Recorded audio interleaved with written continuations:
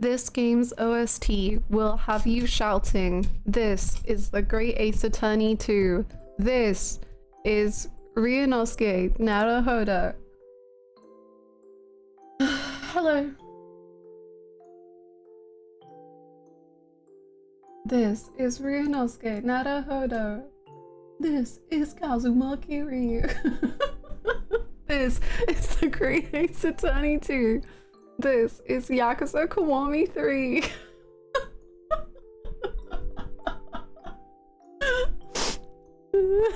This is Twitch. This is louiseyhannah's stream. This is chat. Oh my god, favorite streamer. Whoa. Hello. Good start, everyone. That has been bing bonging around my head or like since we watched the trailer, man. And I fear it's gonna be a little while for it to come out. Ooh. The ultimate stream. Oh my god. Louisey bless. Louisey bless, true. Thank you so much. Thank you for the 38 months, Elfo. Holy moly, that's a lot. That's many months. Hello everyone. Hello to Batman Cyric, Hispanic. What did I say? I don't know what I said, but I'm gonna start again. Batman Siren, Hispanic, Zaid, Winifred, Shakasaw, Elfo, AJ, Holly, Movemeister, Anark, Akiratina, Win, Angie, Bluebird, Kaki, Hugins, Wild Ace, Enjoy Your Luck, Mike, Yuli, hello, Rachel, hello, Stoic, hello, Methanol, hello, hello, this is louiseyhannah, hi Sucrose, hi White Tiny Fins, hi Golicious, hi John, I don't know if I missed anyone. I think I got everyone, maybe, I don't know, maybe. I've started Zane Myth, I went here instead. I got them, and I think it will be a long time until I witness anything. Maybe I'll look at like the scene. Like the scene. That might be it. Oh god, sometimes I have quotes from repeat in my brain over and over and over until it becomes annoying and distracting for real, but I'm sure it won't happen for you with this absolutely peak quote. Thing is, it won't be annoying for me, but it will be annoying for everyone in my life. Like, chat, buckle in. Do you remember Cash on Me? We're doing it again. This is Yakuza. This is Kazuma Kiryu. I was brushing my teeth and I was literally still just going, Hi,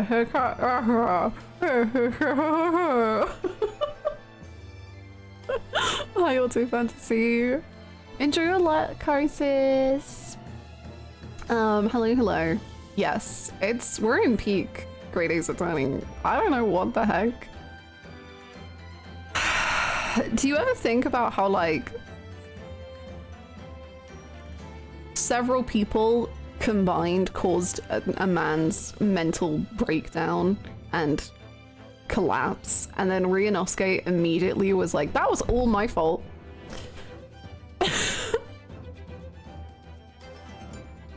And just immediately was like, I guess that was all me. I did that.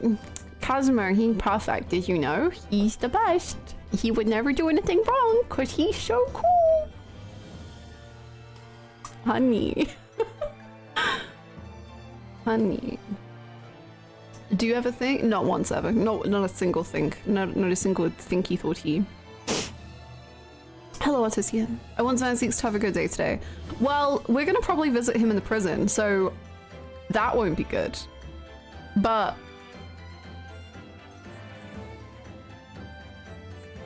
it's working for me.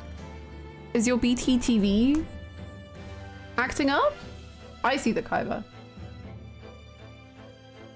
He's dead for me. Oh, R.I.P. Kaiba. Hi, Silva. Are you accepting all guilt for that? Is wild. He was maybe the least culpable other than Susto. Judging Kazuma what way he was. I think he was I don't know if I do think he was like probably the second worst, personally. Like I think Kazuma was number one. Like easily. But I think he was probably number two. But even still, like I don't think he should like take blame in that he's like, that was on me.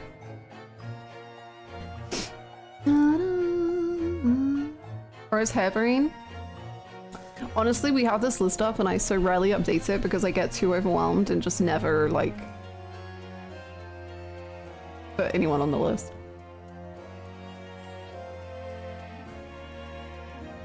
I think Hairbrain would go. I really do quite like him. He's fun. And him with Van Zeeks' peak.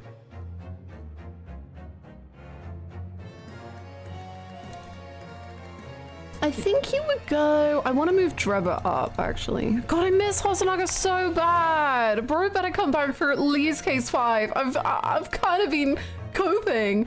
But we're on 4 now, and it's times.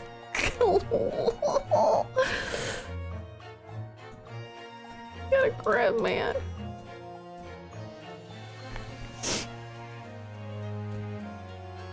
I'll say here. I think this is a good place.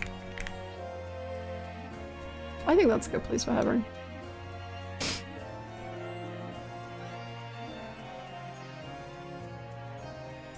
Chat, I was scoring through wiki entries to piece together parts of the story I'd forgotten a bit, and while this is one of the best plots in a video game. Hehe. Rank the redheaded freaks. louiseyhannah number 1.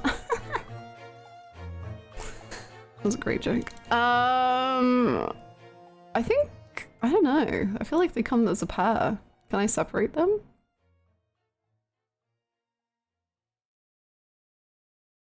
I do love the factor / aspect / gameplay integration of how Ryu deliberates on whether he should pursue the visual truth thing or not, and no matter what choice you pick, he decides to go ahead with it, and how that must contribute to Ryu blaming himself for what happened to Vigil. Oh, that's true. It's kind of... I don't know. I kind of wish sometimes that there were like alternate endings, because the choosing different options, like it never matters. Like it's always just the illusion of choice, which I don't mind because I think it gives like a little extra kind of sauce. But it is interesting that if you choose not to pursue it, it is Susato who is the one that is like, no, you should do this. I think. I'm pretty sure it was her. Which kind of surprised me. I thought it was going to be Kazuma being like, you need to buck up your ideas, buddy boy. So it's kind of cool that it was Susato. And again, like Ryunosuke won't even blame Susato for that. I guess they probably wouldn't. Because it is an illusion of doubt, illusion of choice. They wouldn't let Ryunosuke talk about Susato like that. But even still, he still blames himself rather than Susato for pushing it.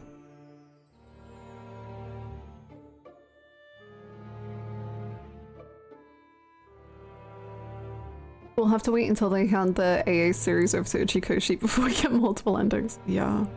I just think like, not like multiple endings, like not whole cases having multiple endings, but I do wish it was like, you choose not to pursue something and like you really get punished for it, rather than it just being like, oh well.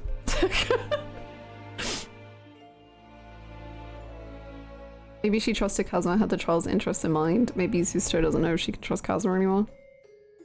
Well, she was pushing to help Kazuma, so I don't know. Well, I don't know about the trust thing, but I do think currently Susato knows Kazuma best. So it's kind of interesting watching her process him, because he's having a rough little time. It's a little, he's having a He's trying his best. We need the 100-line ace defense attorney. True. Unless? Maybe true. I think Kadaka could... You know, Kadaka does love Yaoi.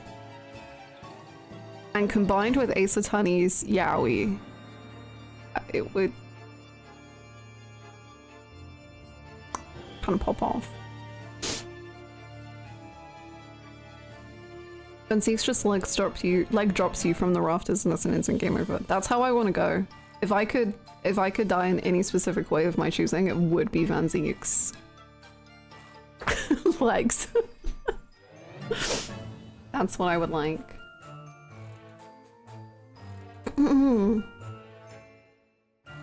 Does that mean he's alive? I only just started tuning back in since 1-4, so I was concerned. Wow. So he's, you know, when like someone comes back to life but they come back wrong and like they're a little broken and like they're not quite what you thought they were and they're not who you remember them being, and you're like, what's happening?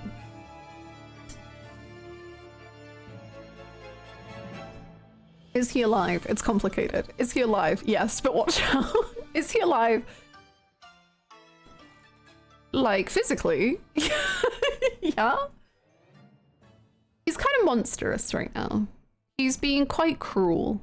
Oh my gosh, Kaki.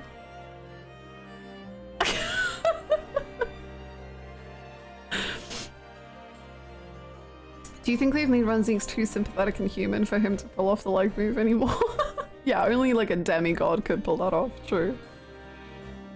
Is he being cruel for justice? Honestly, I don't know. I don't know. I think it would like... I don't know if it's like a moral quandary as such, but it's very much like to what end? You know, I don't personally think Kazuma that we used to know would go this far and like destroy a person's life like this. I don't think that's normal Kazuma.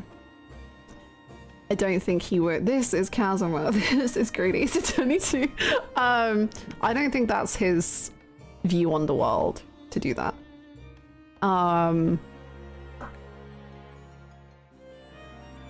It's great. He went too far. I will say that. Basically, the defendant had like repressed memories of like attempting to kill himself and like the worst trauma of his life. And Kazuma kept yelling at him until he broke down and remembered. And then the man is now in hospital because of how intense that was.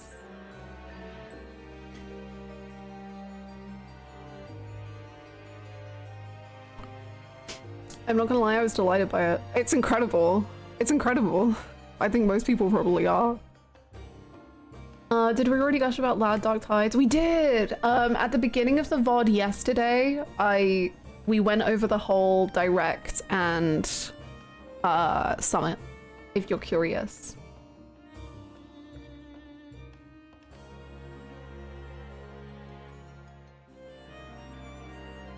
He did cause Ouchie's bloodline, but I genuinely think that that is such a fundamentally different thing to like what Kazuma is doing now. Like, I don't think they're even that comparable. Maybe I'm in the wrong for that. I don't know. But I don't think Kazuma was cruel with Ouchie. Like, he was harsh and probably went too far. But I don't think he was like monstrously cruel and unsympathetic and unempathetic and just did not even care. Thank you, Lord. King of taking things too far. Sometimes we have a little fun.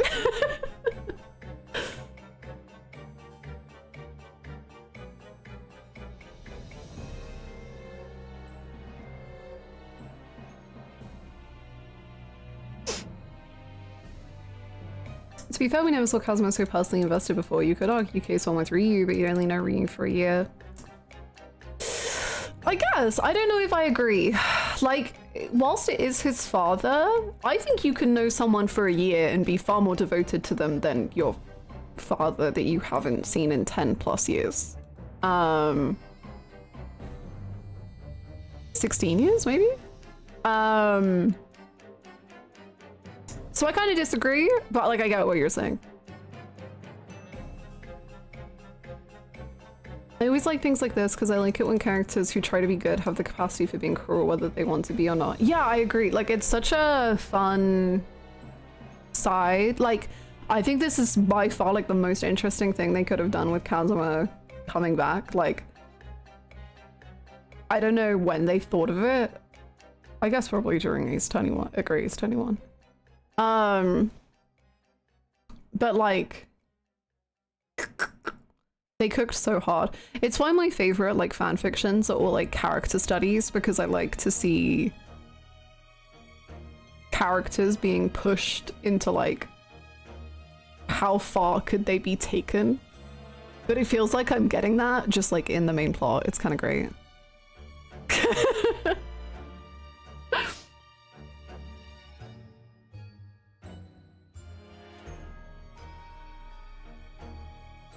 I'm not defending Kazuma by any means, just that this rage has probably been building for a while. Also, he had Ryu decisively on his side then, where he largely doesn't have any support right now.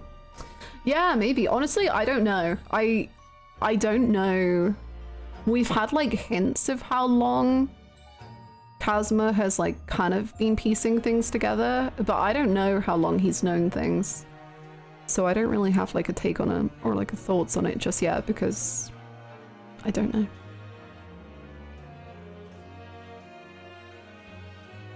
I just finished Gundam 0083 Stardust Memory, and the good guys are all more flawed than the bad guys, and I do not want the character studies and want to see how far they can be pushed. Carlino would go crazy in a killing game.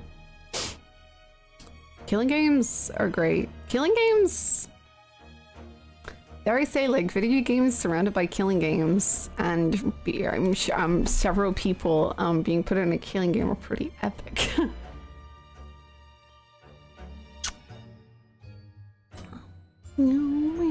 This is a killing game. This is Hajime Hinata. I love them because I know always good people. Yeah. Even like, I feel like one of the most, like, usually it's like baby's first anime, which is kind of crazy to think about. But even like Death Note, like Light, in a way, at some point had good intentions and then just was like, well, fuck. Kind of messed up. But it's interesting to see characters like that that are just like kind of trying their best, but then it's just like, oh, but oh, buddy. And L actually, L is also like completely fucked in the head and like messed the hell up. I love Light. Me too. I really want to rewatch. I got really into the idea of rewatching Death Note the other day.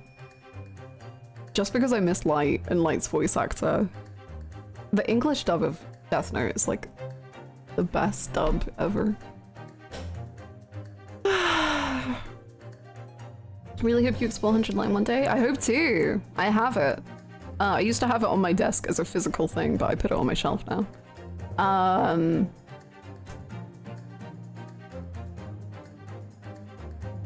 I don't know what I was gonna say. What's my favorite killing game? Danganronpa 2. Or 1. Both. Or probably Danganronpa 2. Hey, Shalakian! You should. You don't have any other series going right now. Yeah, sure. Yeah. I'm watching a K-drama right now and it's kind of like hitting. It's kind of epic. It's kind of cool.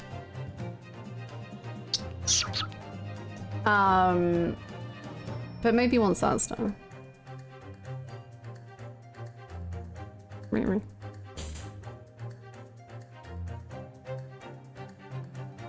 I've never heard him in another anime, and I've always been shocked about it, because I'm like, he has the best voice in the world. How?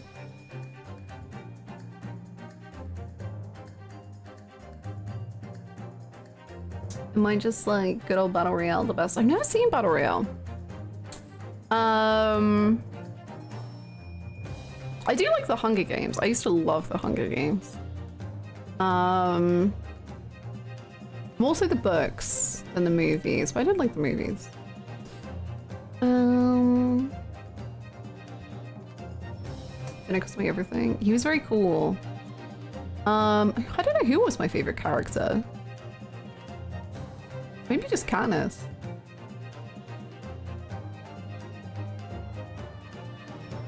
I don't know.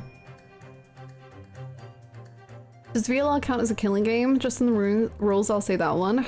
I would argue that VLR is not a killing game. I think the point of VLR is that they're meant to work together and not kill. Whereas, like, comparatively to Danganronpa, the aim is to kill.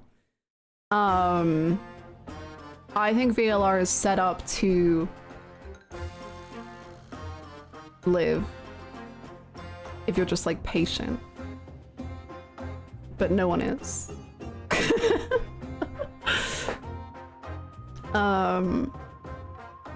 So that sucks. It's not even just Dio. Dio, Kay, Alice. I think those were the main three evil little creatures running around the... Oh, and Fi, I'll say. They're deadly escape rooms, so not killing games in my opinion. Yeah, exactly. Exactly. Like I would never say they were a killing game, but there is like the risk of injury and death.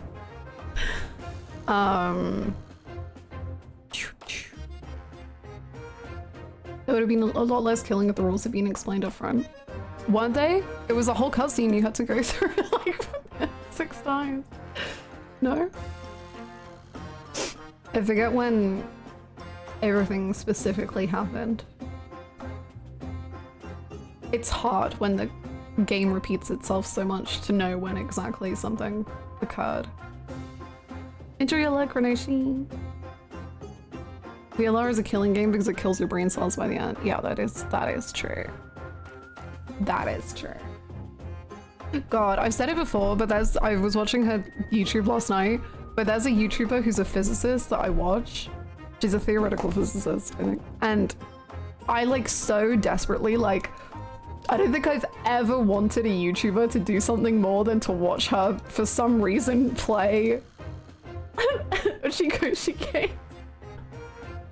She doesn't even play games on her channel, but I'm just like, no, it would be so good, man.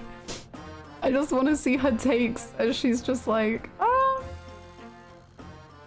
I mean, yeah, sure. It would be so funny.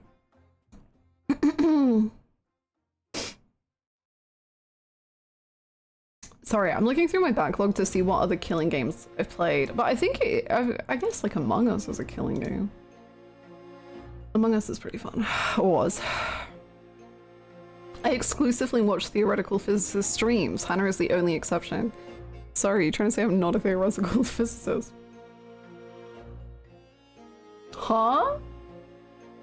Dota 2. Now you're cooking. That was a good game.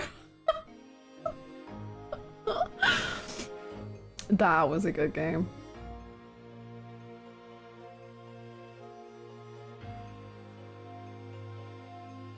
Oh, Ganosha! Yeah.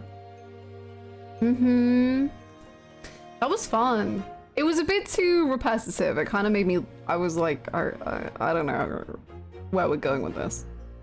But, that was pretty cool. When's Hannah gonna play the Fire Emblem Among Us?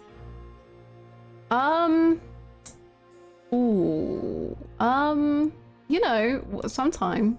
No, probably never.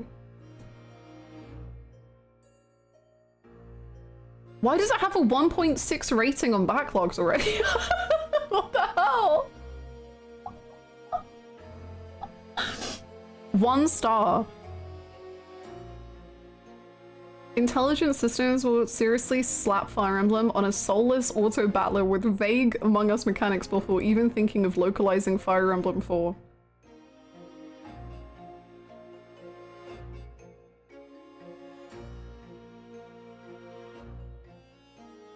They revealed Lion Beast Dimitri, so now you know what Felix sees. Teehee? I won? Question mark? Fire Emblem Shadows is the worst game I have ever played. Last night Nintendo Shadow dropped a brand new Fire Emblem This goes on for so many paragraphs! How did they have so many thoughts? It's been out for like 5 minutes. It's really not that bad. I would give it like a 3 out of 5. I think it's because it's like cheap phone game that people are like, this wasn't even built with like Fire Emblem in mind, it was just built and then they slapped Fire Emblem on top of it, if that makes sense. That's the vibes I'm getting.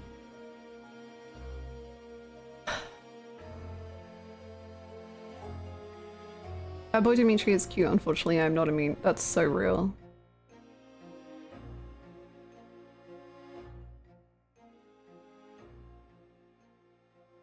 There's no chat function during the vote?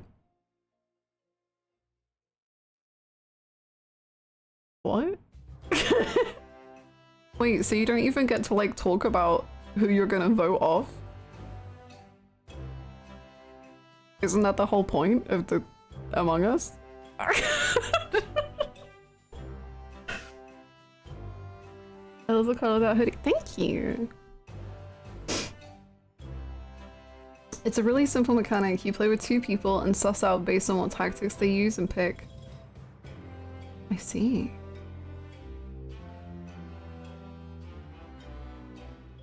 Someone did say 2 out of 5. Genuinely nowhere near as bad as everyone's complaining it is, but it's not exactly a top tier Fire Emblem game.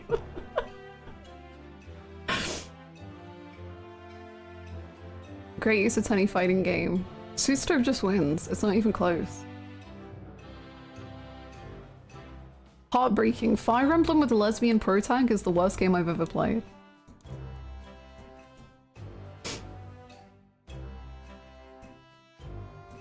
See you, Lord.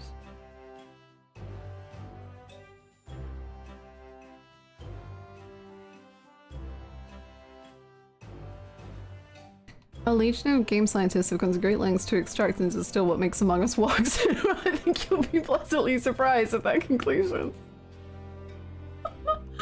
Now your friends will no longer yell at you because there won't be any talking fingers on lips.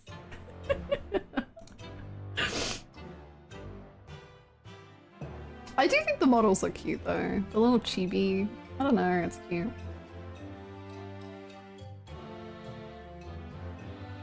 Iris has a grenade launcher, which is pretty... Iris is gonna kill them all. Iris is gonna win the killing game. As she deserves.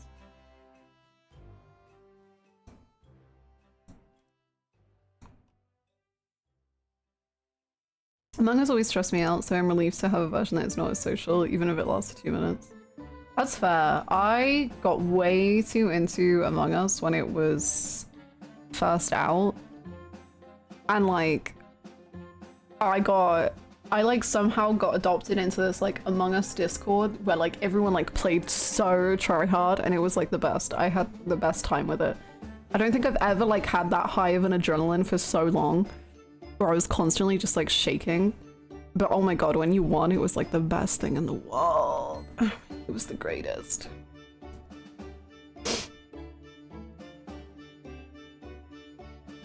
Kind of surprised Among Us clone is even an avenue people are bothering to pursue, however faintly. I know, it feels like... I guess... I feel like Among Us is kind of done, but maybe it's not. Maybe it's still popping. And I just don't see it as much anymore. Nintendo once again. Like, Nintendo know what's hip-hop happening. I get it. They love it. There's Death Note Among Us clone. I remember being told about that.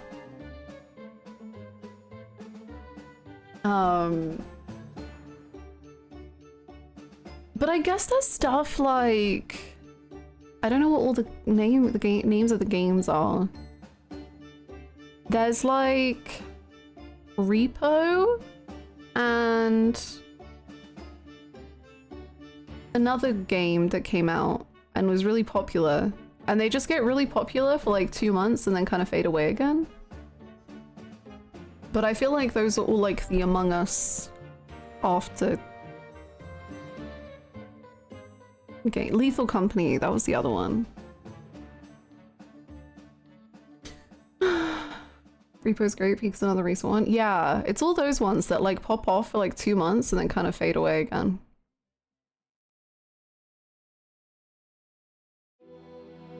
That's what led to our big slop talk. Friend slop. Friend slop, which is games that you play with your friends, but they're like not very good games. Friend slop goes so hard.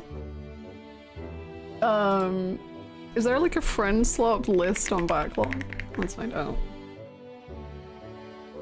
Oh, there are so many friend slop lists on backlog. Holy! Oh my god. There's 3, 6, 9, 12, 15, 18, 19 lists called friend slop. Phasmophobia, that is another one. I do like Phasmophobia, or I did like Phasmophobia. The definitive friend slop list. Lethal Company, Content Warning, Repo, Peak, Chain Together, VR Chat, League of Legends, Marvel Rifle, Elden Ring, Night Rain. Content Warning is great. I don't think I've ever heard of it. Sea of Thieves. Sea of Thieves was peak friend slop.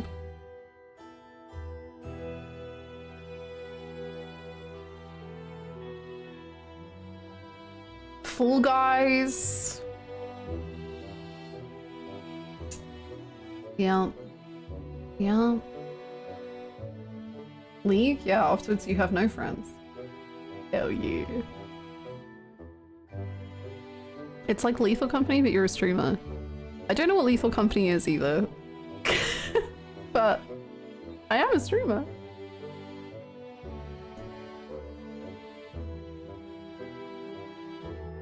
You film little videos of scary stuff for your YouTube channel. That's cute. A random YouTube channel my algorithm pitched to me had a bunch of English as a second language speakers playing online co-op games with the rule that they all spoke their native tongue and not the one language they had in common. That does sound pretty fun. That sounds fun.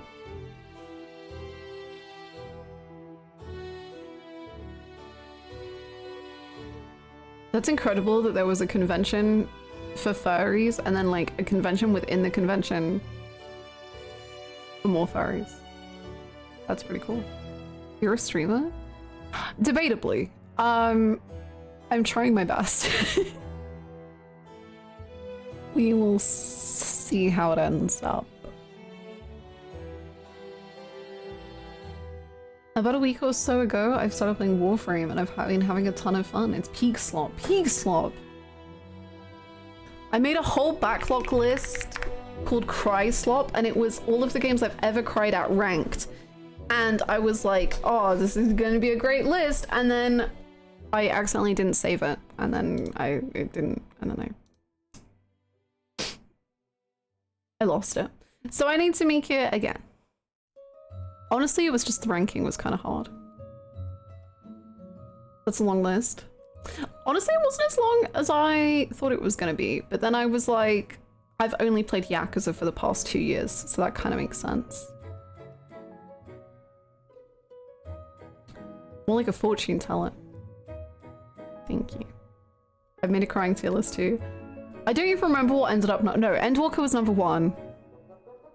I think Infinite Wealth was 2. Most of them were Final Fantasies. Yeah, Endwalker, Shadowbringers. Oh my god, I don't think I put Final Fantasy 15 on the list. But I cried so much to Final Fantasy 15. Rebirth, Remake. Final Fantasy 10. I don't even remember Final Fantasy 10 and I still... Also probably feels a lot because sometimes you cry a lot during one game. That ain't that the truth. Like Great Ace Attorney, I feel like I've been crying on and off in this whole series. Like, I went from being like, I will never ever cry in an Ace Attorney game because I don't think they do sad feelings, to just like being teary-eyed constantly.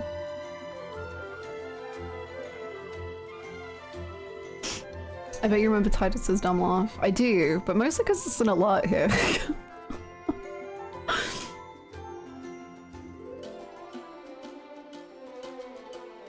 I've been so obsessed with 15 in the last couple of weeks. I mean, I always am, yeah. It comes at you though, and then you're just like, ugh. That game is so good! As I've been replaying some of the later Ace Attorney games, they're still able to make me cry.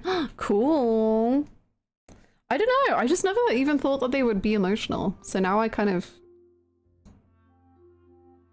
I don't know what they've got in store for me when I go back to the older Ace Attorneys, but... I think like 1 or 2 Ace Attorney games make me cry. That's fun. Yeah, I guess I'll have to wait and see. Some Ace Attorney games do get me, but then others get nowhere near as a spectrum. That makes sense. I really feel like Shitakami is so good at making you cry, but like not of like huge... How do I describe it? I think he makes you cry because his games are so full of like heart and soul. It doesn't necessarily have to be like there's something really, really upsetting happening on the screen, or that they're like using really huge story moments or anything, but you're just like, oh, the amount of love here is just so overwhelmingly emotional. So it's like a happy cry, but you're still like, oh my god. Like Ghost Trick is that for me. The ending of Ghost Trick is just like, oh my god, I'm so full of feeling. And I have nothing else to do but cry. I still gotta play Ghost Trick. It's like one of the best endings of any game ever.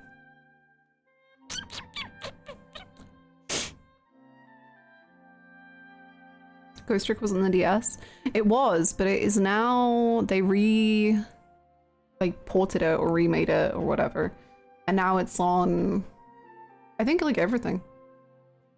Well, maybe I made like PC and Switch. I was replaying Heaven's Sword and I burst into tears at one soundtrack out of nowhere, and then the next day I got my period and it all makes sense. I swear to god, like every month I'll like have like 3 days where I'm like, why did like I just like hate myself? Why am I crying and everything? Why does everything suck? Why do I like look the worst I've ever looked and feel awful? And then my period starts and I'm like, oh, cool. I see. That old thing again. My goodness. So that's real. I get you. Ghost Trick is peak Shitakami writing. It's the best. Late Ghost Trick hits me just right. Great melancholy. Yeah. Yeah. Yeah. No, Ghost Trick is very good. It's very full of feeling and love and soul and just like... I was saying it, I think when we started Great Ace Attorney, like months ago, but I think Shutakumi's games are like the games I've played where you can feel the most love from the creators in the game. Like, with every single piece of music, you can just hear how the people who went into making that piece of music feel about the characters. And the writing and the direction. Like, it's just absurd how much they just seem to love their story and their characters.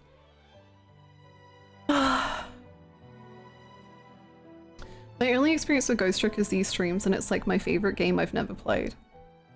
That makes me so happy. It's one of a kind. Like, I don't think any game I've ever played has done it like Ghost Trick. It's so unique. Same. It's the best. It's so good, man. The thing is, I don't even remember like all of the intricacies in the plot, so I'm like, one day I should just replay it and be really cozy and just rewatch the story. Oh, the ending of Ghost Trick is so good. Should we play Great Ace Attorney 2 and get closer to the ending of that game? Have you heard of the Devil? Oh no, let me look it up.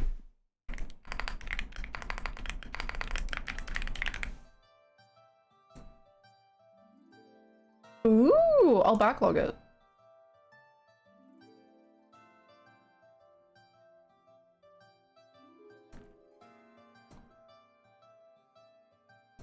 I like the art style. Okay, it's gaming time.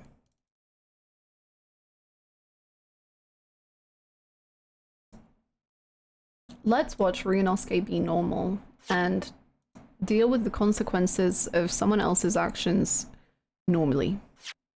It also has Toxic Yuri, if that's not your into.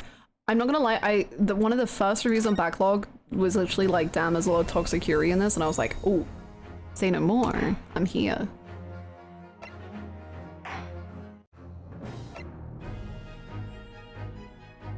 Go.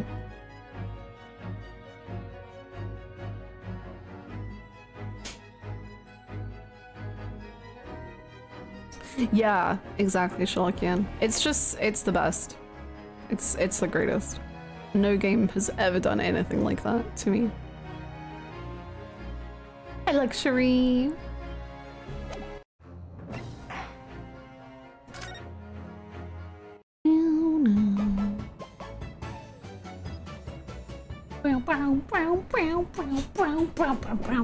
Hi, LB. Welcome in. Yeah, perfectly timed. We're just getting into it.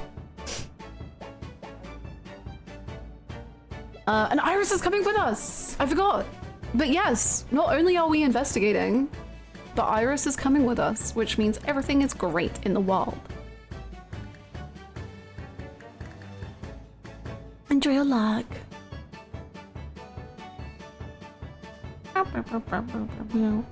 It's been my first time fully experiencing Great Ace Attorney 2 since playing it, and as we approach the end, I am filled with equal anticipation and dread.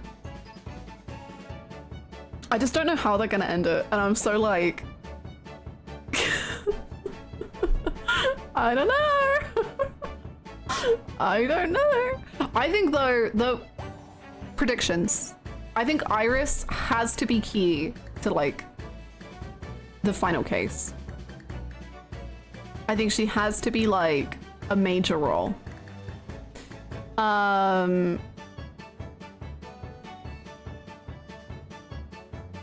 I think that's actually the only prediction I have.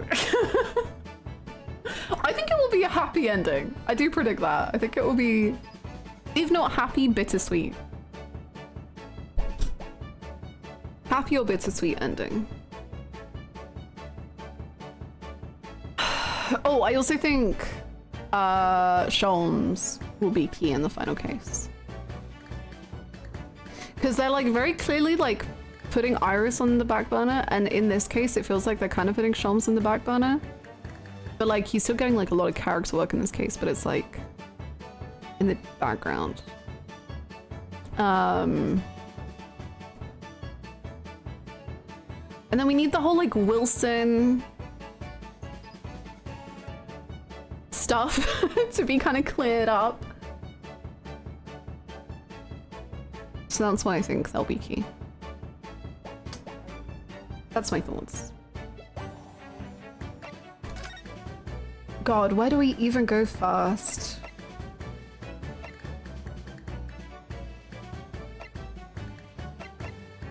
Everything feels so overwhelming.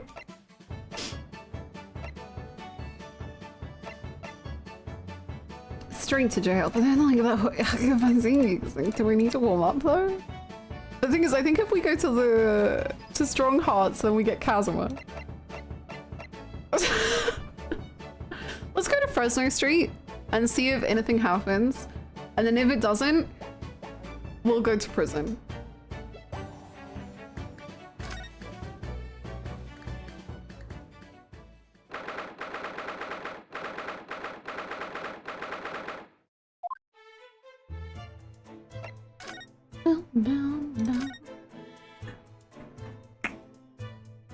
Ha. Oh wait, we can examine this again. Using a candle as a timer device. Very ingenious, I must say. Good morning, Indy. Just got out of an all-staff meeting that got testy, and when people started raising their voice, my manager sent me a message saying that please do not engage. Your work stories are so funny, man.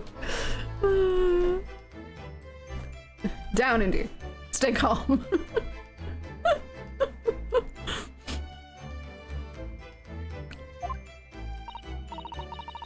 Yes! The culprit arranged it so that the firecracker would be set off at 5 o'clock and then left.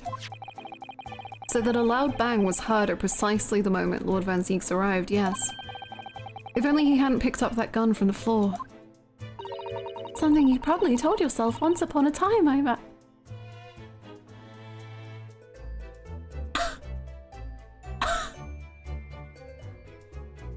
Okay.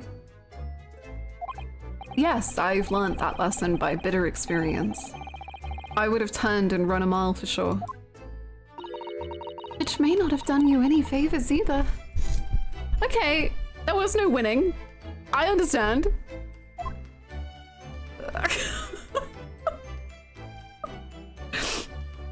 I was screwed no matter what. If it turns out that Gregson didn't actually die in here at all, where on earth could he have been killed? Well, one way or another, we must find out, for the inspector's sake. You know, you look awfully pale again today, Mr. Naruhodo. Ugh, sorry. When I start thinking it all through, I conjure up some horrible images in my mind. Your imagination is the culprit here then. Most certainly guilty. Gulp. It catches your eye as soon as you enter the room, doesn't it? It's such a bright color. It certainly makes an impression. Yes. They can't possibly commit any crimes, can they? I mean, redheads stand out like a sore thumb. Yeah, we're innocent.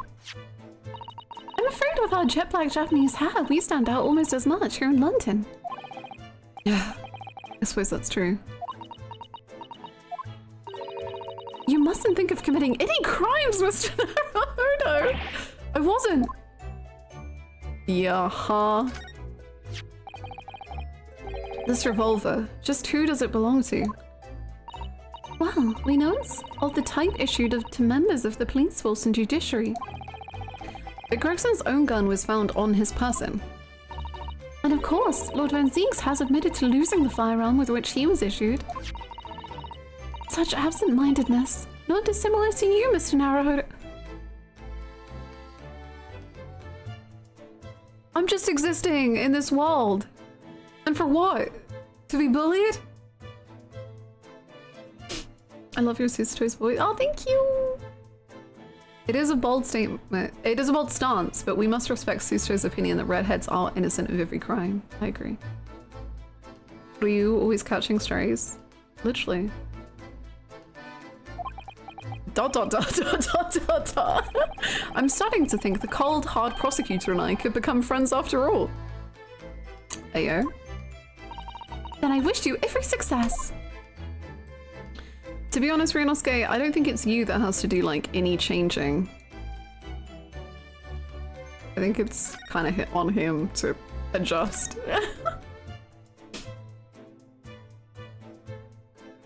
Oh, I can add the quote. Hold on. I can do it. Unfortunately, only Mons can add quotes. Oh, hold on, hold on, hold on. Hold on. Boom. Did it. No, misclicked, Frank. Whatever. Catching another stray. Hi, Kevin. I never imagined that this little figurine would turn out to be a watch-winding key. I suppose it's a policeman because the pocket watch was a gift from Scotland Yard. It seems there was much more to Inspector Gregson than we ever realized. He was clearly a brilliant man. Re-clicking on the redhead dialogue, misclick her.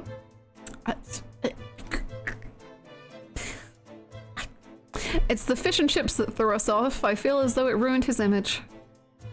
I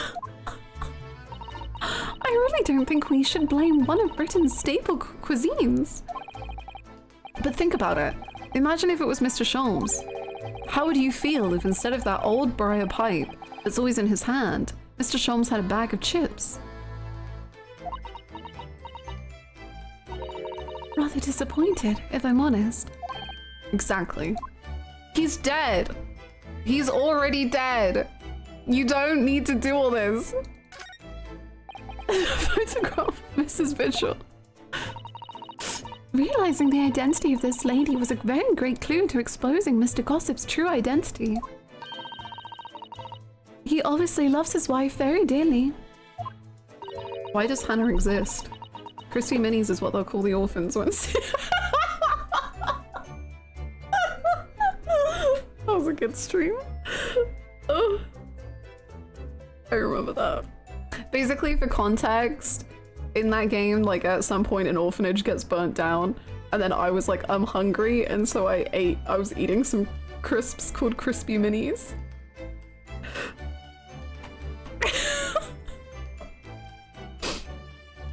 It's pretty good.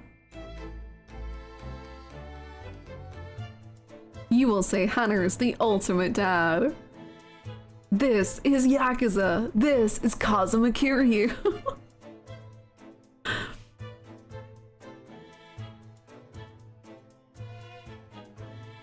Quotebot, would you also like to take a shot at Ryunosuke? That's crazy, Quotebot. That's insane. I think you're right, but that's still crazy.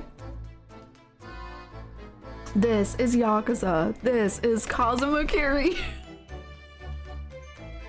You wrote that script, man. Do you think the director was like cringing as he said it? Because I would be like... Wouldn't you just be like, do I really have to say this? I don't think our battle system is gonna make people shout at their screen, this is Yakuza, this is Kazuma Kiryu. Nah, he was like, nailed it. He wrote it himself. Sorry, just grabbing a tissue. They're gonna love that, a translator, yeah. Oh. Which is why you felt you couldn't tell her the truth. The transformation was incredible, wasn't it? Just from that big twisted lip. Yes, you went to extraordinary efforts to play the part of Hugh Boone convincingly. Although, it didn't really seem like it was much of an effort to me. Now you say it, I have to agree. It's almost as if that was Mr. Vigil's true character. People really are very hard to fathom at times. Ain't that the truth?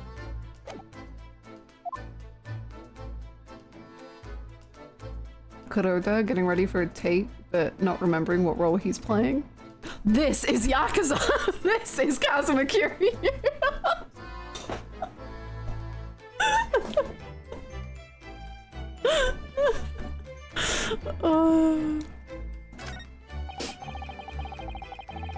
There are details of cases stretching back over 10 years on this notice board. Yes, a history of Lord Van Zeeks' defeats in court. I don't think that's an appropriate description. Although, when you consider everything on the board, it's certainly true that all these people had a background of dubious dealings. And in the end, of course, the board itself concealed the inspector's own death. Oh my, it really doesn't bear thinking about.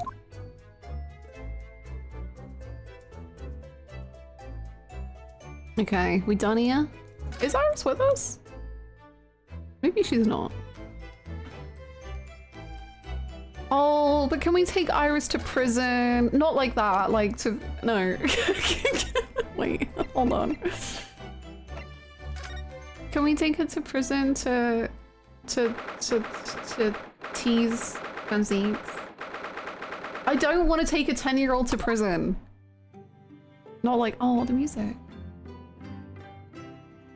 I don't... Look, I'm not saying children should be put in jail. I'm saying they should bully people who are being put in jail. What to do, sister? Are you alright, Mr. Naruhodo? It's rather unusual to find ourselves here in the middle of our investigations. It's just occurred to me that I might have forgotten something when we left this morning. Please don't worry. As long as you continue to investigate thoroughly, you won't go far wrong. Oh, yes, of course. I must get back to work as soon as possible.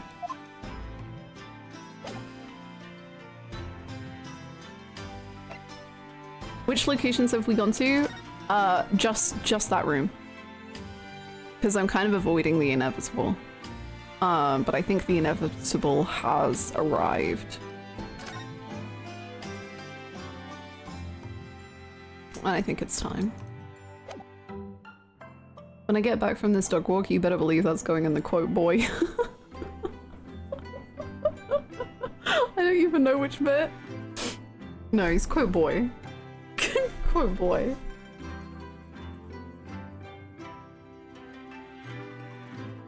He's a good quote boy.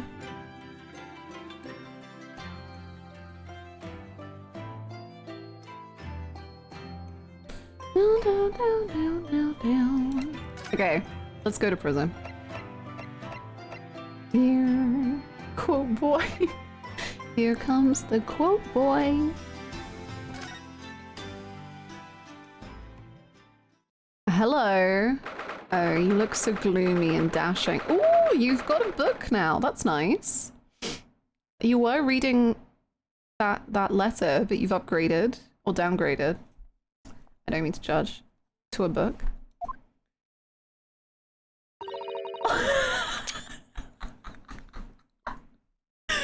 He's an animal at the zoo. Let's poke him. Does anyone have a long stick?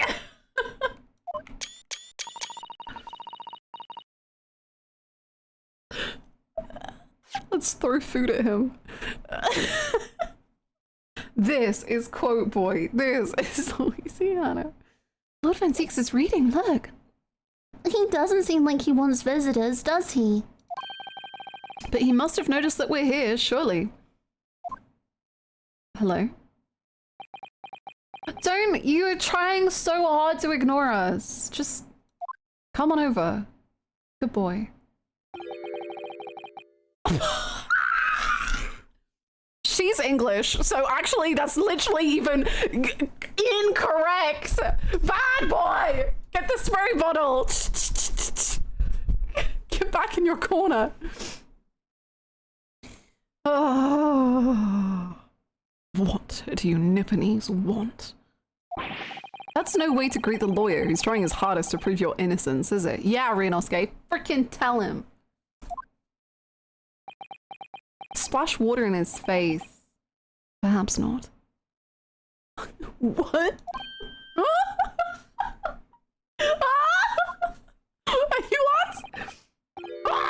He's apologizing. Is he mentally ill?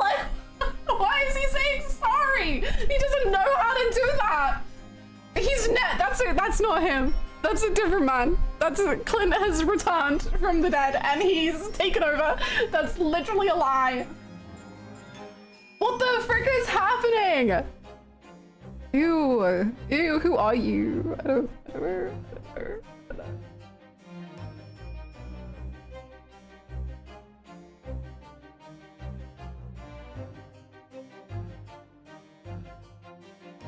I apologize. So what can I do for you, Mr. Naruhodo? Coming into is he mentally ill? I love that I say that when he's being nice. Like, that's the sign that there's a problem. The problem is that he's being like, how are you? Can I help you? Like, in any way?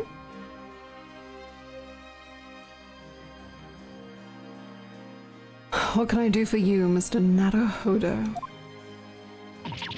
Lord Van Zeeks, speaking honestly. Is it because he noticed Iris is here, so he's like, should I be nicer? Maybe. Oh, the fog will lift over London for the first time in months tomorrow. This does feel very, very strange. Just get it out. I must say, I was impressed. Next step marriage? What the hell? What's going on? Oh, well, thank you. Not by you. By your fellow Nipponese, your prosecutor friend. Fuck you! Oh, I see. Yeah, okay. It's sardonic, don't you think? For a man such as me, so loathing of the Nipponese, to be entirely at the mercy of the two of you. That could be a fanfic. No. I suppose it's retribution for having played the part of the Reaper all these years. Why are you clutching your heart again? Played the part. Oh god, we're sad now. Lady, can we bring the ladies back? I want to screenshot it. I think you know that this is worn by people in my country to show that they're defenseless. And I think, you know, I believe you've been playing a lot.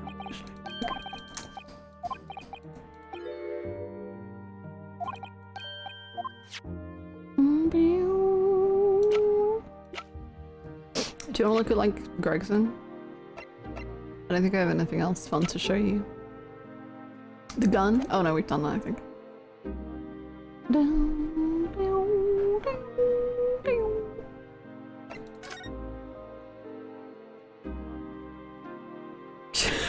What a duo of comments. My goodness. You once told me that you gladly allowed people to believe you were the Reaper, because it helped reduce the amount of serious crime that took place in London. If keeping quiet and playing the part benefits the cause, a cause I myself am committed to pursuing, then why would I choose to say anything? But the henchman of a criminal killed by the Reaper attacked you only the other day. And that was just the most recent of many attempts on your life, wasn't it? Someone is clearly profiting from your silence about all this. Someone is using you. Believe me, ever since the Reaper first appeared, I've been doing my utmost to expose him. Or rather, expose the organization. She's so cute! This is incredible! Look at this!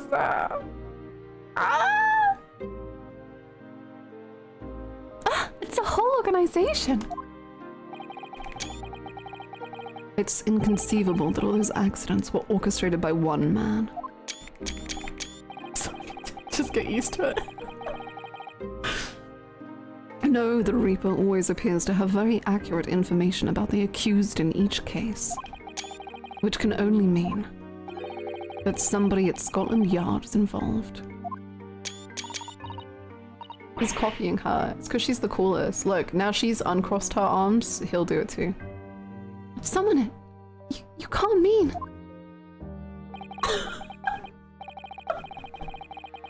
He actually is Copyega!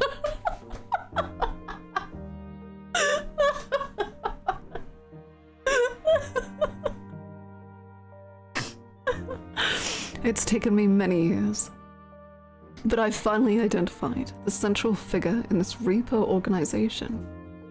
Gregson? No, he would never. He's a good boy.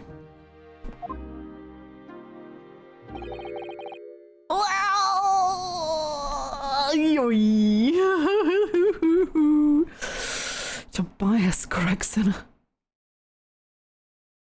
Okay. That's okay. No, no! No! Gregson! The Reaper! I don't know. I think maybe we've had a bit of a miscommunication.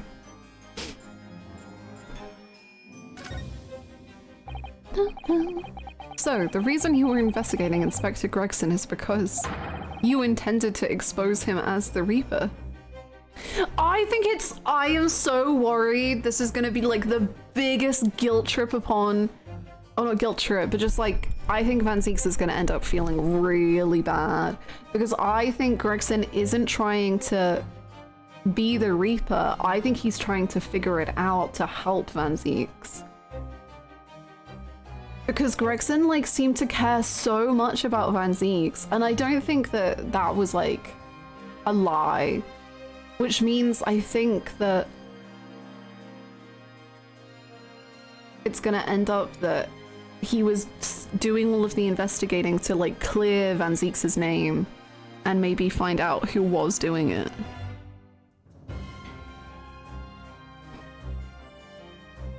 But then there was that list with all the names.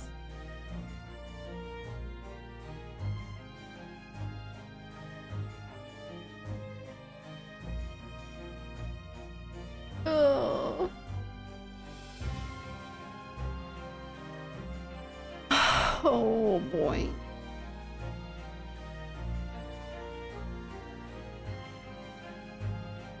Honestly, the way this game expands on Gregson and makes him so interesting in his absence is one of my favorite things about it. Yeah, some characters are so good in like in death.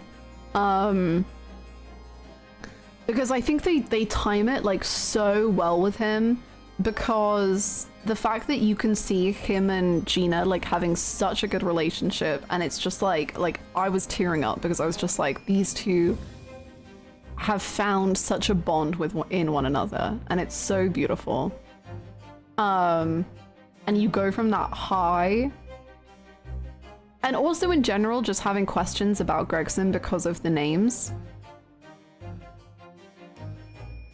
And then you lose Gregson, and you have to watch Gina like cope with that.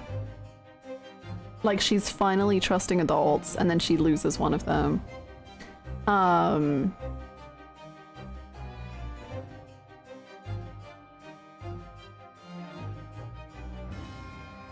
there's just so much to Gregson that we never got to know, but now we are. But he's still gonna come back, I believe. You believe, like the guys still have faith. Yeesh. You intend to expose him as the Reaper? As I said, the Reaper of the Bailey is no single person. It's a highly secret organization with close ties to Scotland Yard. But there's no doubt that Gregson was a key member of that organization. But like, he's double-crossing them! What's the organization called? I don't believe it. Are you saying that Gregsy, that he was behind all those awful criminals meeting there? Gregson didn't do the dirty work himself. He was the tactician. His job was to covertly... What if... No.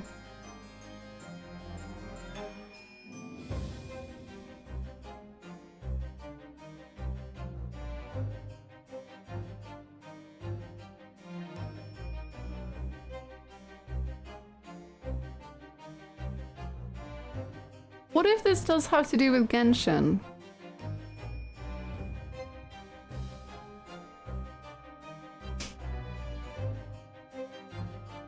the professor? Because weren't they partners? Oh no, him and his brother were partners. Someone was partners. Oh my god. Okay. Did I miss anything crazy juicy? Hi, Mike. Van Zeeks believes that Gregson was part of the Reaper who would go around killing criminals.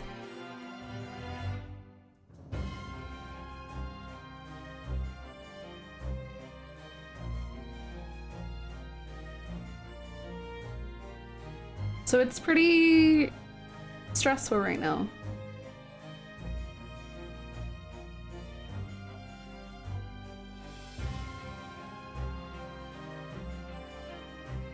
I feel like I haven't written enough notes, and now there's stuff that I'm like, wait, did that happen? Or am I making that up? Oh.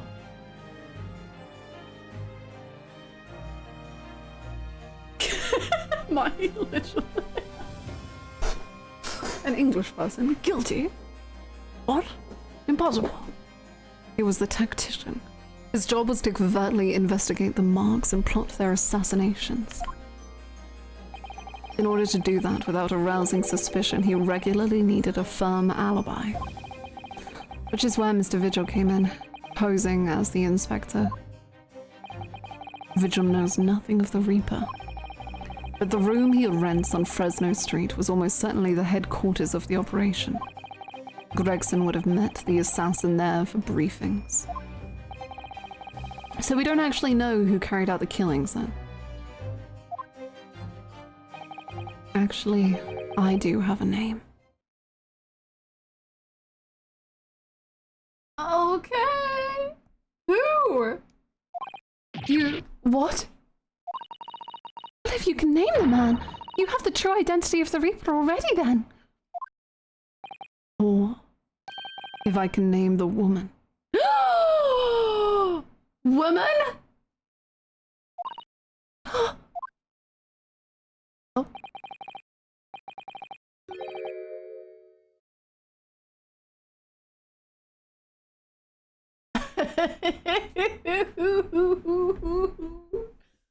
Oh, speaking of a list of names.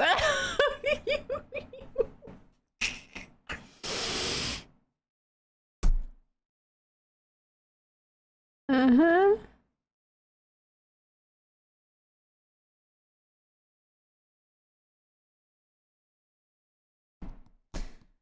She's a young woman by the name of Asa Shin.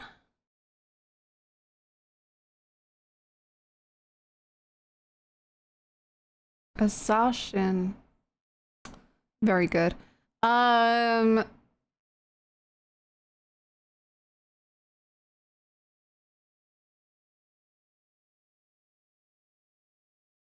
okay.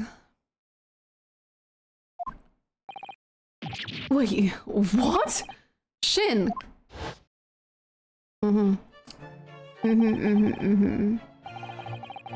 this kind of makes me even more intrigued by her. You know, in some ways, I was thinking, what if there was like, they were like playing with us, and it was like Eishin, Asogi, Genshin. And I was trying to connect so many dots. I was trying to be like, no, I can outwit everything.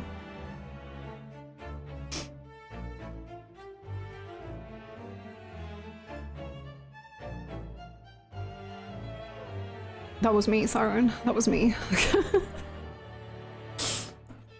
I've connected the dots. You haven't connected to shit. No, I've connected them. Miss Asa Shin. The true name of a terrifying killer I know only too well.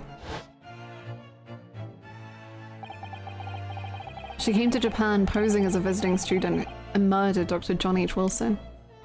I hope you're not saying this out loud.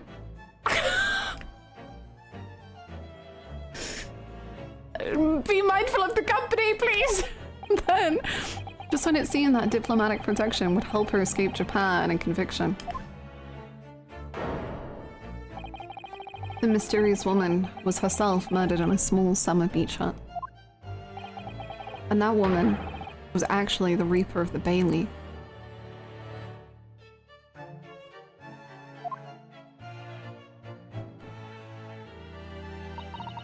Mr. Naruhodo, this perhaps isn't the place to discuss. No, of course not. We can't mention it here. Oh my god. The fact that she killed Dr. John H. Wilson— Shut up, Ryunosuke!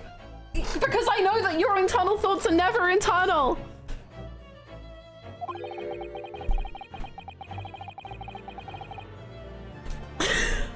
Because Iris doesn't know, and it's very likely that the man was her father. Hey, Iris! Shin. This is so unfair to her! Oh my god! I should let father know at once. Yes, I agree. Oh, what about Prosecutor Asoki? There's so many things happening, I can't keep up! Oh. So you're a fan of his work, eh? Kazuma, isn't it? Shut the fuck! His name out of your fucking mouth. You can call him Prosecutor Asoki, and that's it.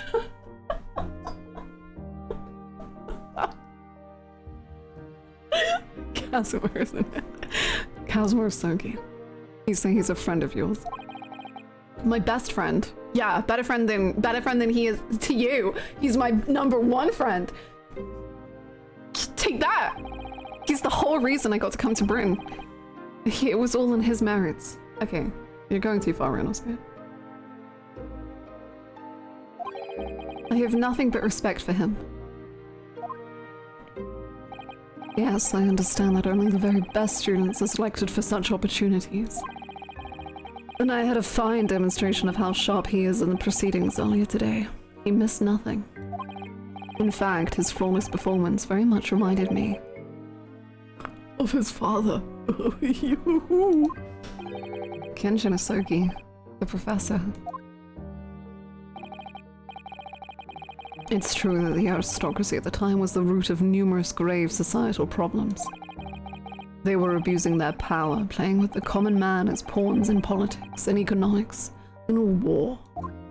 In many ways, sorry, he's just voice cracking, it's fine. In many ways, Asoki was carving out a canker from the society that we British couldn't deal with ourselves. I see. But that's precisely why it makes no sense. Oh, because like Clint was perfect, right? Like Clint never did anything. I'm sure. I think you have healthy feelings towards your brother. That's precisely why it makes no sense. Clint Van Zinks was a noble and upstanding man. He wasn't corrupt. Why did that damn Nipponese have to go and take my brother's life?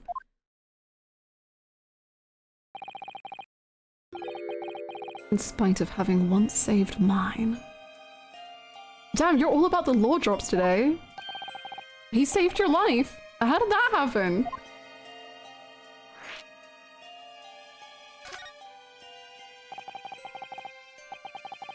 It was 10 years ago. 10 years ago? On a foggy night. What was to be the professor's final strike had sent a wave of panic through the capital. So Clint Van Zinks had already been killed at this point then. Genshin and I were walking down some back streets at a late hour. Of course, at that point, I had no idea of the true nature of the man at my side. All of a sudden... Don't make a peep, you're coming with us! Oh, whoa! Cool. What the heck?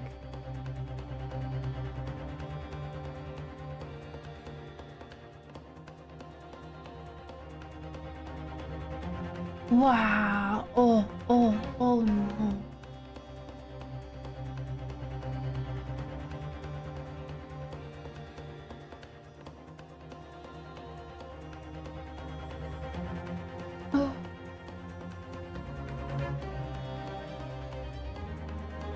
Oh, he had such long, beautiful hair. What the hell? I can't believe the floating headband is hereditary. It's just the Asogi's got that aura.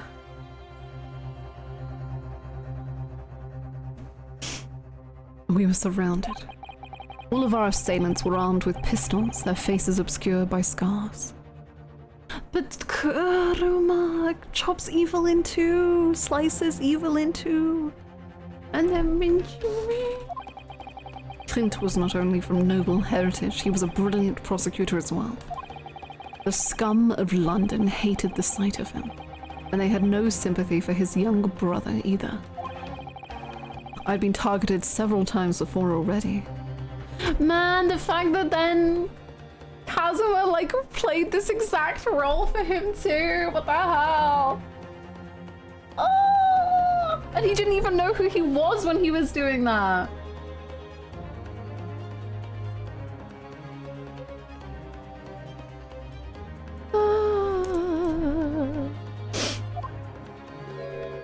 Yeah. Yeah, he's fine, so what? We got him! I could hear them murmuring amongst themselves. I knew they were after me. But just when I thought my time had come.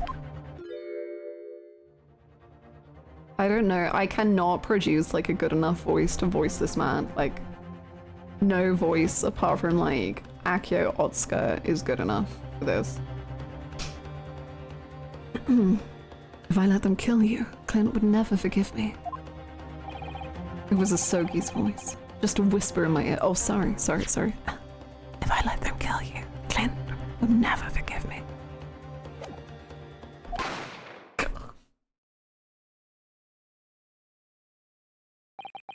After that, I don't remember exactly what happened. The next thing I knew, there was silence all around. Genshin lay on the cobbled street. Blood was seeping from his left hand. He'd shielded me.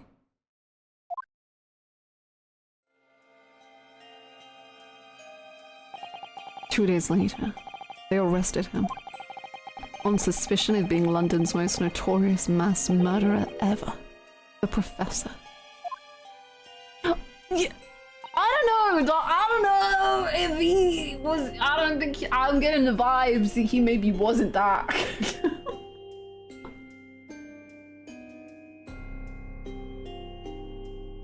Maybe he was just a really good liar though.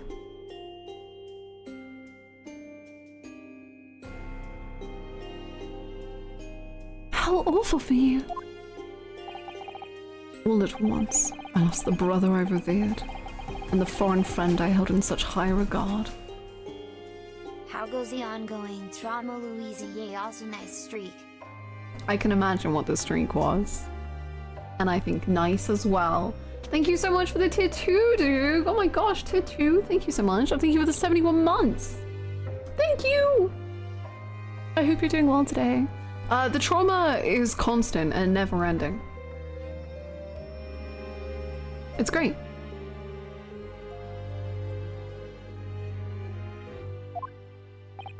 I'm so sorry, Lord Van Zeeks.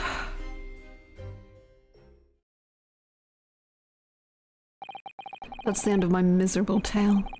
I never thought I'd recount it to anyone. Well, thank you for confiding in me. The Professor, the Reaper, and Inspector Gregson. I think Iris is way smarter than people give her credit for. She's been so quiet throughout this. I think she's thinking very deeply right now. I wonder just how intimately related they all are. She's in observation mode. Look at her. She is locked the hell in. Oh, now she's crying.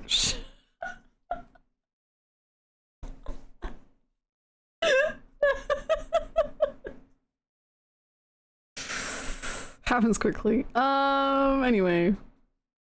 I still can't quite believe that Gregson was essentially the Reaper.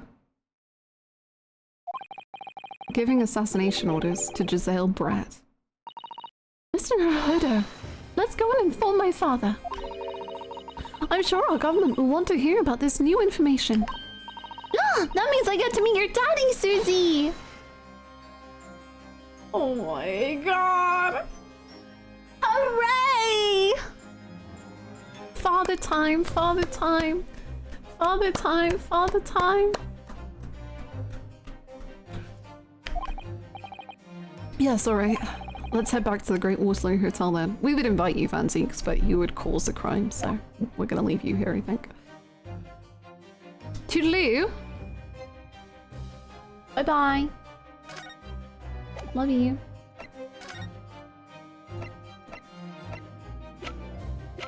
I have nothing else. I would love to spend more time here, but I gotta go. Bye-bye!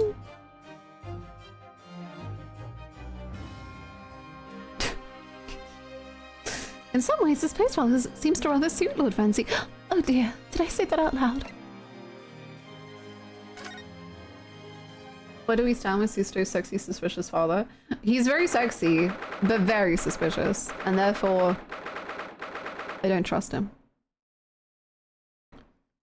Ryu, I still can't believe Gregson was the Reaper, Hannah. Yeah, I can't believe it either.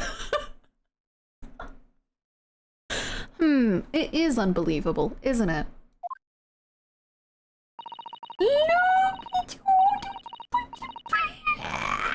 Sorry, a demon took over for a second. I thought it yesterday, and I think it again today. This place is so princely. It's a wild guess, but I have a feeling you'll think the same tomorrow too. My tea has a finer fragrance than whatever they're serving in the tea room here, though, wouldn't you say? Look what we have here. This is an unexpected pleasure. Hello. Father! Is this your daddy, Susie? Wow, lovely! What a charming young lady. And you are... Don't look so shocked. Ah, really? You're the author of The Adventures of Sherlock Holmes, are you? Oh, look at the little cutscene! What the hell? That's me, Iris Wilson, at your service, sir.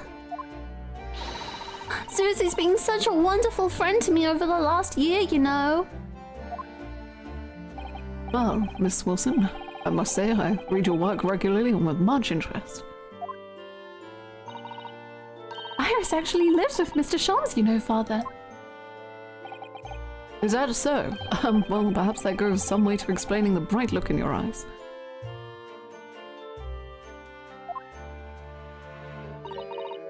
Oh, this is so cruel! What the hell? Dude, she just wants a dad so bad. Oh my god. Oh.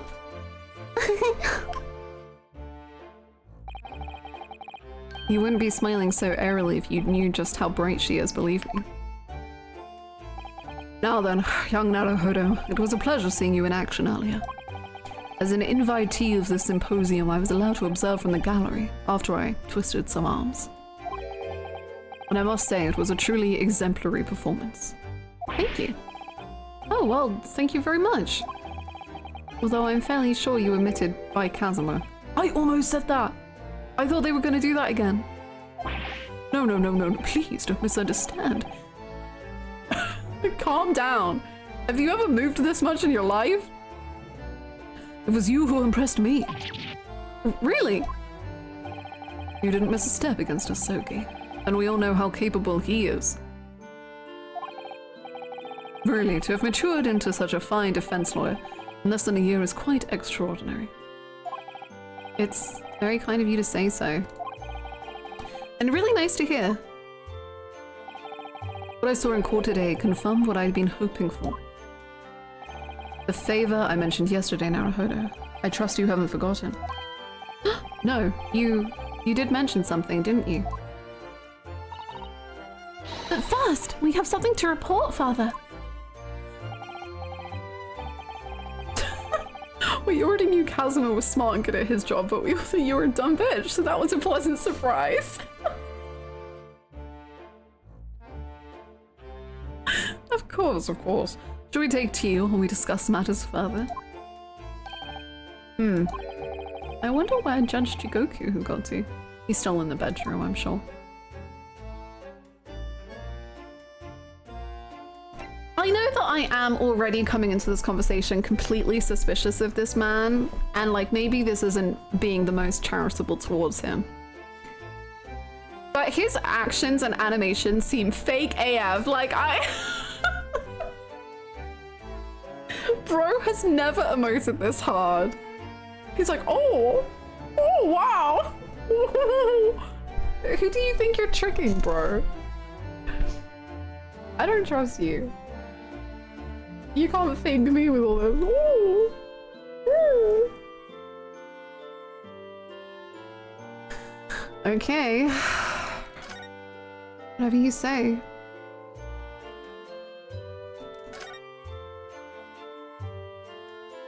Iris has that effect.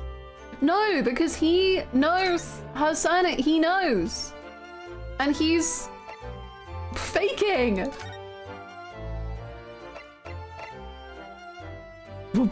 Wilson, you say? What a lovely surname. So unique.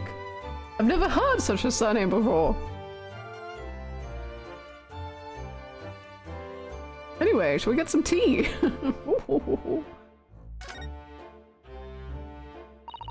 Father, do you know about the so-called Reaper of the Bailey? I've heard rumors. Some members of the judiciary explained it all to me yesterday. Of course, when I was a visiting student here in London, Reaper was yet to emerge. Right, he didn't appear until after that case, when the visiting students had already returned home. Lord Van Zeeks was in the dock today.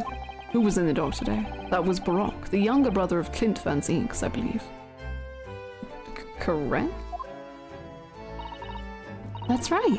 And he's known throughout London as the Reaper, so as you've heard. But the truth is, it wasn't him behind all of those mysterious deaths. It was somebody else. I see.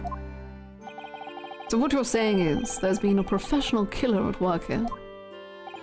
Exactly. Someone by the name of Asa Shin, in fact. I beg your pardon. Did you say Asa Shin? You mean that Giselle Brett woman who was responsible for killing my great friend? Okay, shut the hell up, Mikatana! Please don't ruin. Oh my god, it's over. Oh no!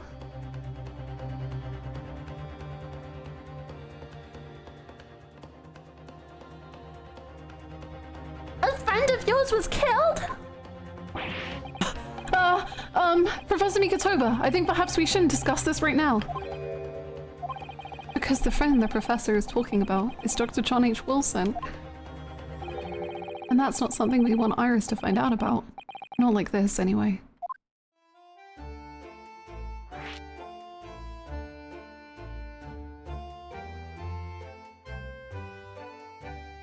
Okay, so we're just gonna do it anyway? What?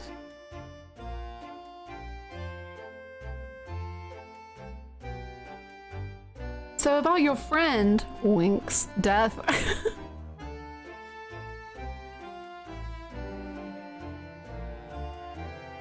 Okay.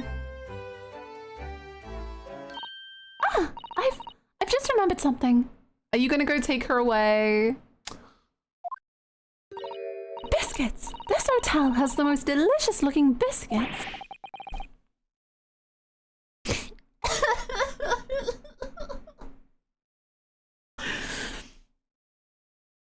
That was rather out of the blue. She's doing this deliberately. I think I'll go and see if I can purchase some.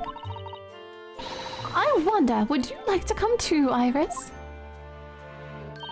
Oh, yes! You just try to leave me behind.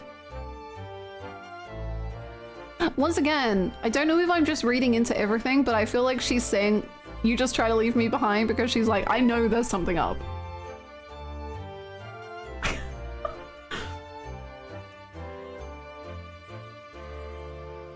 She's smart, man. I don't know. I don't know. I don't know. So that young girl is called Iris Wilson, is she? Yes, that's right. And she's the author of all those adventure stories starring the great detective Sholmes. Imagine they start spelling out John like Iris is a dog who can't figure out what that means.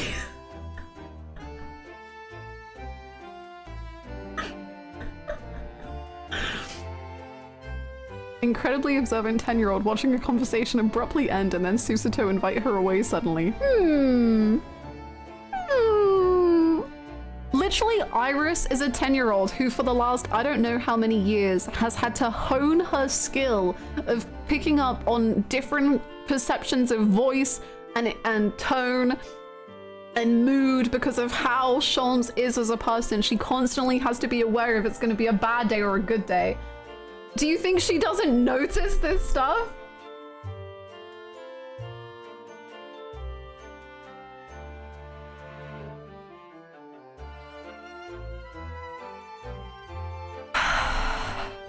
But the name of the credited author isn't Iris, is it? It's Dr. John H. Wilson. Yes, I know. That's the name of her father, you see. Her father. Dr. John H. Wilson. I was deeply indebted to the man for all the kindness he showed me during my time in London. That's why I was keen to reciprocate and invite him to the Imperial Humane University 4 years ago. But he was murdered last year by Giselle Brett. Why? Why would the Hand of the Reaper stretch all the way to Japan? Iris knows nothing about that case. But it seems very likely that the victim, Dr. Wilson, was her father. Well, I can't say that we ever spoke about his family, so I don't know if he had a daughter or not. Sure, man. Sorry, you were his... What did you call him? Like a close friend? My great friend didn't know if he had any family?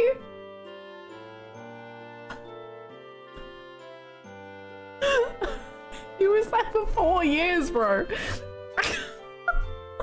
Okay. Is it because you never brought up Susato first, so it just never happened? Probably. Men don't talk about these things, Hannah. Yeah. It sucks to have children. My masculinity can't even comprehend having a child. I don't know my friend's family too, not gonna lie. No, it's okay to not know your friend's family, but you're, I would hope, somewhat aware of the state of your friend's family. Like, I would hope you know, like, if your friend had a child, that feels like a pretty vital part of friendship, is being like, yes, I have a child that I look after.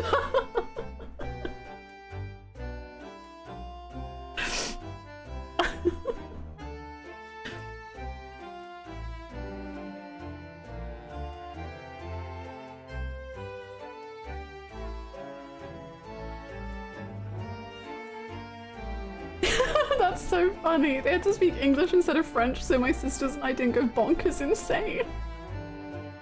That's so good. Normal friend is okay, but your great friend, yeah. Your great friend that you knew for 4 years. Male friendship is like, yeah, a great friend of mine. We hang out 3 times a week. I do not know what he does for work. Wild. Wild. You know what, maybe this is realistic. I'm thinking of those videos where like the husband just has to be like, the husband or the dad, it just has to say like, what is your child's birthday? And they're like,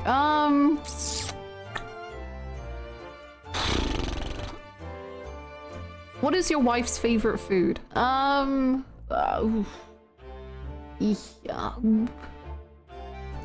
So maybe this will make sense.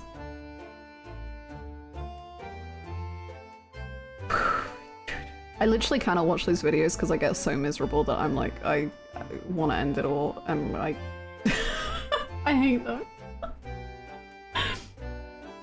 What? Why? I have a wife? I just thought this food gets given to me every day. Well, I can't say I don't know about Porter, but I think I can say with some certainty that he was never the great detective's partner.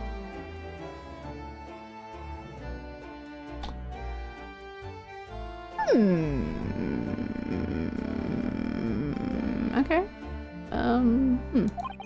So, it could have been another Dr. Wilson. Let's go! Well, John and Wilson are both common names after all. Still, it's probably best not to mention this to the young lady until we can be sure.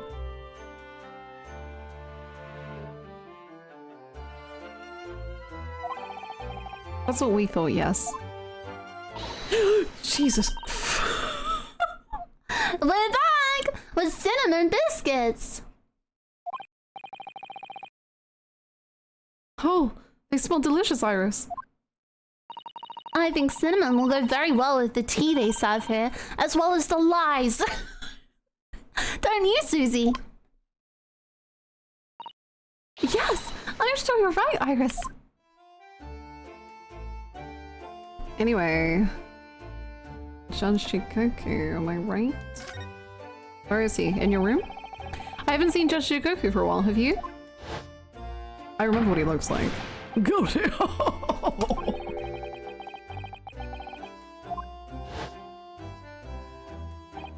No, now that you mention it, I haven't seen him since this morning either. I suppose since the symposium's opening was postponed, he'll have gone to explore the great exhibition. That reminds me of something you mentioned yesterday. About Judge Shikoku having once been in the dock himself.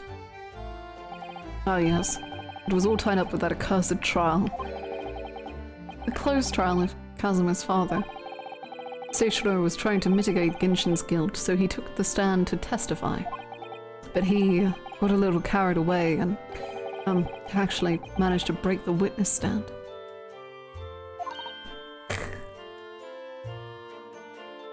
Oh my! He also said some contemptuous words about the British Empire, for which he was charged. Oh dear. Although it's worryingly easy to imagine him doing that. Well, it was all right in the end. He was acquitted and we returned home to Japan together. Together? Thank goodness. Ah yes, talking of Seishiro. I have a copy of the photograph we all took here yesterday! Let's go! Oh no, whoa, whoa, whoa, whoa, whoa! These two look so cute. What the hell? What a lovely picture.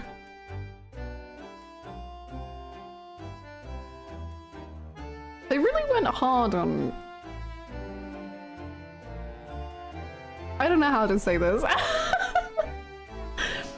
They really like put a curve going. I don't... They really got a curve. Really got a hard shadow happening on the curvature here. No, we'll not scare you, Bobby. Certainly seems to shout, we've arrived in Britain. He's taking off to Kazuma. These judges, these attorneys are breasting boobily all over the place. Oh my goodness.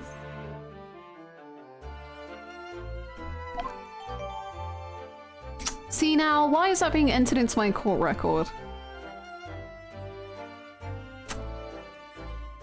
For what reason? And you will shout, "This is Britain!" It will have you shouting, "This is Britain! This is the British Empire!"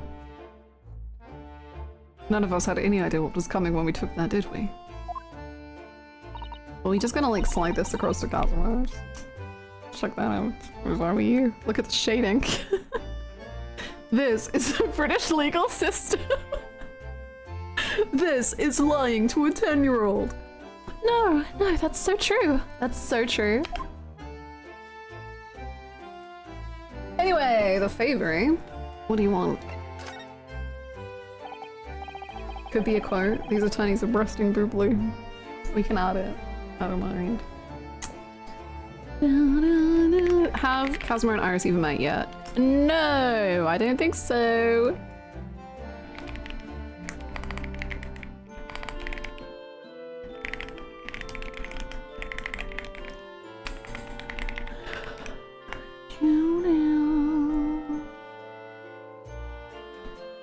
Nuri loves to draw men in skin-tight suits and beautiful women. Equality, feminism, we'd love to see it. So you mentioned a favor that you'd like to ask me. Well, this fateful trial that you're fighting, one way or another, it will be over before long.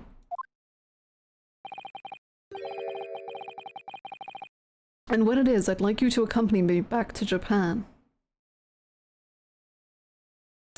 What is it with you and ruining people's time? Mikatoba. You want me to do... What? Father, what's the meaning of this? Oh, immediately he goes into the closed off body language. Body language experts, rise. It's all real. I'm sure it's real. Now, Susto, you should understand. You've seen how our courts work firsthand. Japan's judicial system is in its infancy, especially when it comes to defense. Oh, you mean... So you're complimenting me, but like at what cost?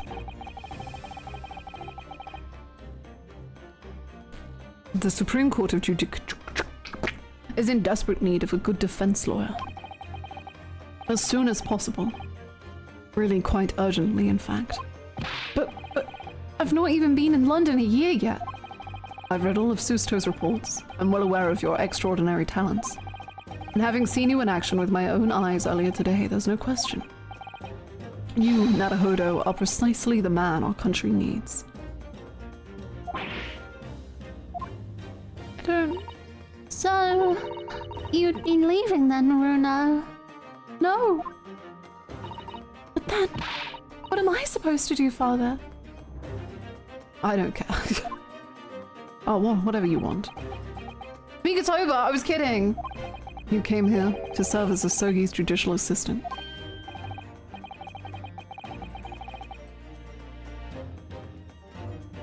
You're so screwed up.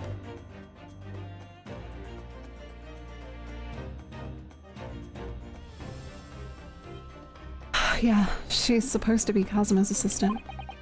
Our government is still in the process of deciding how best to deal with his situation, though. You've always chosen your own path, Susto. Because you weren't around!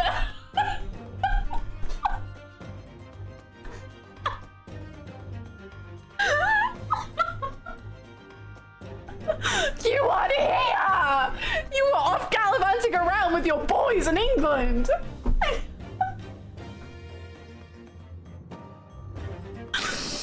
Losing my mind. He's a feminist, but at what cost?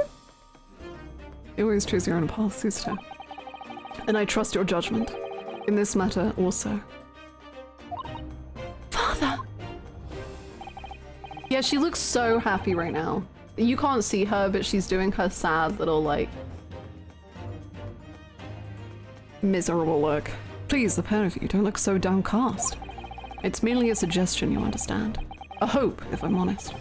But I won't force you. All I ask is that you consider it and come to a decision by the time this trial concludes.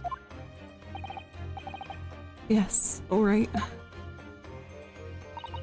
You won't leave, will you, Runo?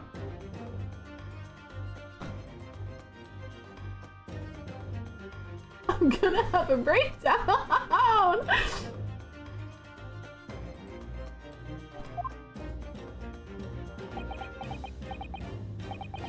The thought hadn't even crossed my mind. Up until now, I've just been trying to do what I believe to be Casimir's will. But it turns out that he's still alive, so... where does that leave me? good shit, man! This is yummy. It's also so spicy, but it kind of hurts. There's kind of a burn going. Well, if you'll excuse me now. I need to telegram government ministers and the Japanese police with this information about Asa Shin. Of course, Father. Thank you. I look forward to next month's installment, Miss Wilson. Oh, good. And please, do come to Baker Street sometime, won't you? I'll kill you. We'd love to entertain you. I would be delighted. The best of luck for tomorrow, Naruhodo. And give my suggestion your full consideration, won't you? Yes, I will. Going back home. It would be kind of cool if the final case was in Japan. I kind of see some coolness in that. I don't know if it would make any sense, but I like the bookends of it all.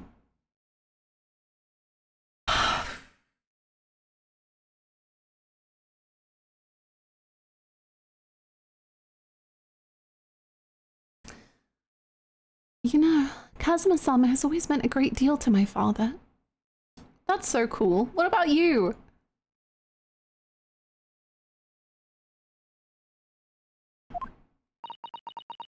I'm sure he'd love the chance to meet with him and talk to him about all of this. Yes, no doubt.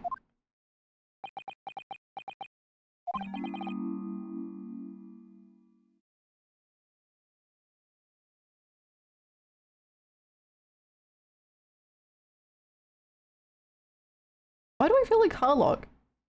I don't know.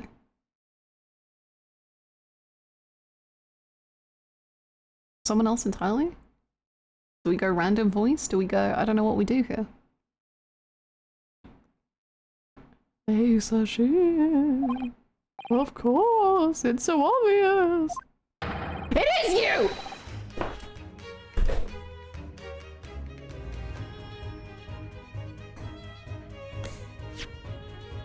Asa Shin. Of course, it's so obvious.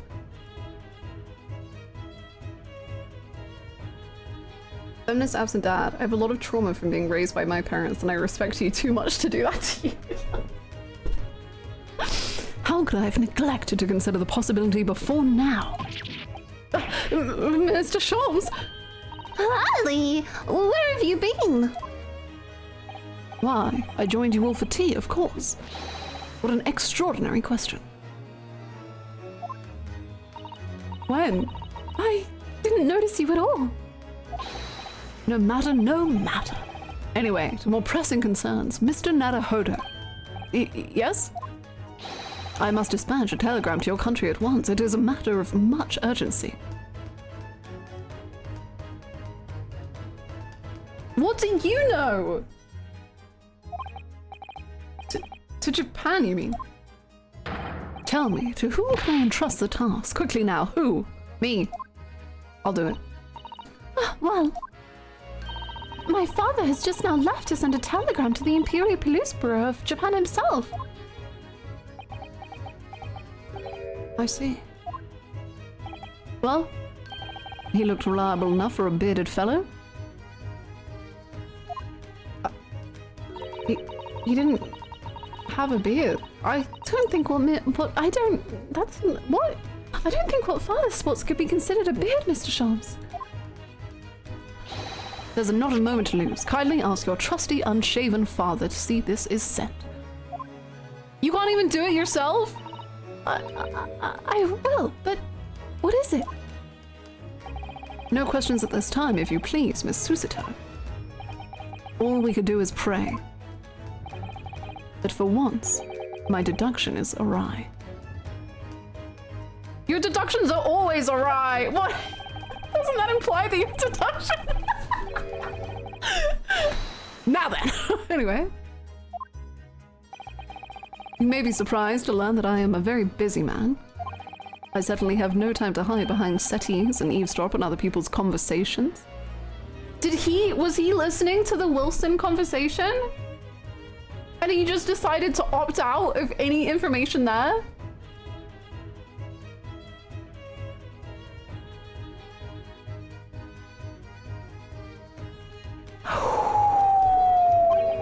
So that's what joining us for tea meant. I believe the sending of this in your hands then, my dear fellows. Wait a minute, Mr. Sholmes! He just sort of ran off, didn't he? At quite a pace. And left the unpaid bill for his tea behind too.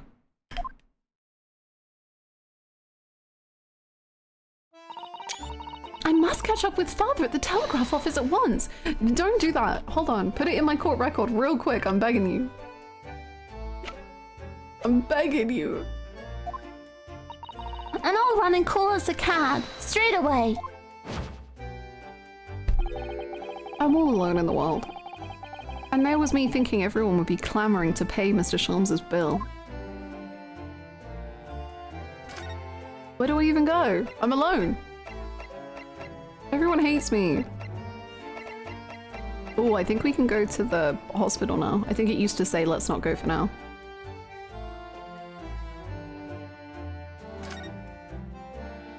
Hello! I know we caused a little breakdown. But, this is the ward where Mr. Vigil was brought, apparently. To be frank, but Yuri and Oscar, I'm a little worried about seeing him again. Hello. The lawyer. Hello again. Are you feeling better now, Mr. Vigil? If I had a breakdown and got put in a room that looks like this, I would simply get worse. Yes, thank you. Somewhat better. Has your wife? She doesn't know, does she? I assume. I'm so sorry to have caused you to, I mean, it was because of me. No, if I hadn't exposed your secret and forced you to remember things you'd obviously tried to forget.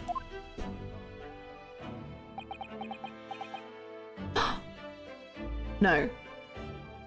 Am I misreading? He has like the exact same ring that Genshin had. But it is on his ring finger. And he is a married man. He's married to Genshin? Wait! I've just blown this case wide open! Shit. Oh my god, that's why he tried to get him off of crime! And...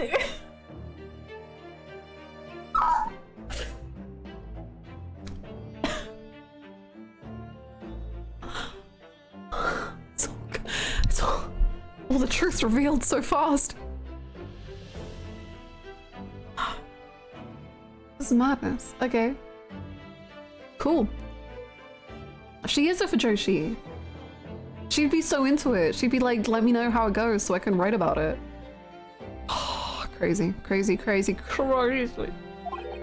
The prosecutor was here until a few moments ago too. Oh, was he? You just missed him. I always miss him. Kazuma beat us to it. He said much the same as you. He was very apologetic. Oh. But the truth is, I brought all this upon myself. Please, don't think like that. Keeping it from Evie, my wife, all these years, I've carried such a sense of guilt. But that's not the worst of it. Over time, I obviously came to deceive myself as well. You mean about your dismissal?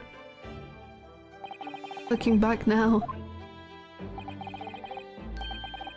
I'm beginning to think that perhaps Inspector Gregson didn't stumble across me by accident at all.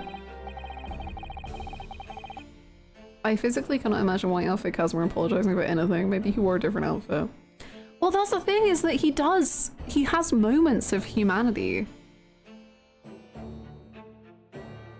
Like when we spoke with him one-on-one at Strong Hearts and he was like, you did like such a good job, Ryunosuke. And we were like, oh, cool. And then he's like, and you will go against me in the trial. And I'm like, oh, okay. I don't think he's well. It's fine. I mean, he compensated me so generously for acting as his stand-in. He was clearly concerned for my well-being and doing what he could to help. Obituary that starts with he had moments of humanity. He had moments of humanity. So perhaps Gregson knew exactly what had become of Mr. Vigil all along then. I'm sure this is just desserts for 10 years of lies and deception, but it wasn't me that helped the professor escape 10 years ago. It wasn't me. I swear it. I swear it's true. Oh, Mr. Vigil. I'm sure you'd rather not dredge up even more from your past at this time, but if possible, could you tell us exactly what really happened? Yeah, he looks in a good place to do that. I want to. I need to get all of this off my chest. I just want someone to tell me what I should have done. Oh. Oh. Oh. Oh. Do you want to see this picture of like me and Susta? It's pretty cool, huh? What about this? Do you have any thoughts on this, actually? No, okay. That's okay, honey. No, no, no, shh. The way that he's still holding onto an imaginary desk, that's good stuff right there. Oh no, it's too soon, Mr. Naruhodo. That's fair. The Van Zeeks brothers are very... It's too much for me seeing him swoon like that. Sorry, he's swooning over Gregson and the Van Zeekses? Maybe I should lay off the evidence. Okay. Sorry.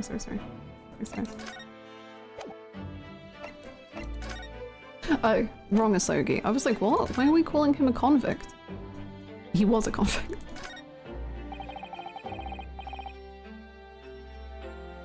This notice caught my eyes before, actually.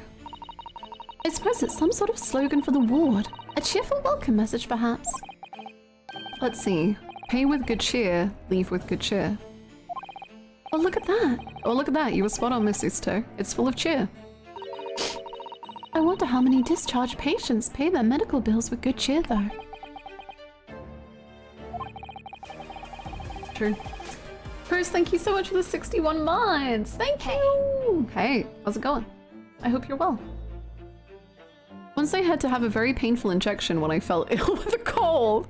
Are you bringing this back up? I felt awful already. So why did I have to suffer the sting of the injection as well as the bill? I yelled at the doctor. Oh dear, what terrible treatment. I know.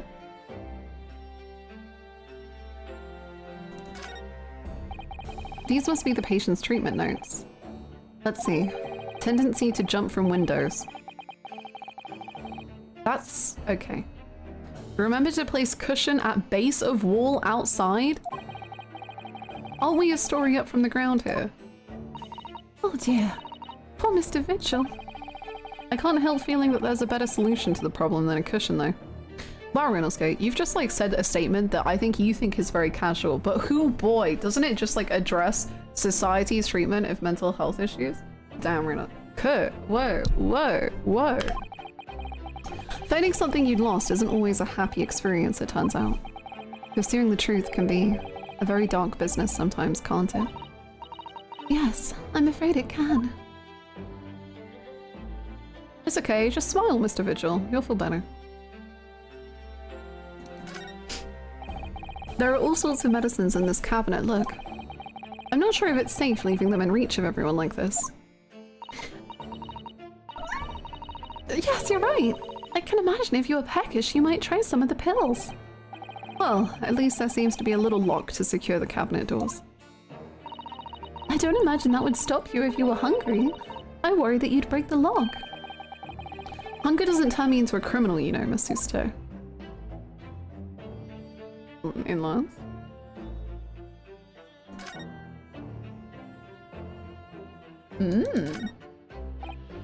Ah, patient treatment notes. What do these say, I wonder? Endlessly obliging. I suppose that's referring to the patient in this bed. I would think so. And it's almost a vigil is a little more stable. It's probably just as well that he has a kindly person in the neighboring bed. Oh. The endlessly part is a little worrying though, isn't it?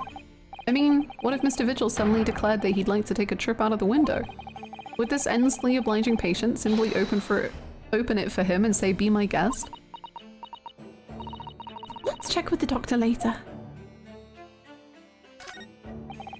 Ah, look, a pair of crutches. Before we came to Britain, I hadn't realized they were used here as well. I imagine they were imported into Japan from Great Britain in the first place. Oh, so no one in all of Japan broke a leg before their arrival? Okay. Anyway, the sight of these things doesn't bring back good memories for me. Oh dear, did you injure yourself once and need to use some? When I was little, I thought they looked fun, so I borrowed a pair to play with. But then I slipped and sprained my ankle. I see. They contain powerful magic, those wooden staffs. The power to heal, and the power to harm. I think a certain cheeky little boy managed to cause the harm all by himself. He is a cheeky little boy, you're right. I had that. Did anyone else, like when you were in school, if someone like broke their leg or broke their arm, you were like, damn, like you're kind of cool. You get to have crutches or like a cast. I never broke anything. I wasn't cool enough. There are lots of bottles in that cabinet there, aren't there? Do you think it's safe to keep them there? If you were a patient here, I feel sure you'd take some medicine by mistake when you were half asleep. Have fun with family! I hope you have a good time. That is a worry, but at least the cabinet has a lock, even if it's only a flimsy looking one. Oh, I've no doubt you managed to unlock that somehow when you were half asleep as well. Oh, you had a red cast, damn. Aura. There are limits even to what I can do when I'm half asleep, you know, Miss Susto. I fractured an arm in primary school. I did feel kind of cool, to be honest. Why didn't I break anything? No, I would have hated to break something. Lime green. I think I would have just gone with white and then had like people write on it. One of my friends in 4th grade dislocated that arm at recess and popped it back in. Ugh, and he had a sling for weeks and I was just like, fuck dude, you're so cool. Considering all the stuff I got at school as a kid, it's a shock I never broke anything. The only thing I think I may have broken is a finger. I've definitely broken like my toes, but like there's nothing you can do about that, you know? I think one time I broke my finger, but my family was like horrifically bad, and still is kind of horrifically bad, at being like, oh, this is a medical thing that needs treatment. So my mom just kind of like created a splint at home and left it like that. But the thing is that like my fingers are no longer like straight. I don't know if you can see, like there's like, it kind of goes off on its own little angle.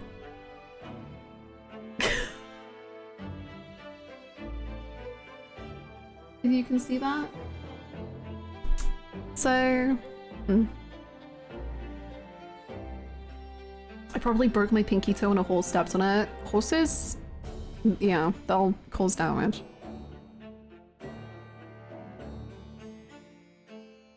Second grade me thought he was gonna get so much attention. Oh. The closest I got to like an actual like bad break, like terrible break, was when I used to do horse riding and stuff. A horse kicked me. There was like a whole lead up to it, but basically this horse kicked me and I had like a perfect horseshoe bruise swelling on my leg. But if it had been like a little bit down, it would have been directly on my kneecap. Which I don't even want to think of the alternate universe where like I just shattered my kneecap trying to grab a horse. I'm amazed I never hurt myself during my years of riding, including falling off and horses stepping on my feet. Yeah, I really messed up my tailbone from horse riding and falling off and like constantly landing on my like coccyx. And it still will sometimes give me trouble. But all in all, no, I didn't really hurt myself much either. Apart from the being kicked, that really did hurt. But I almost broke my tailbone when I fell off a 4-foot half pipe and landed directly. Yeah, coccyx, tailbone, they mess you up. I would like, I don't know what it was. I had like a curse. I would fall over or fall off a horse or whatever, and I would always land on my tailbone. And it was so painful. Type yeah. I hope theatre class was fun. I remember one time my friend had been getting like building work done on her house. And we had been playing outside, and I turned around and managed to immediately smack my head into some scaffolding and then fell backwards onto a rock and hit it with my tailbone. And then the next day my family had planned to go to the beach, and I felt like I could barely move. It was so painful. But what was really nice was when the tide like went out at the ocean, like the tide went out, it left all of these really hot like pockets of water. And I just sat in one of them, and it was like the best thing ever. I was just like, wow, I finally feel like I can move again. Oh, I love the hot pockets. Yeah, like those little bits of the ocean that get so warmed up. And you're just like, cozy.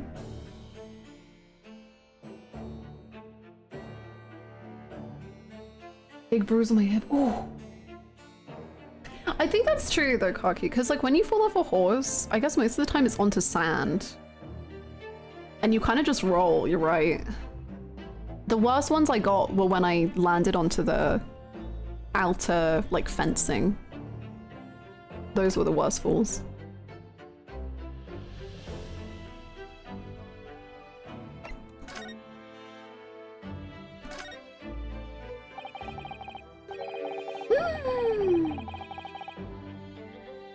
Yeah, luxury, oh my god. And the thing with head and neck injuries, it's like, you can't necessarily see them. So that's like scary. Inspector Gregson was obviously engaged in a special operation of some sort. He was investigating something that even Scotland Yard couldn't know about. My pride was shattered. That's very understandable.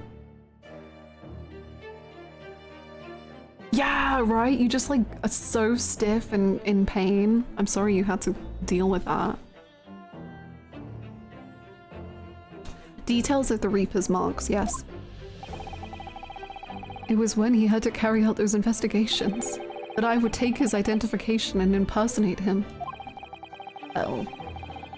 You'd pretend to be the inspector and carry out investigations on his behalf.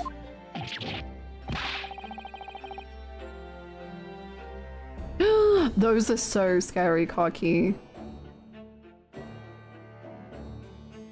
Those always freaked me out. Oh no, never. A common street peddler couldn't possibly carry out a proper police investigation. All I would do was go to the specified location and make a little hoo-ha. A little hoo-ha? Just something to leave an impression, so everyone there would think a detective called Gregson was here. So, that's what you were doing on the day prior to the incident. I think even though with some horse falls, they were like way worse physically, the worst fall I ever had on a horse was the sand was kind of wet. And the horse like, there was a miscommunication between me and the horse. And so I fell off the horse, and then like half of my body was just like covered in like gooey wet sand. And I just had to like drive home for like 40 minutes like that before I could get it off me. And I was just like, This is miserable. This is very not fun.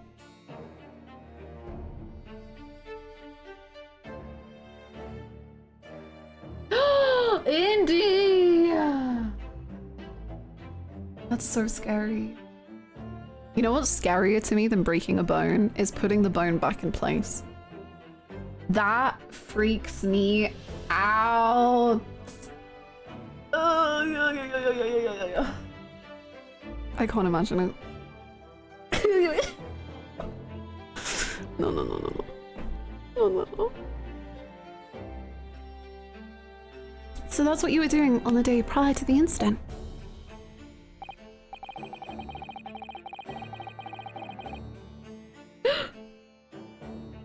She had a snap. She snapped her forearm. That's horrifying. Oh my god. Oh my god, I got chills. I got shivers.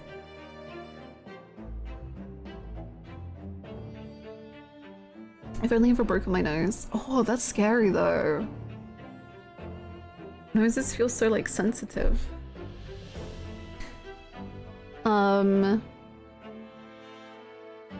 Yes, he asked me to make an appearance on the park at Lime Street for the Red-Headed League event. Same, dude. Hey, I just looked it up on WebMD and it turns out we can talk about literally anything else right now. So, as usual, I'd flashed the inspector's identification around and was very vocal about my presence. But then... Oh, hello, Iris. Oh my god. But then you were taken prisoner by those red-headed fraudsters. Yes. So, you would always make a point of showing Gregson's identification and generally being loud.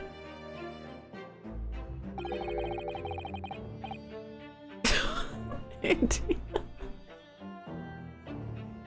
That's incredible. And your parents, like, I'm sure were like, man, I want to say I told you so. But I suppose we'll deal with the pain. That's good, I suppose, Siren. I think. That's what the inspector asked me to do, yes. Well, that's one way of becoming a legendary detective, I suppose. Not a good one, though. And as you know, I suffered this bruising around my neck at their hands. But the following day, they kept their word and released me. Without returning the inspector's identification to you, however. We had arranged to meet in the Fresno Street room at 5 that day so I could report back to the inspector. But at the agreed time, that's when I heard the gunshot. Okay. It was at midnight on 17th of June 10 years ago. That was the time scheduled for the execution. But the professor's execution never actually took place, did it? Or rather, the execution itself must have been used to effect the plan of escape.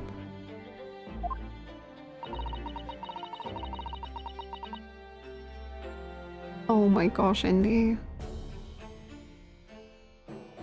This kind of shit happened all the time to me as a kid, and my mum would literally, without fail, say, well, what did you learn? Oh my god. I hardly dare to imagine what a chilling plan it was. Berkeley was renowned for being the highest security prison in the country. Everything that went in or out of the place was searched multiple times.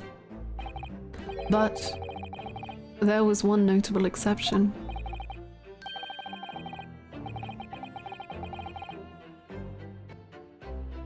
Or rather, one notable loophole. Something that was never questioned. What did luxury learn? Why did I believe in a single man? Oh wait, Lux, what quote were you gonna add? Did it get added? Was it the putting a child in prison one?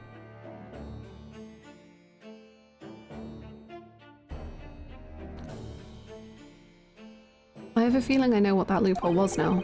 The coffins into which the bodies of the executed convicts were placed, correct? Yes.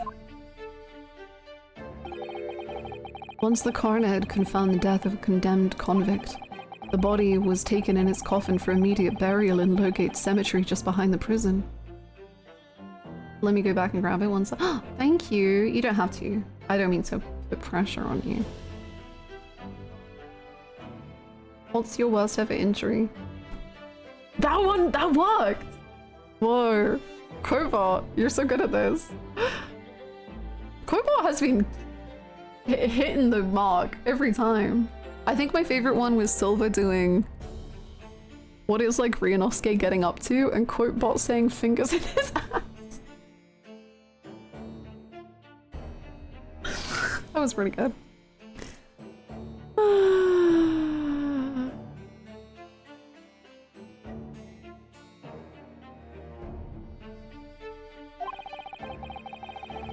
He did have 6 months off being a lawyer. True. The chief warder first had to sign the necessary papers. And after that, no member of staff was permitted to touch the coffin containing the body again. And consign it's not a bot and you're doing a very elaborate prank. I have a stream deck with 100 different buttons and I just press the one that makes the most sense. Trust. When executions took place, only the executioner and the coroner were permitted inside the chamber.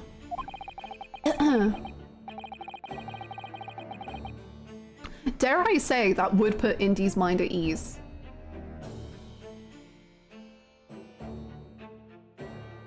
I would wait in the adjacent room for word that the condemned convict was dead. On that occasion, once I had that confirmation, I went into the mortuary to find a lone coffin as usual. The procedure was that I would sign the paperwork having checked the coffin, then nail it shut. But for some reason that day, the coffin was already nailed shut. No! I didn't think anything of it at the time. I assumed that my deputy must have checked the coffin and nailed it shut before I arrived. So you mean the coffin contained? Yes, I can only imagine that Asogi, having escaped his execution somehow, was alive inside the coffin.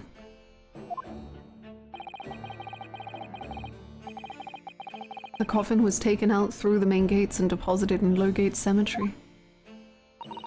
Presumably there wouldn't have been enough air inside to breathe for long. So in the early hours following the burial, somebody dug up the coffin again to get Genshin free. But in the end, he was fatally shot in the graveyard anyway. What on earth really happened in Lowgate Cemetery that night, I wonder? I'm afraid I really don't know. All I can say with certainty are two things. I wonder if we've already, like, met the person that shot him. Asogi couldn't possibly have escaped that way without help from somebody working in the prison. And that somebody was not me. And that somebody was not me. So in the end, it didn't even matter.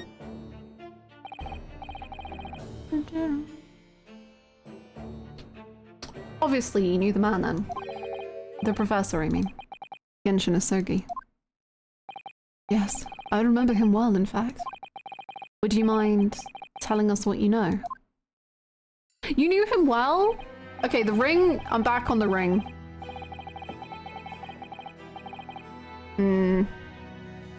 Well, having been condemned to death as he was, any contact I had with the man was short, obviously. After that trial, which was carried out behind closed doors, attended only by elite members of the judiciary. They called for his execution to be carried out at the earliest possible opportunity. The outcome of the trial was set from the beginning, wasn't it? I knew him well. Everybody knows everybody well, and somehow also doesn't know shit about them.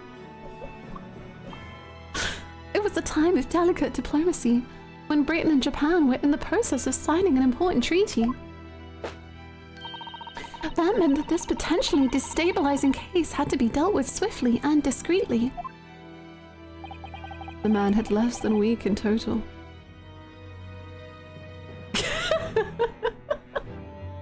Thank you, Luxury.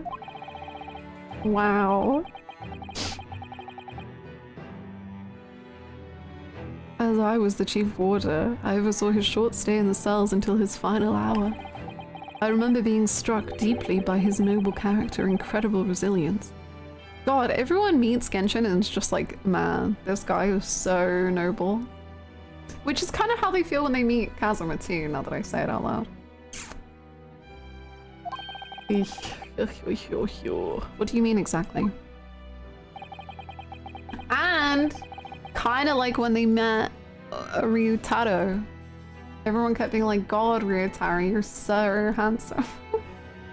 He was a killer of many men, but he was always quiet and polite. He was a gentleman and a man of intellect. In fact, I couldn't bring myself to believe what he'd done, so I asked him one day. There was 5 members of the aristocracy whose lives were taken. Were you really responsible?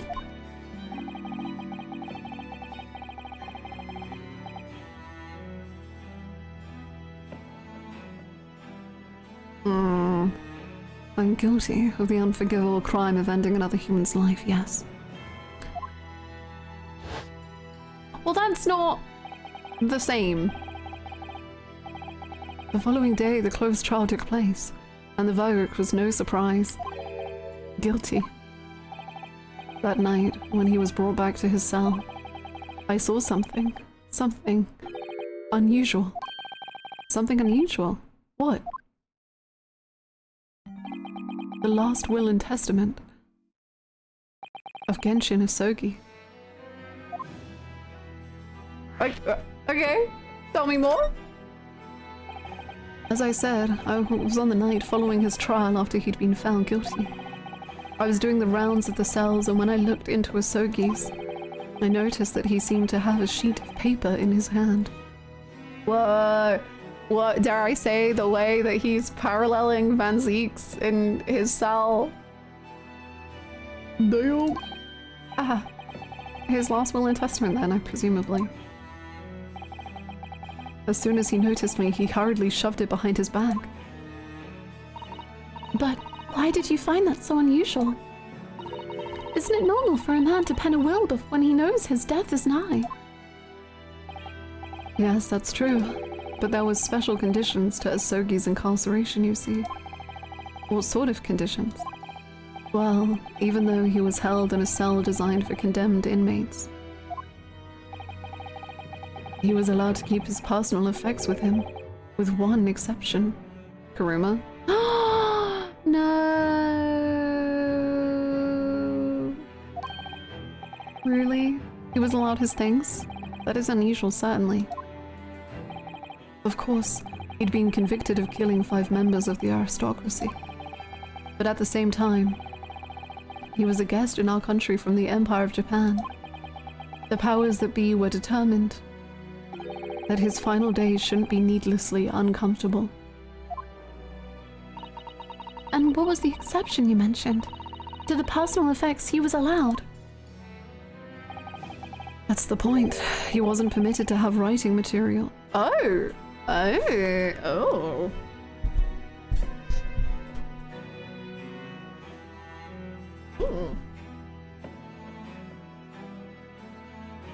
Okay.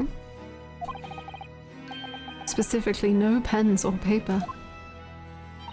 So, was it the Scottish guy? I forget his name. So he was prevented from leaving any written record of what had happened to him? Yes. That was the long and the short of it. I have no idea where he obtained that paper. Any writing materials would have been confiscated from him upon his incarceration. As I said, he hid the paper behind his back and then he pleaded with me. Or did you just hide behind your back? Please, please turn a blind eye. This is my lifeline. But you know it's against the rules. You're the only person who's seen. If you just agree to keep quiet. Alright then. But what's on that paper? A last will and testament. This will is the only weapon I have left now.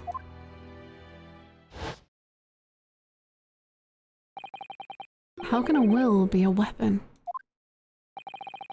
So I decided to pretend I'd seen nothing, and I let him keep his will.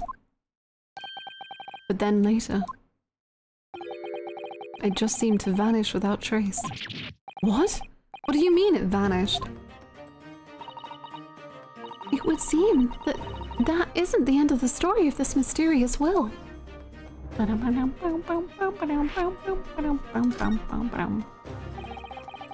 was the only person who saw Asogi's will, but somehow it disappeared.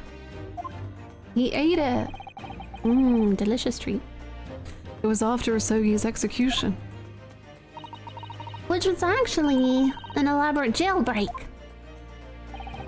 The warders gathered up Asogi's possessions that were in his cell.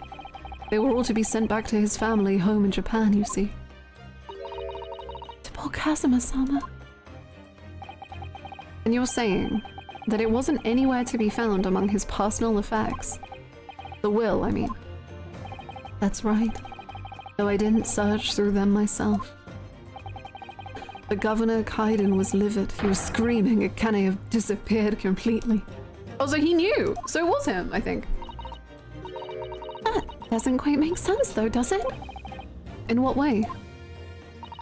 Well, we'd understood that only Mr. Vigil was aware of the will's existence.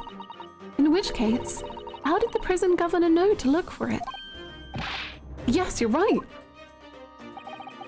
I really don't know how he knew. But it certainly seemed as though he knew of the will's existence from the outset. Only he didn't refer to it as a will. What he said was... the Asogi Papers. What? The Asogi Papers?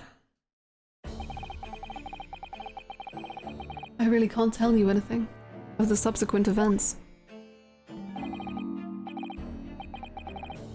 So much has happened. I don't know how it hasn't been 3 hours yet. I thought we had been here for like 4 hours, I'm not gonna lie. Well, because, well, of what happened. Your dismissal, and the way you blocked it all from your memory.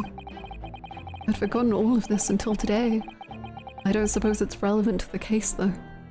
Well, well anyway, thank you very much for sharing it with us, Mr. Vigil. We're very grateful. This is bonkers. I'm afraid there's really little more I can tell you. My wife, Evie, will be here shortly. Yay! So I do hope I don't appear rude, but... No, not at all. Thank you again. And what will become of you now? Well, impersonating a police officer is a criminal offense, of course. I imagine that once I'm fully recovered, I shall be arrested.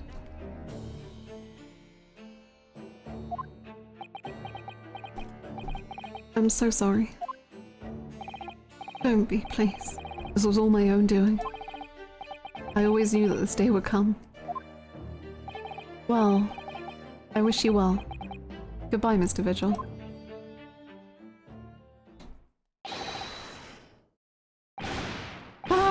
Before you go, there's just one thing. Okay, let's... Ooh, breathing exercises.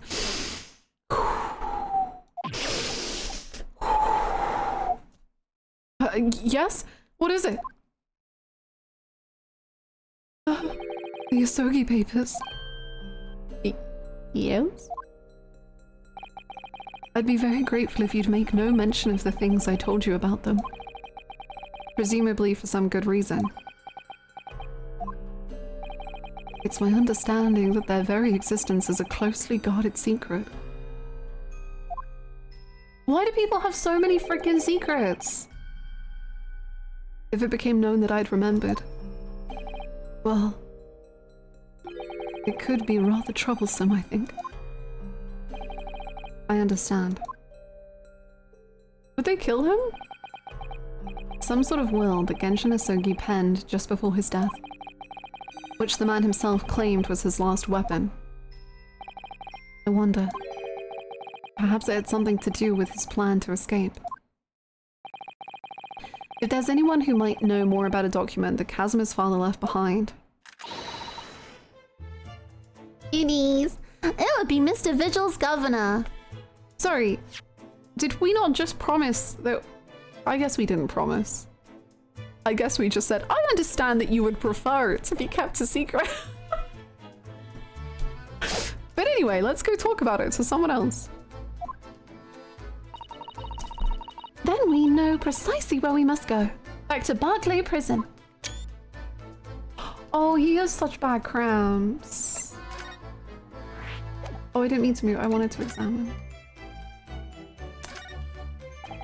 Well, at least he seems to be on the mend. You know, his disguise as Mr. Gossip was really quite masterful, wasn't it? I can't remember anything about it except for the floppy lip. I imagine not even his wife would have recognized him. Perhaps. But did he really have to take it quite so far?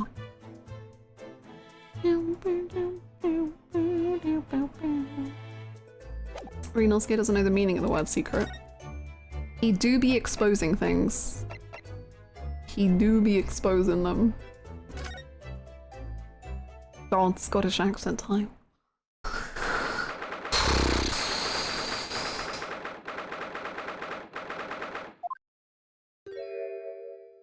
Alright, laddie. Oh, back again, are ya?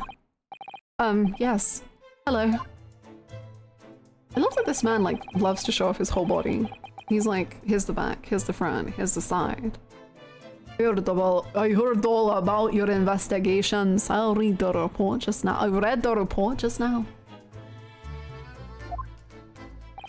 You found me, Vigil? Yes, luckily. Well, anywho, the laddie doesn't even work here no more. So your case is not to do with Barclay. I do look quite understanding with his back to us pose. Me too. It kind of like... I feel like Great Ace Attorney really loves to encourage you to like analyze everything about it. And its characters. So for me, his like standing with the back to you pose is so like protective and secretive. But also like kind of defensive. A quote and horoscope the same command. Yes. It was because some people would do horoscope and some people would do quote, so I just added the horoscope one so that it worked and that people could use it if they wanted to. Morning, Asogi, appreciate it. I totally slept well, not much, after playing Silent Hill 2 all night. Fun! I love Silent Hill 2. Are you playing the remake or the original? Or a version of the original? Right? Lugs? I was thinking that. Sector 7, I am a prison expert. PS2 original. The best. I hope you love it. It's one of the best games I've ever played in my life. Man, Vigil had such a promising future and then his life was suddenly ruined and he was thrown under the bus because of the Professor case, just like Enoch. The way that this Professor case just feels like, well, even how Ryunosuke described it is perfect. It feels like this wreckage that these people are just chained to and that they have no escape from it. And that it just ruins people's lives just to know about this case and be involved in it. Like, Van Zeeks was destroyed by it. All of these friendships, even this like tie between Mikotoba and Jigoku and the English crew just destroyed. That quote lives in my head rent free. It's one of the best lines ever. It hits so hard to me. Armstrong? Oh yeah, I see that. Yeah. Whoa. Good shout. I wouldn't like you to get the wrong idea about that. Of course, yes. Mr. Vigil stopped working here 10 years ago now, so... Remember Kazuma died on a cruise ship? Yeah. He's got a little trauma around that, I think. It also says a lot that Ryunosuke knows that this case destroys everyone who touches it and is rushing headlong into it anyway. Yeah. Both him and Susato. Which I think just shows, once again, that their characters are so trusting and so looking for the best in everything, always. It's honestly such a remarkable trait that they have. Yes, we've seen his dismissal notice, haven't we? He was given the chop. Aye, Kimmer, you can very well. So how about a wee handcuff biscuit? Oh, they really are like little handcuffs. And as hard as irons, too. Ooh, ow. I can't deal with teeth, hard food right now. No, no, no. It also ruins Scythe's life. Yeah, absolutely. And then in turn, her like daughter, who I'm really hoping will come back, her life has kind of been ruined because her mum's life was ruined. Like it just keeps going. So what sport you done here today?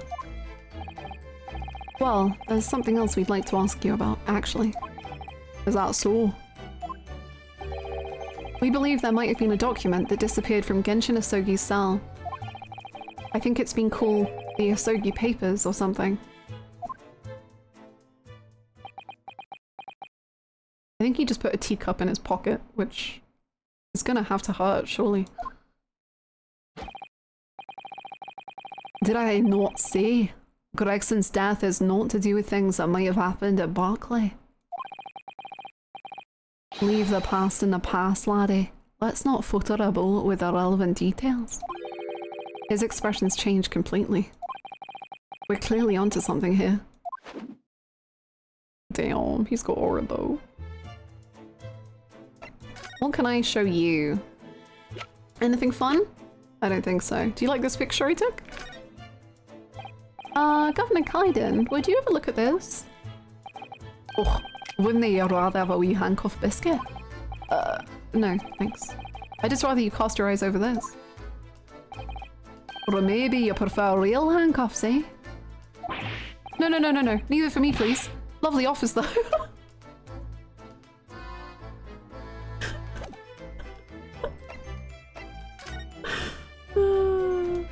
Insulated grocery pocket. Damn, I need some of those. Vigil, please don't tell anyone about the Asogi Papers. It would be really bad if they knew I said anything about it. Ryu, yeah, sure, totally. Later, Ryu. Hey, Kaiden, I've heard about the Asogi Papers. That's between Ryu and Herlog only. Thank goodness Kaiden isn't from Ireland. True.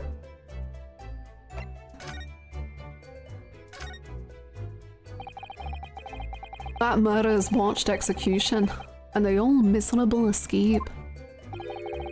They were Barclay's darkest hour, aye? A shocking embarrassment. Because the convict had a collaborator on the prison staff, you mean? Aye, for shame. The coroner who confirmed the death of that man after his execution, Courtney Scythe. There are the people who were directly chained to the sinking ship, like Gregson and Van Zeeks. And then there are the unrelated people who were caught in the undertow just by accidentally being too close, like Vigil and Enoch. Man, Grace 20's the best. It really feels like... I don't know how to explain it. Like, even with none of the extras, like with not the music, without the character designs, without anything, the plot itself feels just so well crafted and thought out, and there's just so many connections that are just, everything is so woven and intertwined, and just like getting the next little crumb is just so fascinating. I don't know if I've played a game that feels like this with like how the plot is told to you. I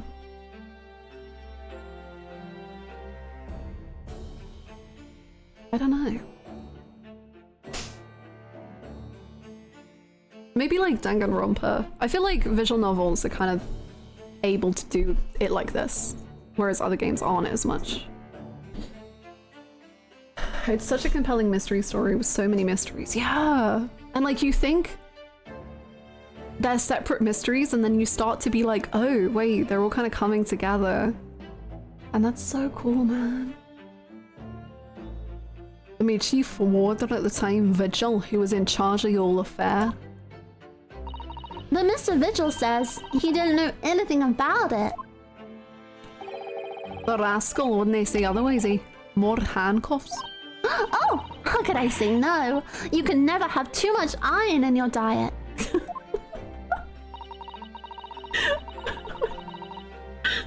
When Mr. Vigil was handed his dismissal notice as a result of what happened, he was so despairing, he jumped out of your office window, didn't he?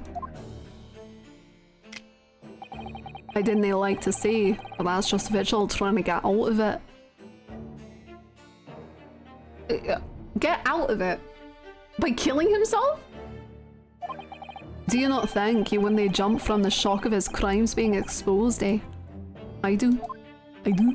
I do. I do. You wouldn't say otherwise though, would you? Damn, Renosuke. Of course. I can't shun no responsibility myself. I shouldn't have let him deceive me. I know I've said it a million times before, but what a shock it was to go from Ace Attorney 1's episodic storytelling straight to Great Ace Attorney. I was floored. I'm having the exact same experience. Like, it's crazy. Yeah. On top of that, the connections are genuinely surprising and interesting. Even if you know it's all connected, you don't expect how. Yes! Not the Akiyama.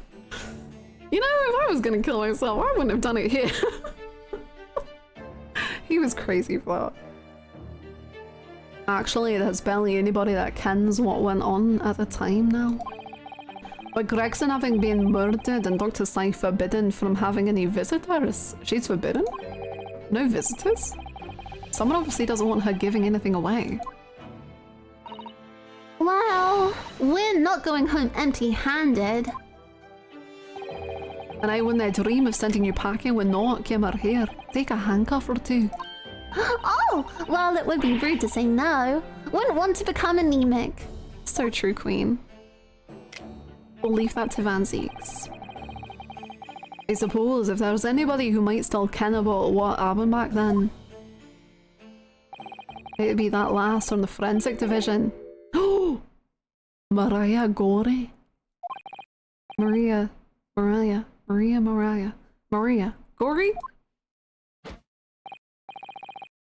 Aye, Scythe's daughter. Yes! She didn't have no more, just a one.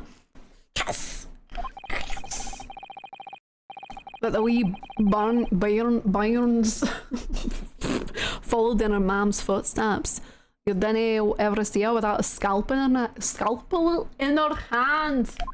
Bloody hell. Mariah Carey, is it Christmas already? Ah! Yes! Well, here we go. Mama, what is this? Ah! Oh, where did she spring from? And did she just call the doctor Mama? Pika's back on the menu. Dr. Sai's daughter, Mariah Gorey. We could do with talking to her. Gorey. What? So, there's a lot of surnames. So she's Dr. Scythe's daughter, but her surname is Gorey. Aye, there's some family history, I'm sure, but I don't ken the ins and outs of it. She grew up watching her mom working with the bodies of folk who died in strange circumstances. That's insane. And decided to do the same with her own life. I can't understand it myself. You execute people. Perhaps she was driven by a deep respect for her mother. Perhaps. Anywho, she was in charge of Gregson's autopsy, I believe. Right, and the coroner responsible for this incomplete report. He doesn't understand girl bossing. He's into that alpha male Chad kind of life, I think. Someone told me once that the way Lassie always loved her mom's stories about cutting up bodies. There's even a rumor that she used to listen to the funeral march as a lullaby. Oh, and perhaps I love her already. She's great. I love weird freaking children characters who are just like, what the hell, dude? Well, then perhaps her mother might have told her about the autopsy from the case 10 years ago. I'd say there's a fighting chance at least. After all, that was a life-changing case for all of us. We really need to speak with Miss Gory herself about this, I think. Well, thank you very much. What's up? I'm not happy about any part of this.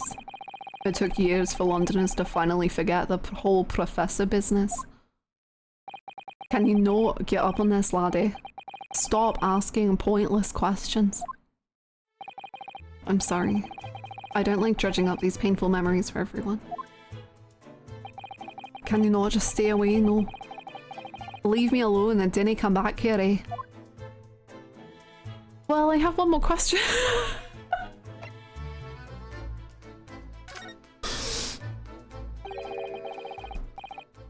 How'd you come to ken about that, laddie? There's no many folk here, even in the prison, who've heard of those papers. Well, I can't tell who Mr. Vigil told me. I'm afraid our sources must remain confidential, sir. Humph. We've been led to believe that the papers are actually a last will and testament. Is that right? The professor's, or rather, Genshin Asogi's.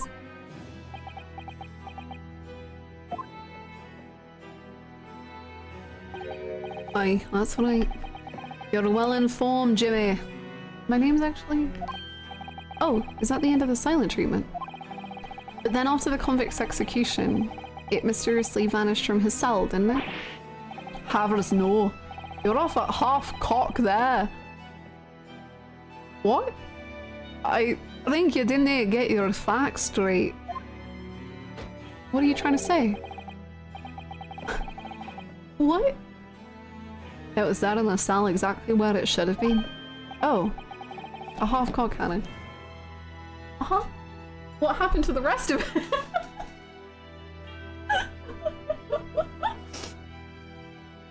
Oh, not what we heard elsewhere. Oh, you've got them? Jimmy Naruhodo. That's his full name. Let me just have a wee look around in here. I'm sure I can find it. Aye, here you are. See? The last will and testament of Genshin Asogi, written with a calligraphy brush. Of course I cannot read a word of those Japanese squiggles. But I mind it says he leaves all his worldly possessions to his son back in his homeland. Yes, that's correct. That's the gist of it. So these are the Asogi papers? Aye, of course they are. Papers written by Asogi, no doubt about it. There's no mystery here, laddie. That's the lot. After all this stramash of that slicer of an execution, we sent the man's possessions back to his clan in Japan, and that was the end of it. I think we ought to make a record of this, Mr. Naruhodo, just in case. Yeah, just in case. One thing before you go on your way, Mr. Naruhodo. Yes? Those papers are not to do with Greggson's death. I'd prefer it if you didn't make no mention of them outside this office. Or rather, I wouldn't just prefer it. Consider it in order from the highest levels of our government. I understand. That's what he said to the last guy. Let's go straight to Strongheart and say, hey, Strongheart, I was just wondering. I, Genshin Asogi, hereby request that upon my death, any and all material possessions and wealth belonging to me in London be delivered to my son, Kazuma Asogi, in the Empire of Japan. It is with deep sadness that I accept my fate in this foreign land and the knowledge that I will never see my homeland or family again, but I regret nothing about my chosen path. And this is a weapon, eh? Maybe Kazuma is his weapon. Do we understand? Do we?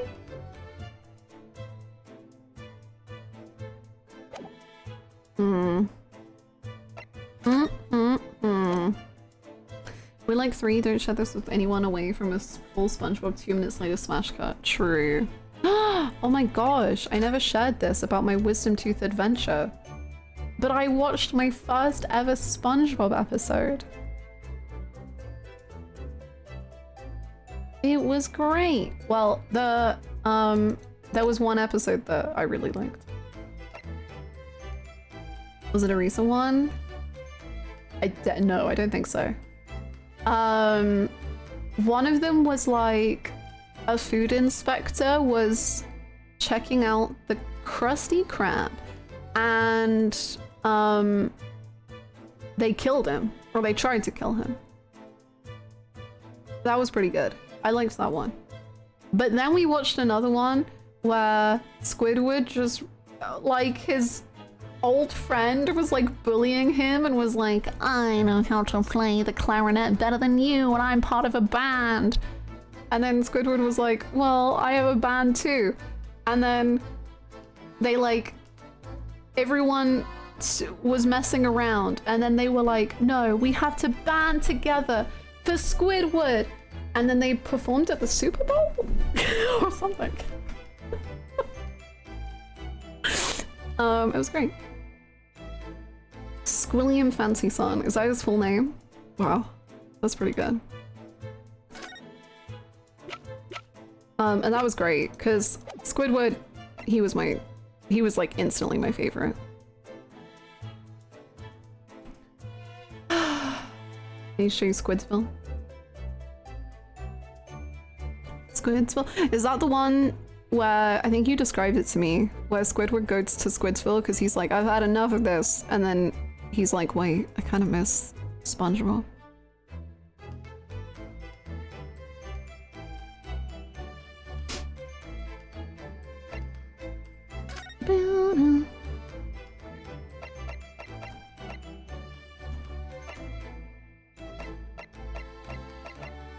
Wait, can I not go to... I want to go to the...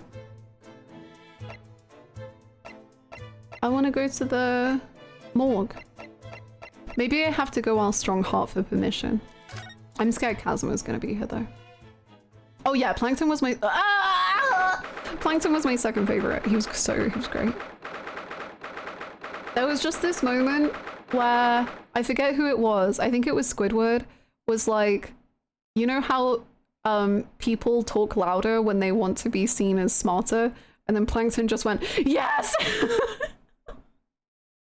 And I was like, ah, little guy!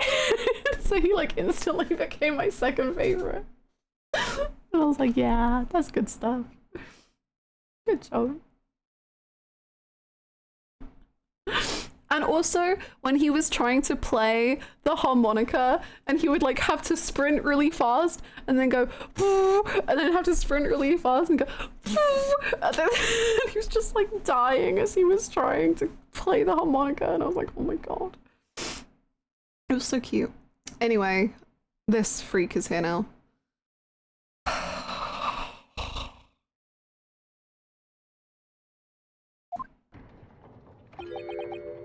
No arguments, Prosecutor Osogi. You will continue with the trial exactly as I instructed. Is that clear? Perfectly. It's Kazuma-sama! Defying Lord Strongheart by the sound of it. He never did know when to back down. Hey, gentlemen. On your way now, Osogi. My lord.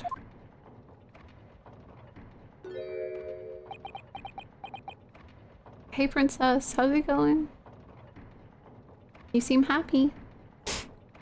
If I just pretend. Kazuma.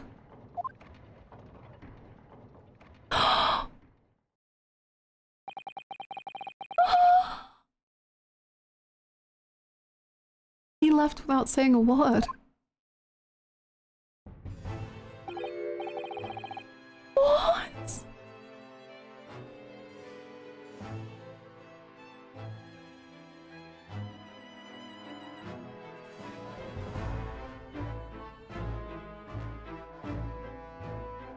Okay, I'm gonna run away from my emotions, but also run to the bathroom. We will BRB. Be right back.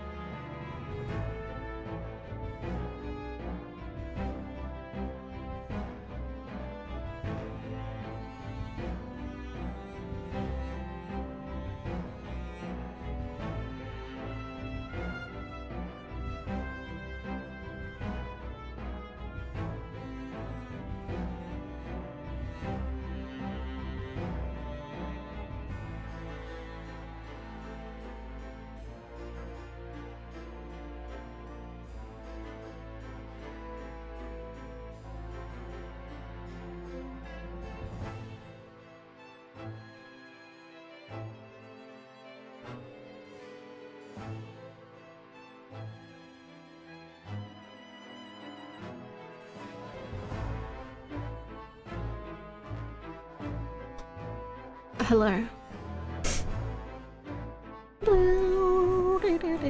Vigil found religion. Wow, that's beautiful.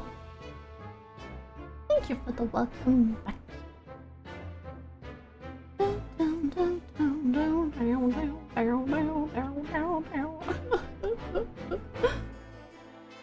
Just like a comic. That well-known religious character. Akane Kurashiki. Hello, hello. AJ just showed me a monster in Silent Hill F. A little creepy, man.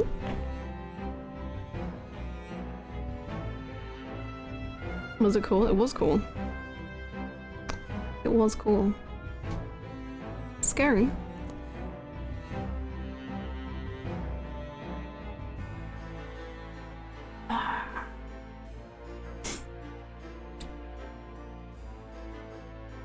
Listen, we can turn October. That's scary too, honestly. Creepy but cool, yeah.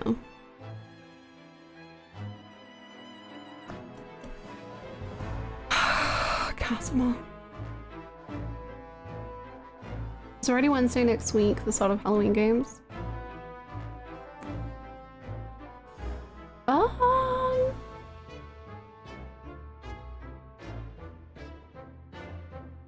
I guess it could be. I honestly haven't thought enough about it just yet. I need to look where to play all of the, or not where to play. I just need to get all of the I need to get the horror game list finalized and get them ready to go.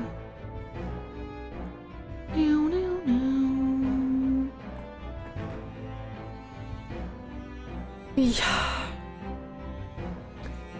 Yes, what are you doing here? I just wondered how you're doing.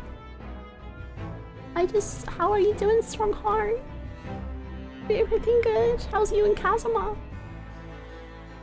I can't wait for the RPG making games. Yeah, it'll be a very unique game session for me. God forbid we say hi. 13 Sentinel should be on there because it's a horror of what it did to my life. Okay, okay. Is that like a good thing or a bad thing?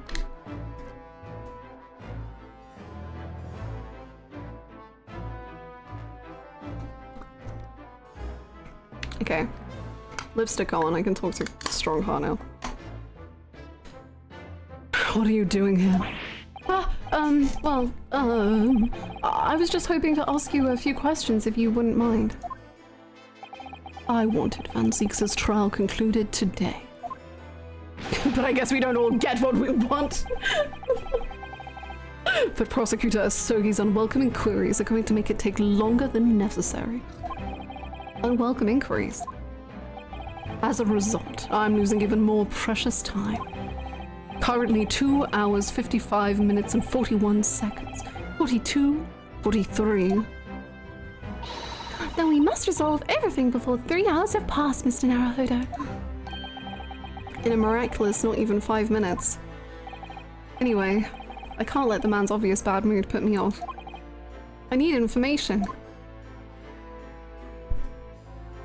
I'm scared though. What do you think of this picture? I think it's cute, man. It's me and can I show you this? I'm the Lord Chief Justice. I'm not here to offer advice about evidence. No, it's not advice. I just wanted to show you. It's my family. Well, not really, but doll. Oh. Who would have thought that the mentally unstable man with a personal agenda would introduce delays into the case? Who would have thought? Who would have thought that the man who was suffering from an intense case of amnesia just would suddenly not be exactly amenable to acting exactly as he was told? I just perish the thought. Perish the thought. You know, I think it's really interesting that Iris is here because they've added no like extra examine dialogue or anything, but like and she doesn't really even say that much to the people we're talking to, but it feels like so intentional that she's here and that she's taking in this information. She's logged in. Like, she's really like, what's going on here? I think it's cool. Perish the thought, me getting amnesia.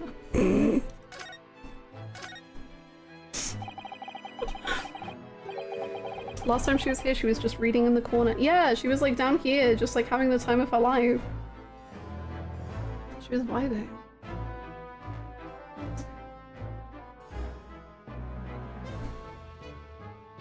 Say no more. Cut time. She does feel very relevant. And it's so weird that it's happening now because I was saying it felt so like purposeful that she wasn't here now because I think she's gonna get big stuff like next case. And now I'm like, oh, is it already happening? Is it already starting? Oh, what's going on? This prosecutor is so you believe that Lord Van Zieks is the Reaper? I wouldn't know. It was 10 years ago, in that fateful closed trial, that Lord Van Zieks made a name for himself among the judiciary. But the next trial he fought, he lost. It meant the ringleader of a criminal organization was acquitted, thanks to all the jurors being under duress. But that's awful.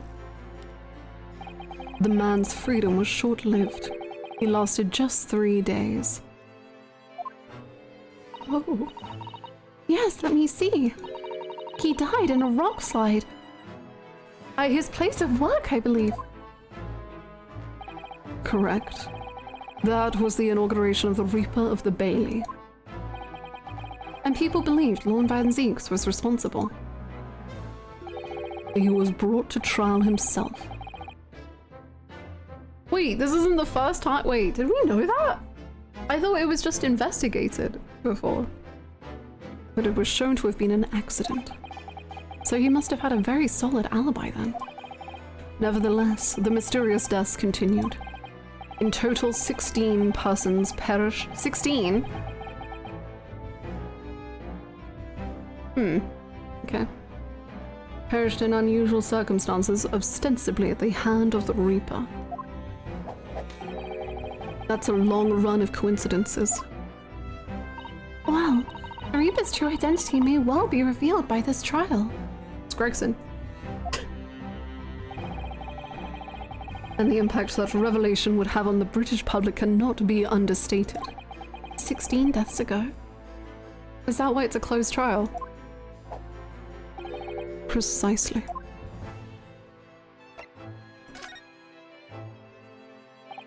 This country hasn't seen a closed trial for 10 years. 10 years! So the last one was the Professors. The trial of Genshin Asogi. Correct. Actually, we heard that originally. You were going to prosecute that trial yourself, Lord Strongheart. Van Zieks entreated me to relinquish the prosecution to him, that he might avenge his brother's death. And here we are, 10 years later.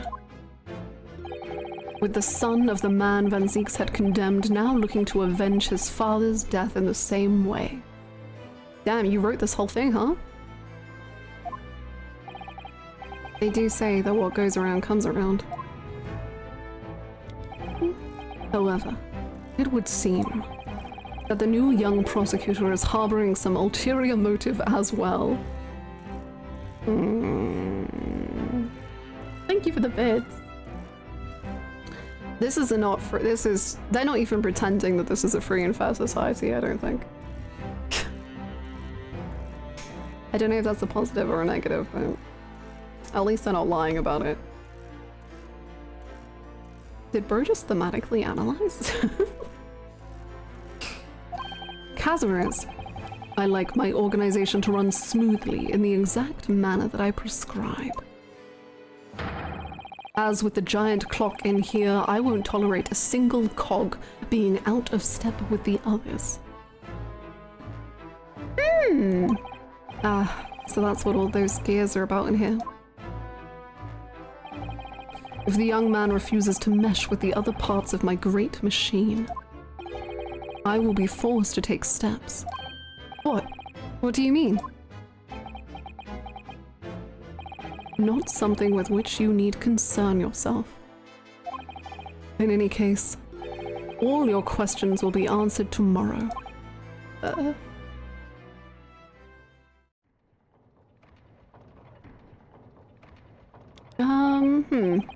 Now I shall have to ask you to excuse me. As of this moment, I've been delayed from attending my next meeting by precisely 3 hours. Oh my, that is a long time. And I hold you entirely responsible. What? I was 5! Even though we miraculously managed to fit everything, it's not even 5 minutes. I wonder if you might agree to us, talking with Prosecutor Isogi. Discussions between the defense and the prosecution outside of the courtroom are generally frowned upon. However, I will make an exception in this case. Now go. You can find him in his office. His office? Thank you! His office? Let's go to see him at once, Mr. Naruhodo. Has he just taken over Van Ziex's? Kazuma is my best...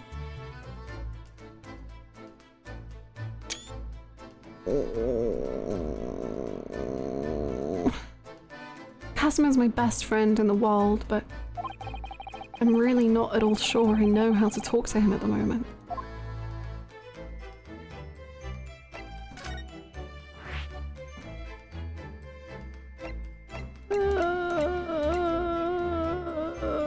We have permission now. Let's pay Kazuma-sama a visit. That is so sad, right?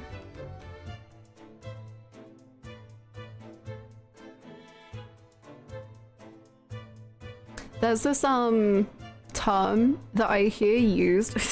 So I really like Korean reality shows. They're very fun to me. And there's a term that I picked up from watching them that, like, to me hits so hard right now, which is when a couple is like an ex, like they've broken up, they say something like, I just don't want to be worse than strangers. And for a while, like, I didn't quite get what that meant. Like, what do you mean worse than a stranger? Surely that is the worst, like, you could be. But, like, worse than stranger is like, I know you and I know you so deeply, but we are just, like, not even the same people anymore. Like, we can no longer even talk to each other. Like, the fact that you treat me worse than you would a stranger is even more painful. And, like, that's what I think of with Kazuma right now, is like, Kazuma wouldn't just ignore a random stranger, but he is ignoring Ryunosuke.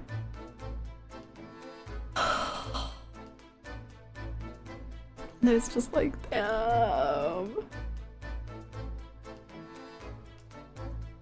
And like that idea of like, I don't even know how to talk to him. Like, he's so not the person I know him to be. How do I even have a conversation? How did we get here? I used to know you so well. Yes! Oh! Let's see his room. Oh, you are just camping out here. That's a little crazy. Oh! Wait, so this is just a general prosecutor's office, but Van Zieks decorated it like this? I thought it was like... I guess I assumed it was like an office in his home, or like... Okay. Okay. Okay. I like that we're still doing the models though, that's very cute. So, this is the office of Prosecutor Isogi now, is it?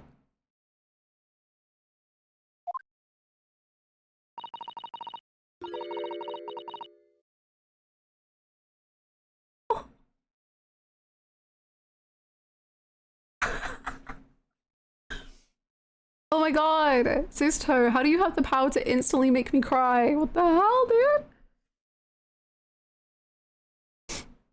Kazuma-sama is doing so well for himself. Is he still using... He's not using the desk? He's still using the...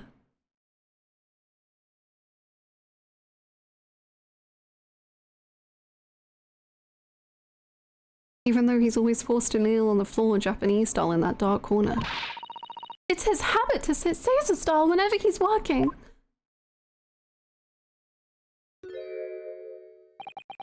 Kazuma.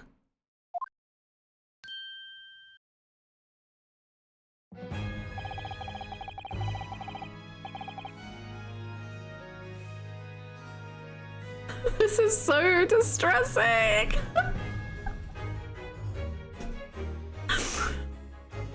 Oh my god.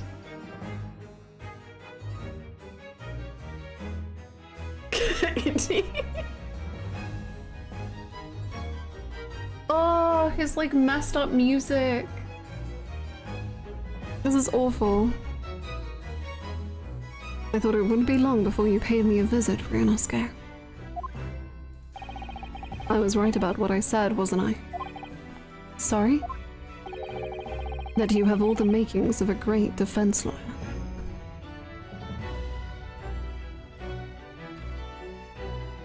How can he go from just ignoring us and not even giving us the time of day to being like, oh yeah, you're such a great defense lawyer, dude. Like, I was so right about that. Like, I knew the whole time.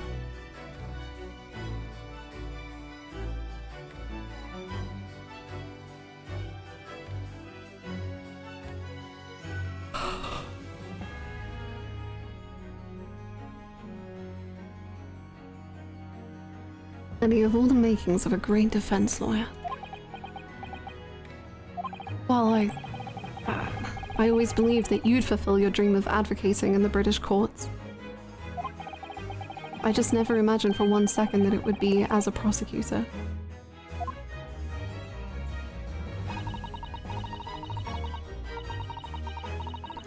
Seeing you stand in a foreign courtroom, so gallantly realizing your dream, Kazuma-sama. I'm truly happy for you. And I am truly thankful to you, Judicial Assistant Mikotoba.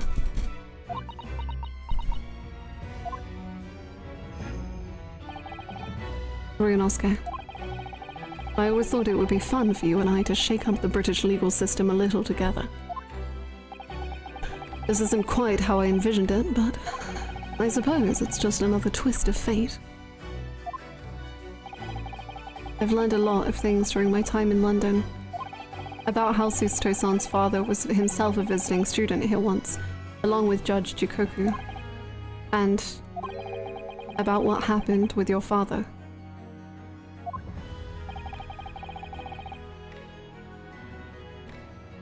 Is Kazuma that form was used to in the Japanese text?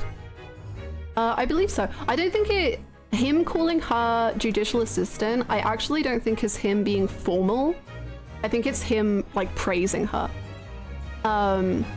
Because it's so like not a role for women, and he was so persistent in supporting her of getting this role that it's like actually him being like so proud of her.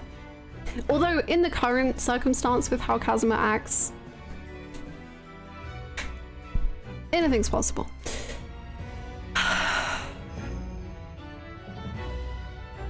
Then you'll have no difficulty understanding why I had no choice, why I had to find a way to get to Britain as a visiting student myself.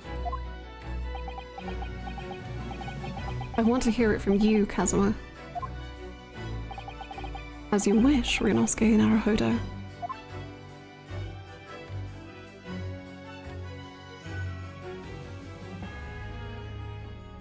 Okay.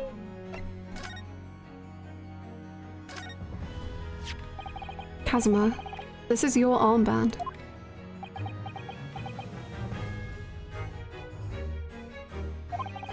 Actually, I think it's yours now. Sorry? You're the defense lawyer. You have a talent for it. I've always known that you would. And now you've chosen to take that path in life.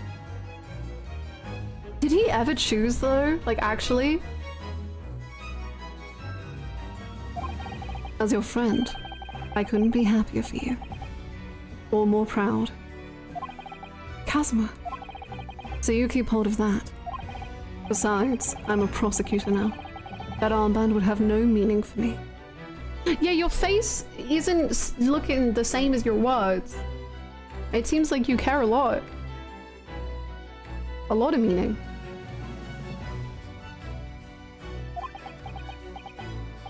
Well, if you're sure. Thank you, my friend.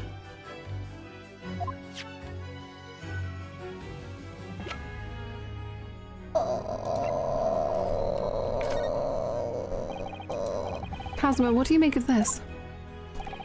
There's only one place where defense lawyers and prosecutors should discuss evidence, the courtroom. So it seems you're still confused by the situation. That's what I make of it. I get the feeling my friend's always going to have the edge over me, isn't he? Alright, no.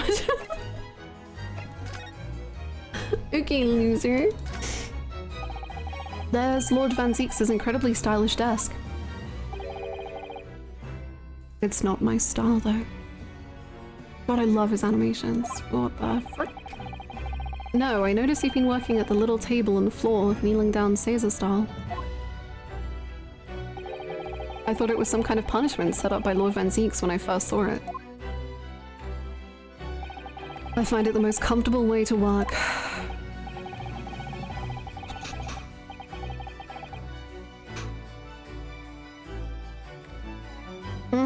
John.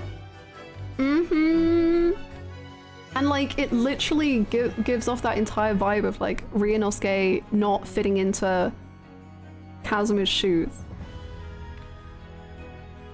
And like, I'm pretty sure Susato said she could tighten it, and he said, no, no, no, don't do that. Because he doesn't believe that he's as good as Kazuma himself. It's crazy how like one item in the character design just can mean like everything. It's so crazy.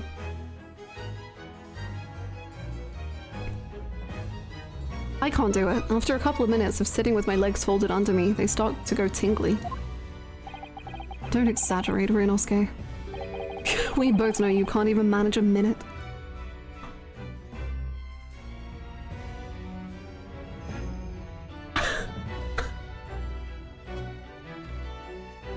Okay. Yeah, I'm such like a character design lover. Like, I always find it so fascinating, like looking at how a character has been designed, and I think this game is just like a veritable trove of treats, if you like that. Wow, that ended the conversation. Ryunosuke was like, okay, I will not be engaging with that. Lord Van Zeek's fine collection of hallowed chalices and bottles, all neatly lined up. Yes, he's extremely particular about all that. He has a strict regime for everything, from the storage of the casks to the bottling of their contents. Gosh, you must be having a really tough time of it being his apprentice. Actually, no. Oh? He's so particular about it all, he refuses to let anybody else touch any of it. So it's been quite easy for me, in fact. Talk about weird.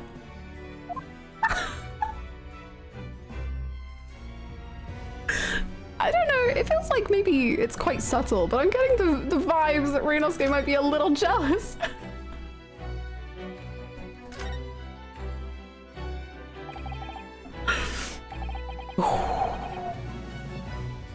God, that's... Oh. Oh. Is Iris here? She is. I hope she does drunk him a little. I want them to talk. Beautiful, what the fuck? So, Clint. Ooh. Do you know who the man in the portrait is? Why would I? What? But you're Lord Van Zeek's apprentice! Yes, apprentice, not friend. And during the time I was suffering from amnesia, I didn't even notice that picture. Oh, really? I mean, it's not the smallest picture. I wouldn't have the first idea what the man decorates his office with.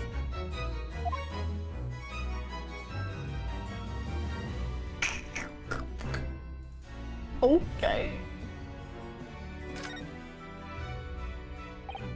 What the?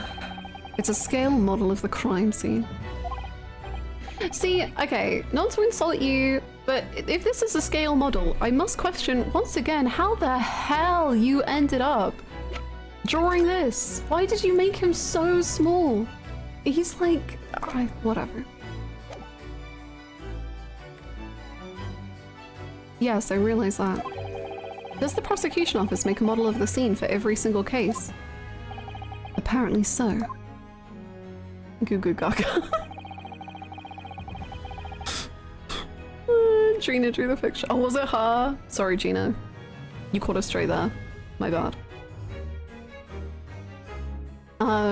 Sometimes it helps to visualize things better and notice things you hadn't spotted before. Actually, the miniature notice board is my work. Oh, very nice. Good stuff. Be honest, you enjoyed making that. Cute. Are they gonna scare me again?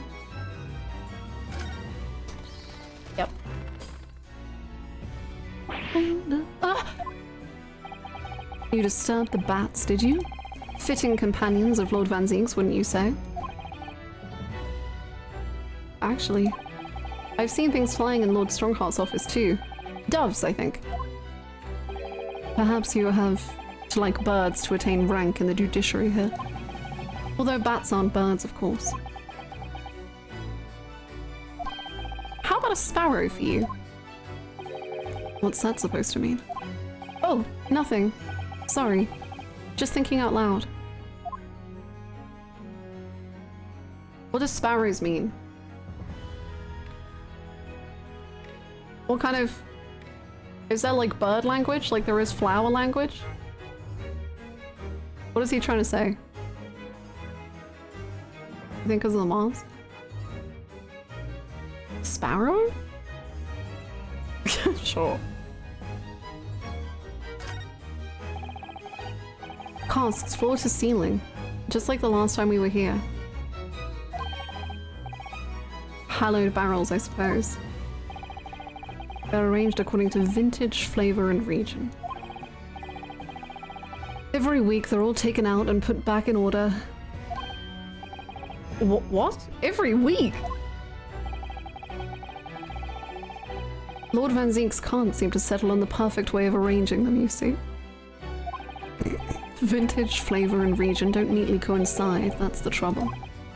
Gosh, being his apprentice must be a real challenge! Actually, no. Oh.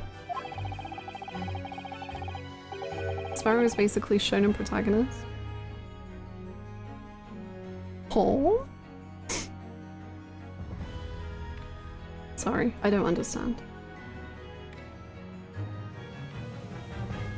Although it does make sense for Kazuma.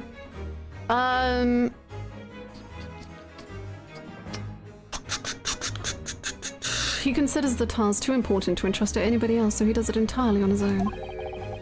So he's a barrel of laughs here and in court then. Nice, Runosuke. Very good. That was very good. I hope you're proud.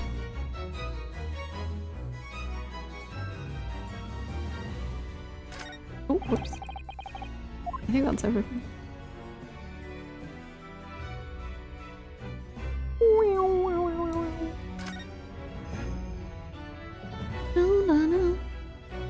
There's a post on Tumblr. Oh, you know, legit, because of this game, I'm like, is my Tumblr era gonna come back again for the, I don't know how many time?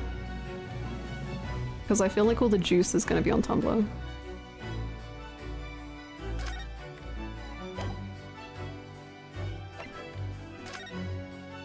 Your disappearance, your father, the Reaper's trial. Oh god. It's getting on for a year now, since what happened on the SS Berea.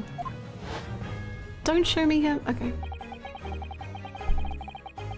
Yeah, because of Great Ace Tiny fan arts. Easy subjects to breach, good going, Reed. It's definitely easier finding older and such on Tumblr. Yeah, for sure. We were heading across the oceans from Japan to Great Britain when a bizarre series of coincidences led to those tragic events. I thought I'd lost my best friend forever.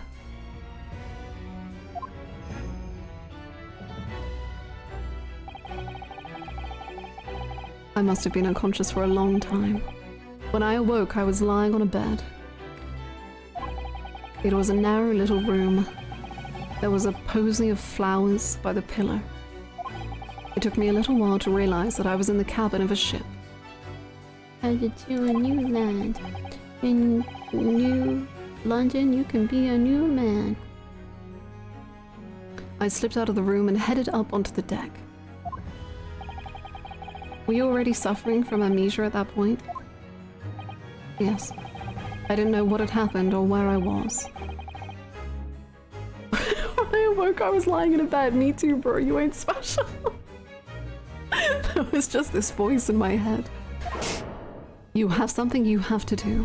Something no one else can know about. Go to Great Britain. Your task awaits you there.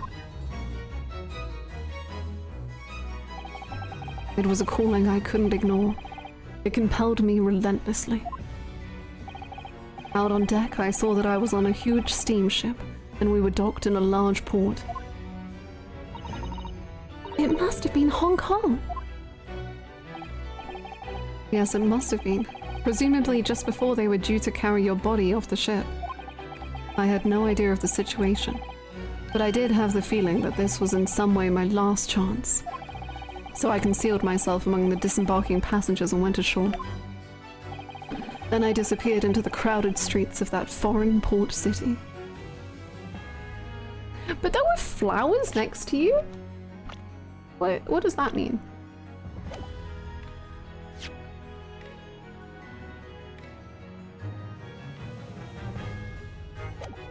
Like flowers for a funeral? Like dead? To cover up the smell of a dead person? Or like someone cared about you enough to put them there?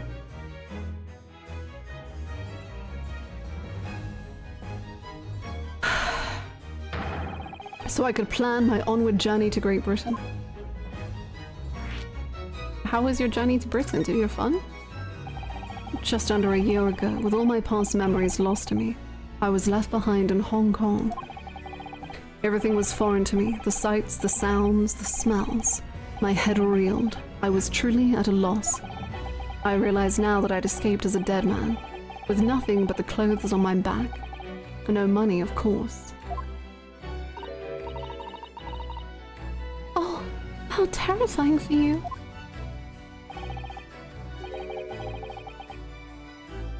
Luckily, though, I had 2 feathers in my cap.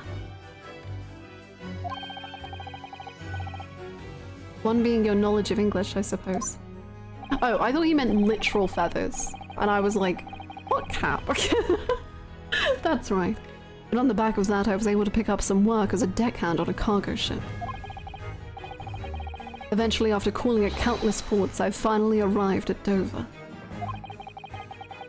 That must have been some 3 months ago now. Your formidable tenacity of purpose showing itself again. I mean, the man had lost his memory and had literally nothing to his name. But he still managed to make his way to London on the opposite side of the world. Feather 2, I'm super high. Of course, I had no idea why I'd moved heaven and earth to get here at that point. So, how did you end up becoming Lord Van Zieks' apprentice then? Lord Strongheart is a weirdo, man. That can only be called an extraordinary stroke of luck, really. You see, I was stopped at the border because I had no papers. They took me straight to Scotland Yard. And by sheer coincidence, Lord Strongheart was there to attend a meeting. That's when the second feather in my cap came into play. Hi, Julia. How are you? Would that have been your knowledge of the law? Yes, exactly. Lord Strongheart was curious about an Easterner with intimate knowledge of British law. He took me back with him to the Supreme Court and assigned me to the prosecutor's office. Does that mean that he just walked up to Lord Strongheart and was like, Article 12.5, we do not steal. Article 12.6, we don't be bad. And just recited British law to him. And then 9 days ago,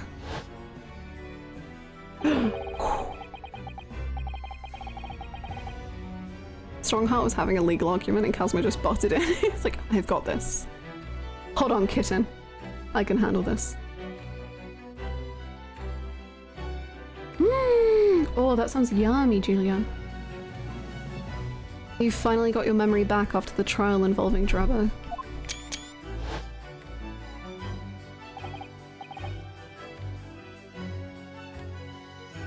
True, indeed. Yes, I did. So, like, about your dad. So, Genshin. Impact. Ever since I first met you at Yume, you talked about your dream. I wonder what Yume means. Mark my words, Ryunosuke. I'll be chosen as a visiting student and make my way to Great Britain someday. Did you know the entire time about what happened to your father here? 16 years ago. Oh, stop that! Stop it! Stop that right now! Are these sparrows? Oh, look at him. He's a baby, and he has his little sword going on. He looks like so proud, like he's like, yeah, this is my dad. Yeah.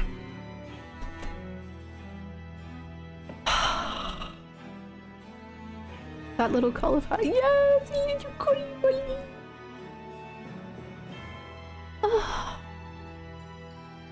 When my father left on that exciting trip to Great Britain, I was just a boy. We took a photograph together the day before his departure. It's my last memory of him. Ooh.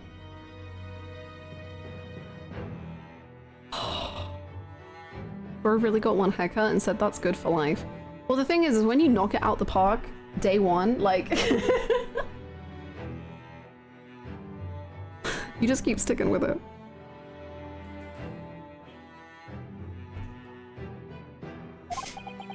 But what I remember most about my father is his unswerving sense of justice.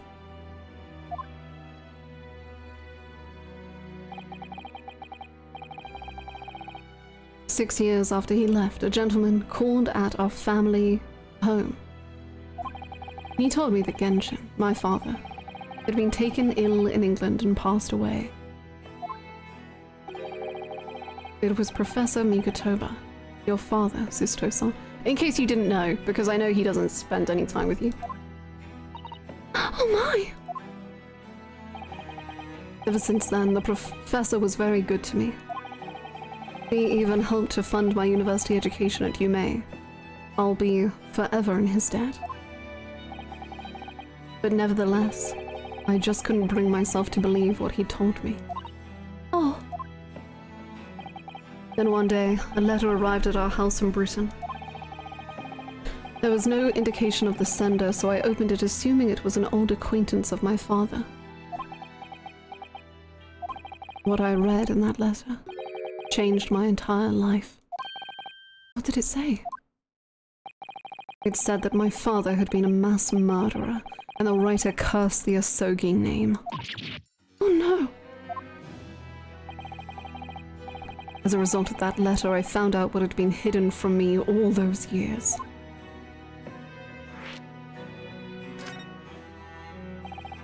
Presumably, the letter was sent from a relative of one of the victims. If whoever it was had been a member of the judiciary, he could have been present at the closed trial. The letter revealed that my father had been sentenced to death, executed for being a killer. I know I'm with you, Sherlockian, genuinely.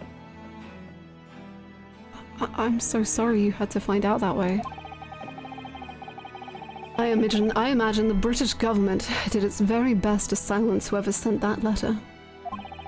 But someone who knew the truth and couldn't bear the resentment was always going to be a problem. Okay, but how did they get his address? I'm thinking... because they sent all of the belongings to Kazuma, the jail would have known his address. Because they... had all his, like, the will and testament.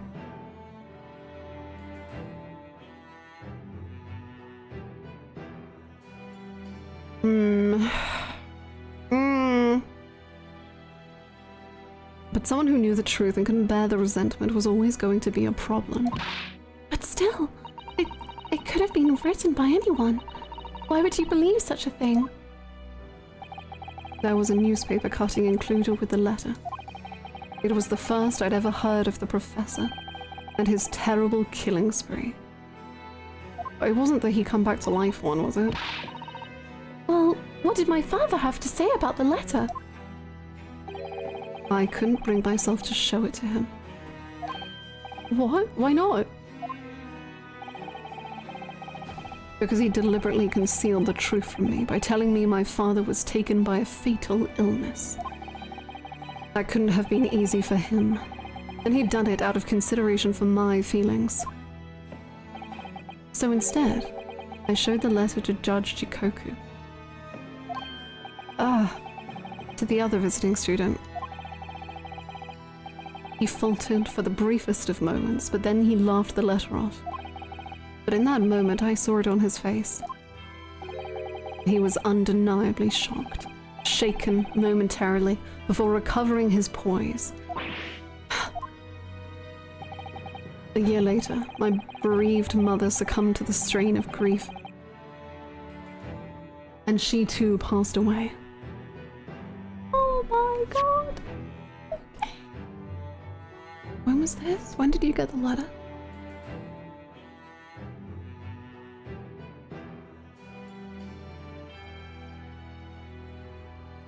Okay. That's when I made up my mind that one day, without fail, I would cross the seas to Britain and seek the truth for myself. The truth about my father, Genshin Asogi. And I wouldn't let anyone stand in my way. Oh, Kazuma-sama. Okay.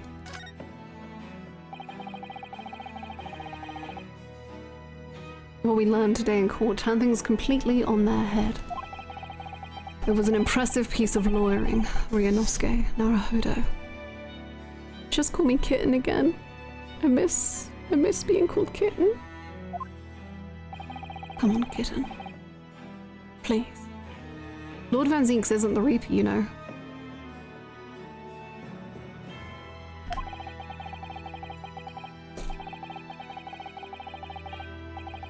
I always don't want to believe it myself, but it turns out that Inspector Gregson himself, the victim, was... It's clear that the Inspector was behind the Reaper's activity all along. Is it? You mean you knew?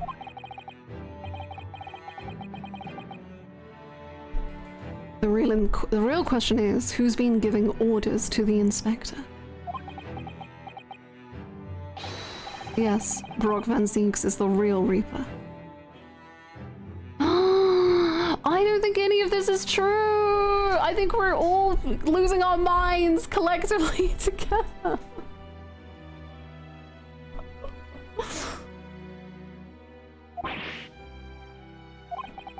And I know that 10 years ago, it was him who decided my father must be a mass murderer and sent him to his grave.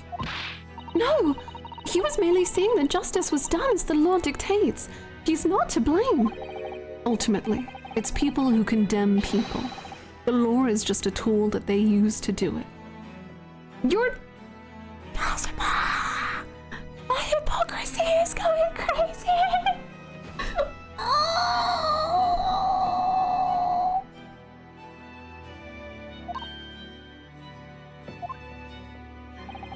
And when a man condemns another, he must take responsibility for his actions. Of course he must. But I know for certain that my father would never have taken another man's life. Kazuma. On the contrary, my father's life was taken by the Reaper. Oh god, what if he was shot by, like, Van Zieks' bullet? I don't even want to start thinking about that. That's...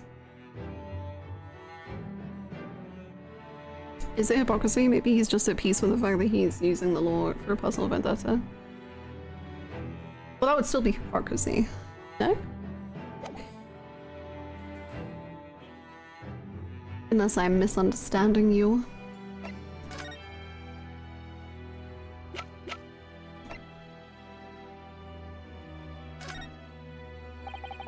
Kazuma, what do you make of this? There's only one place where defense lawyers and this is your father's will, Kazuma. Okay, I won't give it to you. Whatever. Whatever.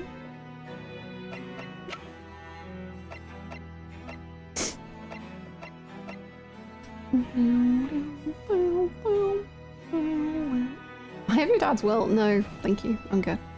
Maybe in court. Maybe he's counting on people not avenging Van Zieks. I don't think anyone would avenge Van Zieks. I think you would be right. Like, Van Zieks has no one. I mean, you kind of had Gregson. Maybe. Ugh. But by the way, just in case there was confusion, I know Clint died first. What I was saying was hypocritical, was the idea of Kazuma being like condemning another man. Hold on, let me find what I was saying.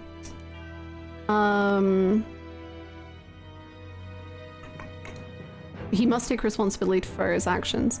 And I was not talking about Van Zieks, I was talking about the fact that he like is using the law as a tool to like force Vigil into like having a complete breakdown. And I guess you could say he took responsibility by like visiting him and being like, sorry about that. But still, I think that's still hypocritical, which is good. It's good that characters are hypocritical. Kazuma, you don't even want to look at the picture? No! Whoa, whoa, whoa. What did you say? Did you say something different? Ah! No.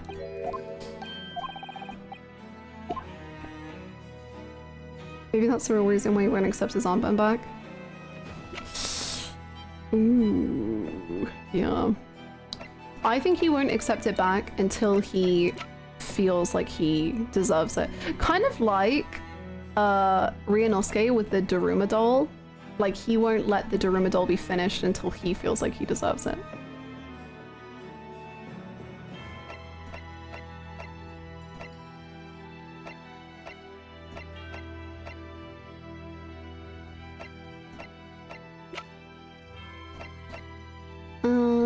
I guess we could show those. No. Okay, I guess we're done. It feels like the conversation isn't over. But I don't know... Oh, maybe the autopsy report? To be like, can we talk to... Yeah. This came up in the trial, didn't it? As something a little dubious, I mean. The fact that no time of death was recorded on Inspector Gregson's autopsy report. Yes, there were some unexpected turns in the courtroom earlier.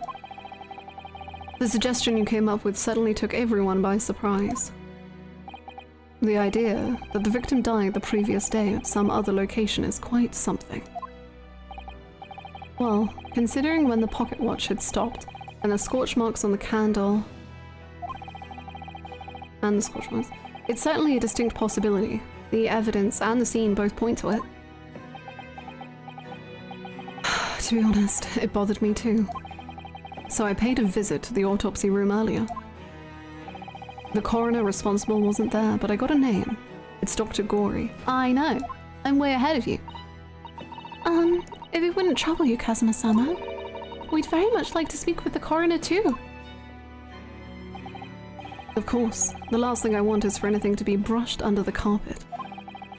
Scotland Yard's autopsy laboratory is behind Lowgate Cemetery. By Berkeley Prison, you mean? You know it, do you? The prison where my father was incarcerated and robbed of his life.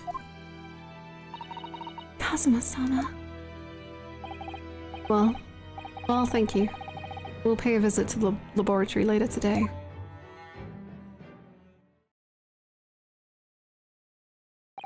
Ryunosuke, I want to thank you.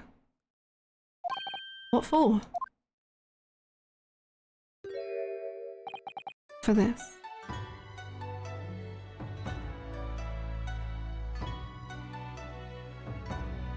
Oh.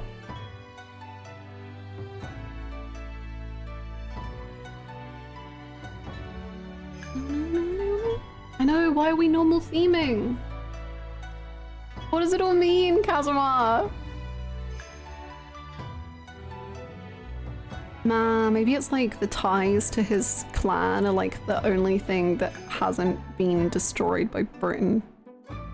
Well, I guess it kind of has. I don't know. Something about along those lines. For this, you safeguarded the soul of the Asogi clan. Well, it is a famous sword that's been in your family for generations. My only slight regret is that I never got the chance to draw it before I returned it to you.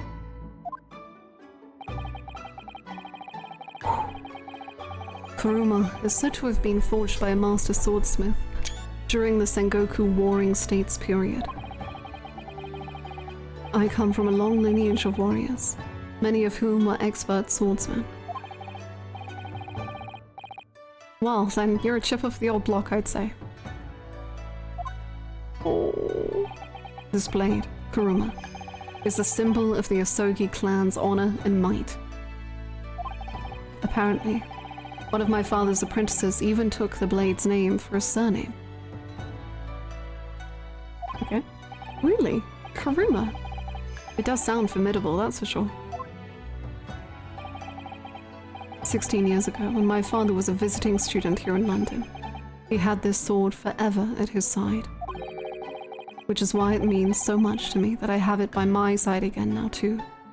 Oh, he's actually smiling! What the heck?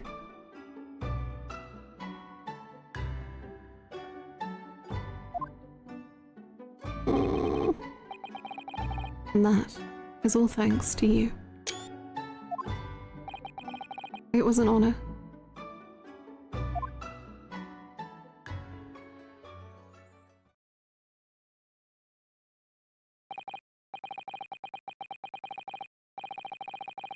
Now, I have preparations to make for tomorrow.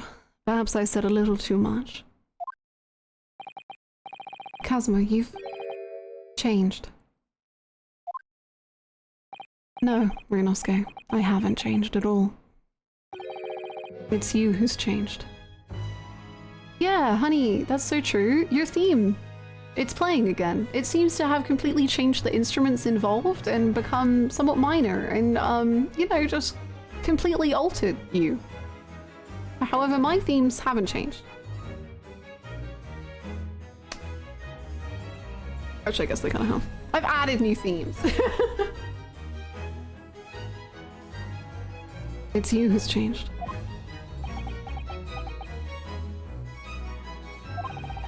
I can completely understand your resentment of Lord Van Zieks given what happened. But the fact is, those events in this case are, well, unrelated. Is that what you want to say? How can you be so sure? What do you mean? Never mind. That man is the Reaper, and it's for that reason that the Inspector was killed. probably think they've both changed. Sorry, I'm just telling jokes. I'm going to prove as much as I'm going to prove as much in court tomorrow, by whatever means necessary. I can't let you do that, Kazuma.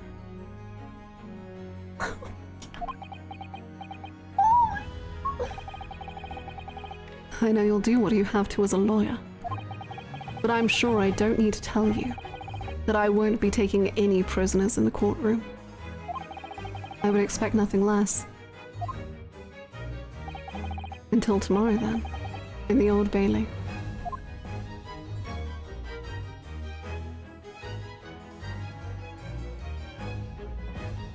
Oh, hi Katzal, how's it going?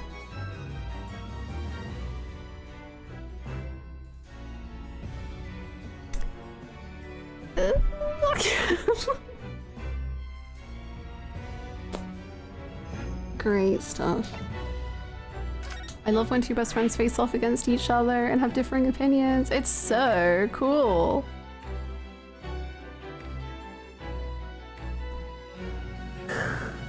You won't be taking any prisoners? Does that mean Van Zieks is free to go?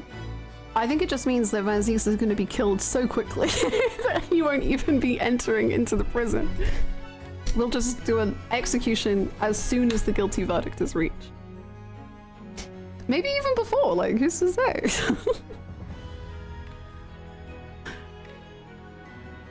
Okay, peak incoming, actually. Oh my god, I love it already! Oh my god! She really did not care about her mom. She was like, I'll make it mine, immediately. Let me take over.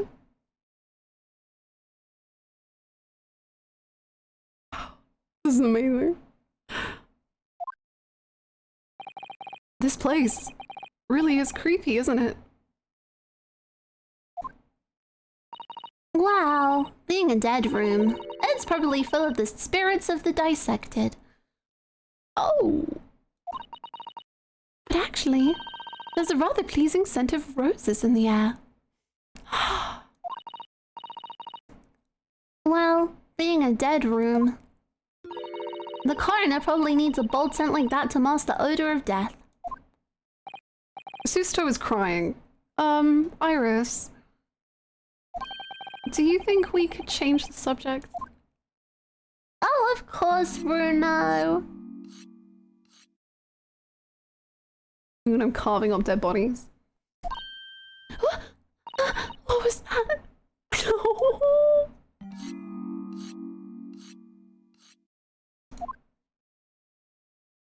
Oh, look at her. What a treat! Dr. Gory?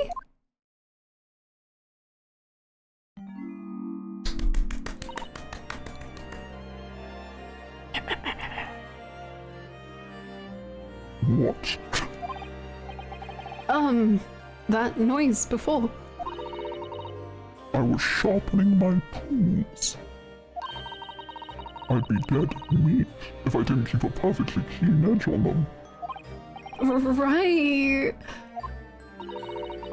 When following the collagen fibers in the dermis, an expertly sharpened scalpel cuts like cheese.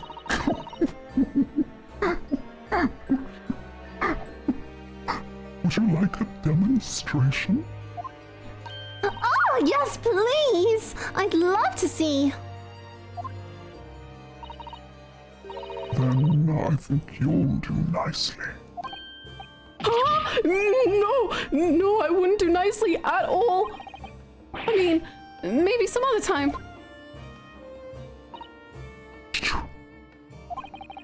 Was that a tut? Well, we came here to ask questions, so...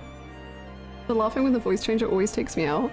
Me too, because I can hear myself in my headphones, and then I start laughing, and then I'm laughing at my laughing, and then I just can't stop until I can't breathe.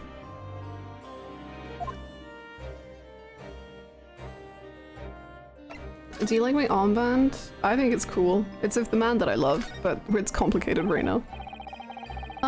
Could I ask your opinion about this? Don't forget, You're responsible for putting my mama in jail. Why should I help you? She's got a point, is the thing. Okay, well, cool. Do you mind if I look around your room real quick? Thank you so much. That looks like an owl and a crow up there. I know, and they haven't even twitched since we came in here. Oh, he forgot. Girl, with how fast you've redecorated, I think we did you a favor. They're taxidermy. Oh, I was afraid you were gonna say that.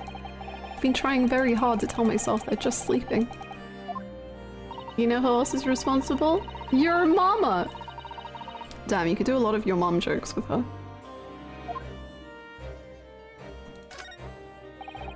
Well, look at this. What a magnificent display case. The cherry wood has been polished to a high sheen and the intricate ornament.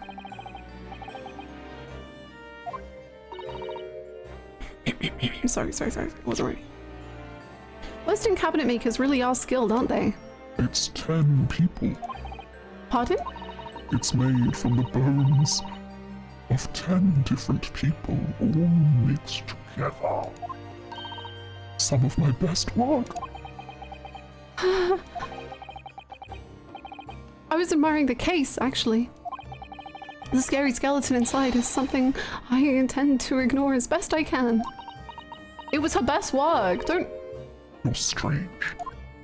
Don't ignore her. I wonder who is the strangest. Is that your mom or a trash can? Oh no. This looks different to before. Of course, Mr. Naruhodo. Miss Gory is a young maiden.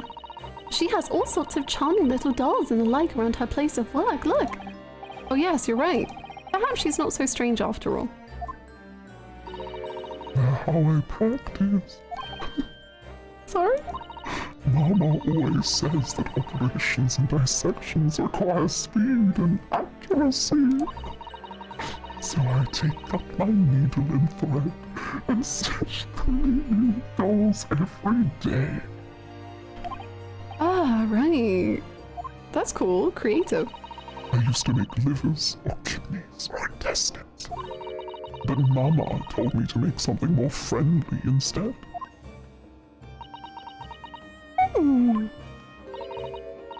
That's quite different to what I'd imagined.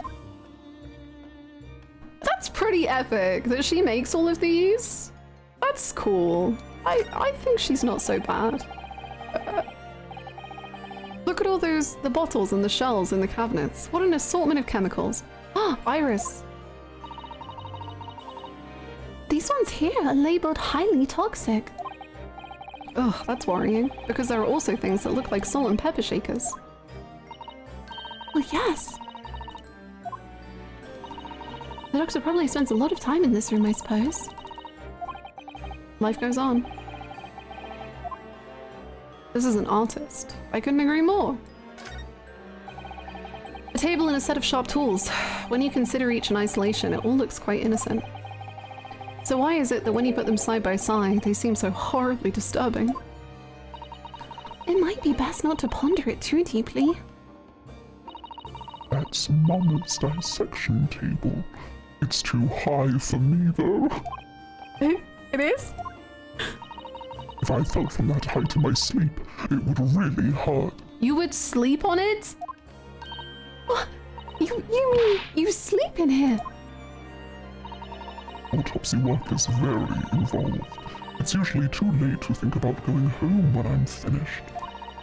But I have bad dreams when I sleep here, and I always end up falling onto the floor. So I'd like to exchange that table for a lower one. Maybe you should just go home. What, go home? To where her dead mother is? No, she's not even dead. She's alive. Her live mother isn't there? Those large jars seem to have pale things floating around inside them. Most normal Ace Attorney character, sure.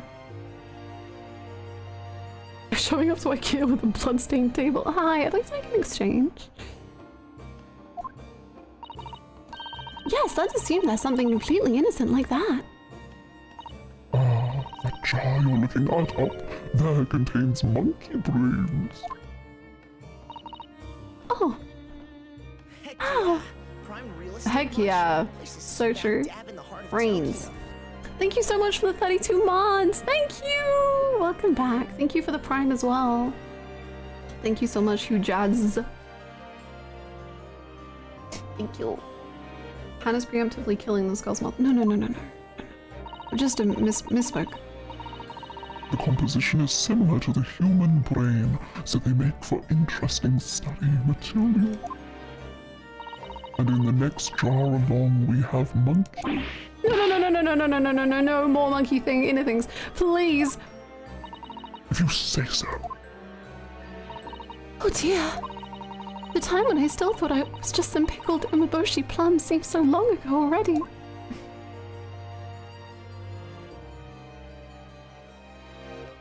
Fake weird girl, Ryunosuke versus real weird girl.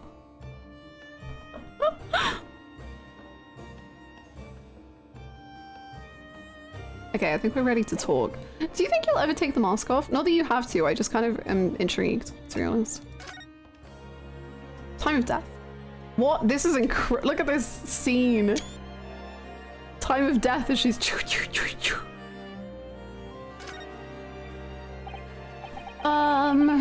we have actually met before. I'm a lawyer, if you remember. You're not dead yet. What?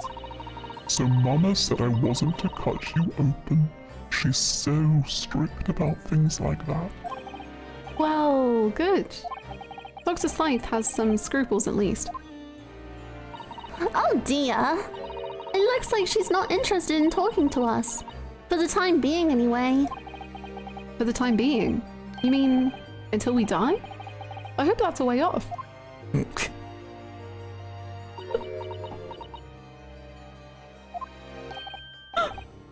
Sorry, but I wasn't planning on dying anytime soon. Surely there's some less drastic way of making her listen. The voice is so good with her mask.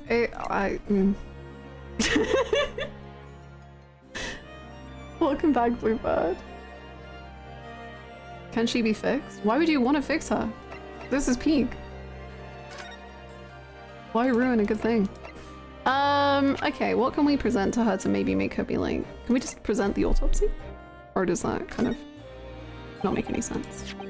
Oh, no, okay, apparently it does. Dr. Corey, we actually came to ask you about this.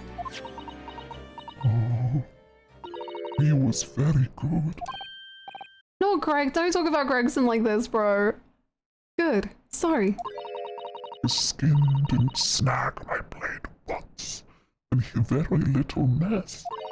His joints dislocated easily, and his muscle tissue was a pleasure to work with.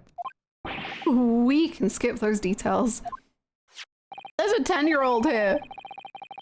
But there is one thing about the report that caught my attention. You don't seem to have recorded a time of death.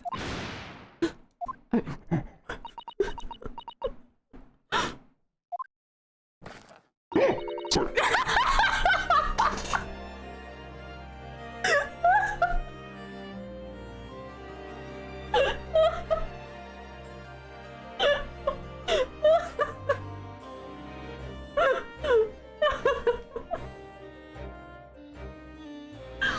Okay, she looks epic.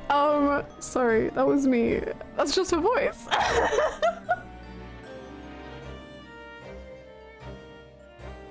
That was just my natural scream. God, I don't actually know what she talks like. That's not my fault. Oh, that made me jump. Me too. Then please, tell us what happened. Time of death, time of death. She has such... I loved her design already. But, like, I love the butterfly. So cool. So, why doesn't this autopsy report include the victim's time of death, then? It's really the most crucial detail. Oh. I was told not to write it. What? By whom? Mayor Strongheart, the Lord Chief Justice, he came here. Lord Strongheart came. He said that from the witness statements about the gunshot and the other evidence, it was obvious. The man clearly died at 5 p.m. on 1st November when the gunshot was heard. Why is Strongheart killing Gregson? But that's not the time of death you wrote on the report. You didn't write anything. Was there some reason you didn't include it?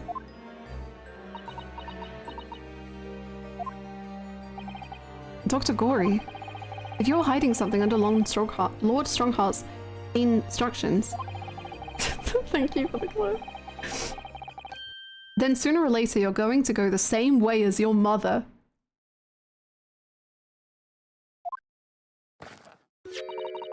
Give it here then. Hmm? What's she scribbling so furiously? There. You've written... What she's written? Tell us. Tell us. Indeterminate. But... Okay, so she won't lie, I guess. Insane escalation.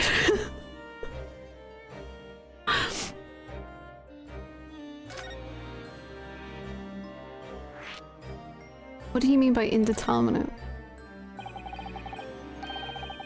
Okay, real scary, stop. What do you mean by that? Why was the time of death indeterminate? When the specimen was brought in, it was still fresh. So the time of death could easily have coincided with when the gunshot was heard. But there was one small discrepancy. What discrepancy? There was some fried fish in the pocket of the specimen's overcoat. And that fish had started to rot. What?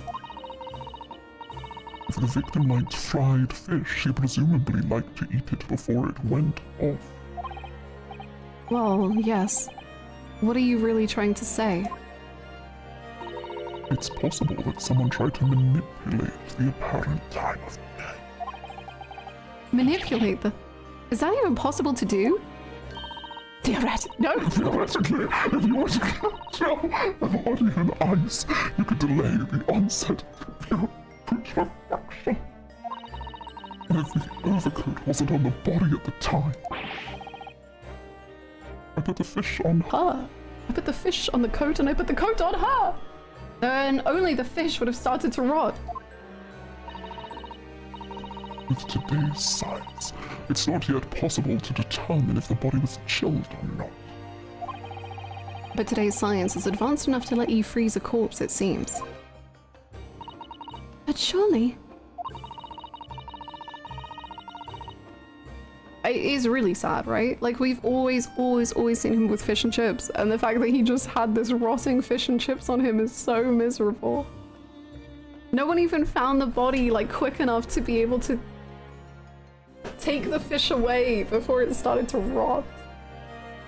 Oh, man. To chill a corpse like that would require an enormous electrical refrigerator. And I don't imagine many households in London are equipped with such a device.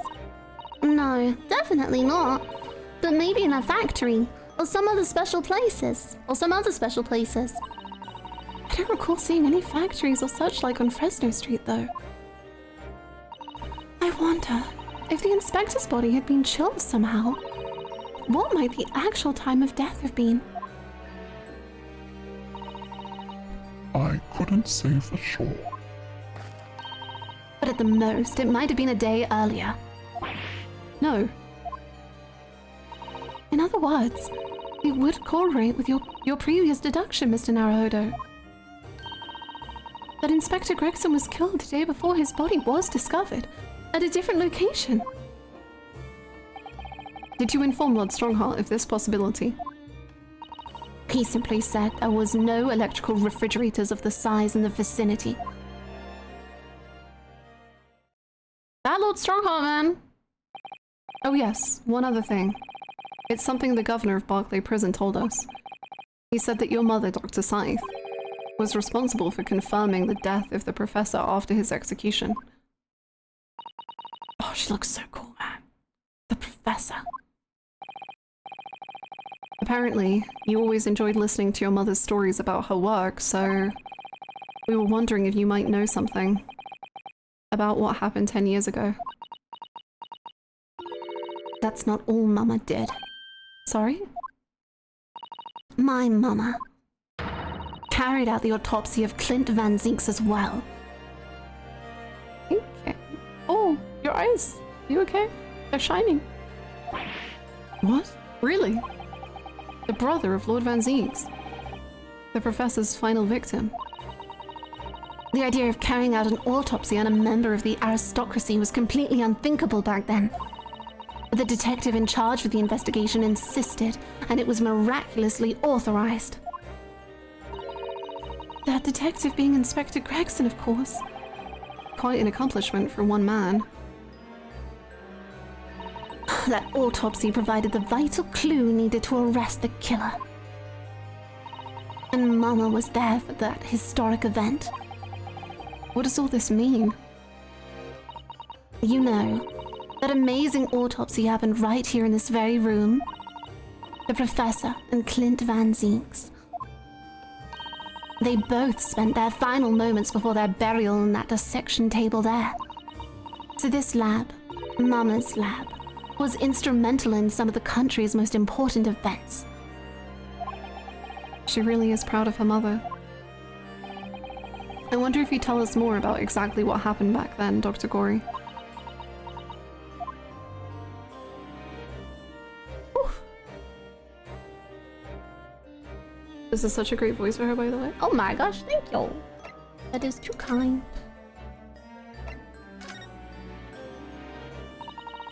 The professor's execution was Mama's first big case. She had to be in attendance at Berkeley Prison's execution chamber and sign the certificate to confirm the convict's death. Mama is the best coroner in the world, you know. I was so proud of her.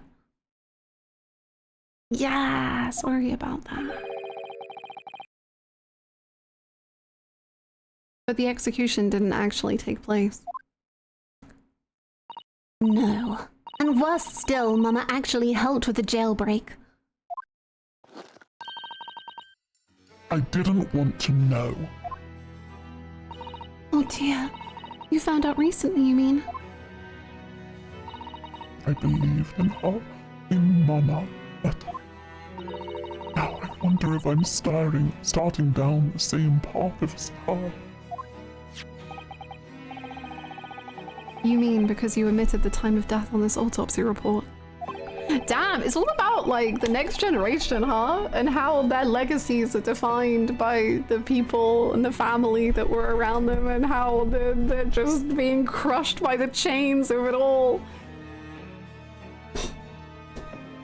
But that's because Lord Strongheart forbade you from including it. Just like Mama, I'm sure she was coerced by somebody too. Yes, that's my feeling as well. There's no doubt that there were powerful forces at play 10 years ago. The execution couldn't have been staged without a lot of people at the prison knowing about it. Obviously, the prison governor must have been in on it as well. The big man with the little handcuffs, according to what he told us. He was tricked by the chief warder. He says he knew nothing about it. Of course he said that. I'd say the same thing. Just who was behind that jailbreak all those years ago?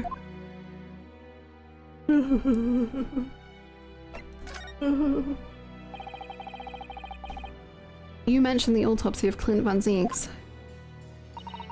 It was at a time when carrying out autopsies of murder victims was very unusual. It's still not a practice that's observed in our country even now.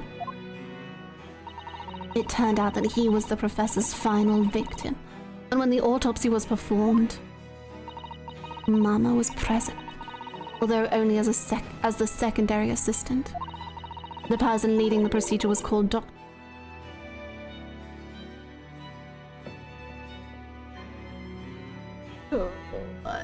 God. Dr. John H. Wilson. That's right, my daddy!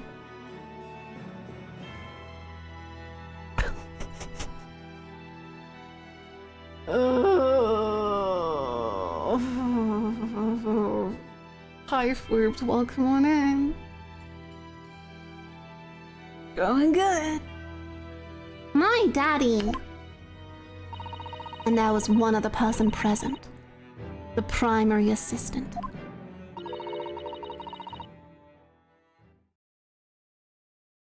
Oh, brother! He was a visiting student from the Far East. Wait, a visiting student?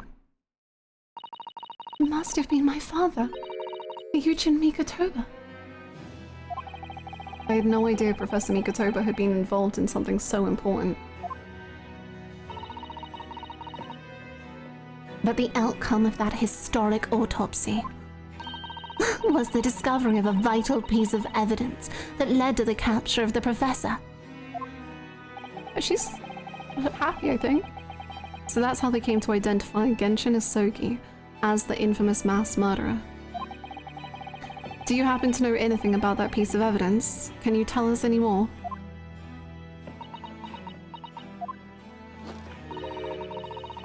Would you like to see the records for yourself? Would that be alright? What's the point of keeping records if people can't look at them?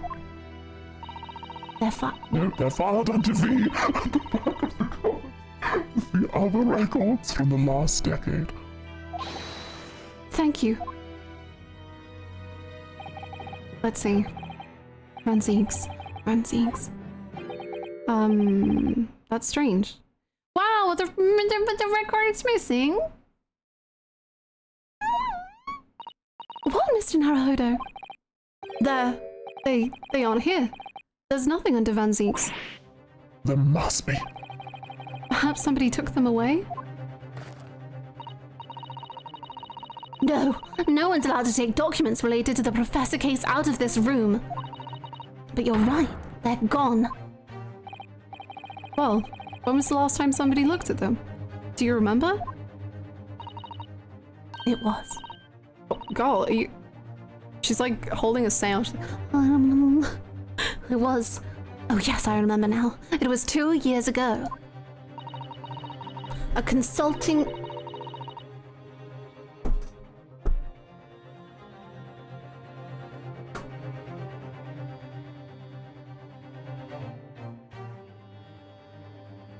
A consulting detective came one day saying that he'd like to see the records. no, you don't mean... Herlock Shelms was his name. Deep down I knew that was coming. Do you think he stole the records? Yeah, probably. Oh no, surely not. Iris, that can't be right, can it? Yeah, that sounds like Harley.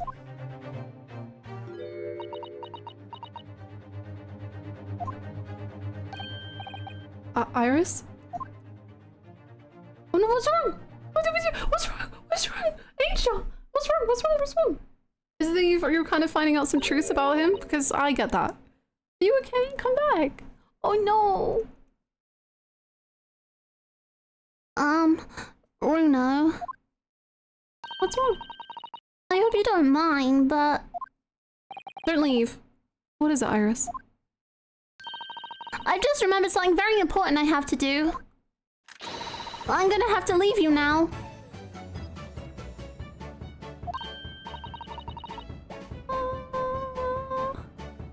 Oh, this is very sudden, Iris. Well, we'll come with you then.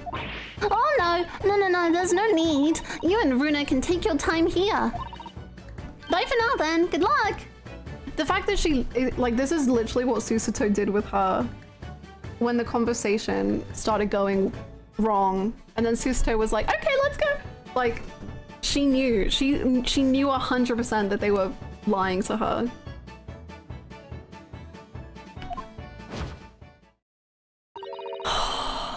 Wait a minute, little girl. Huh? Me? I remember now. You've been here before, haven't you? Iris! Have you, Iris? Yes, 2 years ago, when that detective came. You were with him, weren't you? You were a living specimen then too. Well, that's the way it usually works, yes. Did she steal it? The way that she's putting her mask on, just like Maria. Oh my god. Was I? I really don't remember. Anyway, sorry, but I must dash. Wait, Iris. I'll brew up a pot for you when you get home. Not her dude literally doing Harlock's sprite before running away. Like father, like daughter.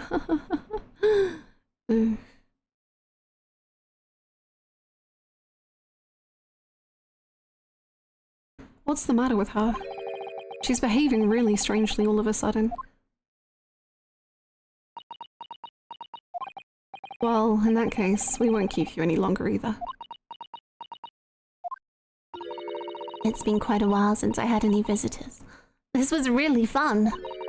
But next time you come, I'd prefer if you were ready for dissection. I can't make any promises, sorry. It's a bit strange that the records of Clint Van Zinks' autopsy have disappeared. But I think we've asked all that we came to ask now. Look at her! Her smile is so cute. Her smile is so cute because she has one of those smiles where, like, it kind of feels like she's never smiled before, which kind of breaks my heart. And then the fact that she was like, this was actually fun. I'm like, did you have friends, honey? You can be our friend. That's okay. Let's have a closer look at this. Ah. And again, let's not. At least not while she's armed.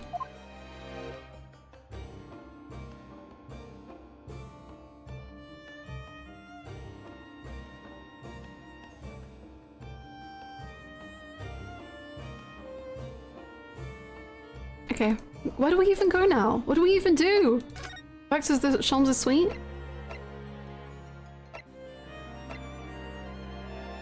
Oh, maybe back to the hotel to be like, what the heck a doodle do are you up to, Mikotoba? I'm sick of your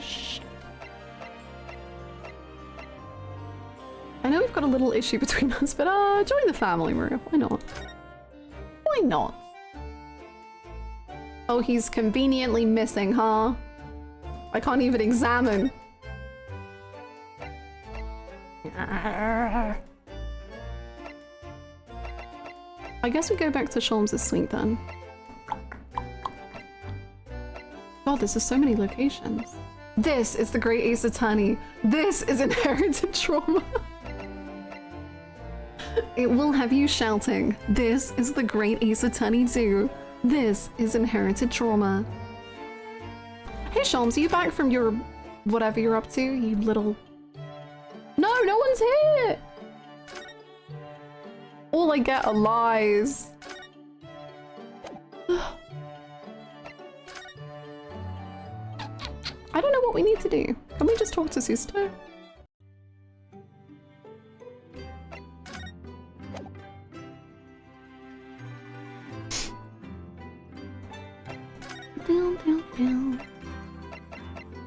I guess let's go to everything.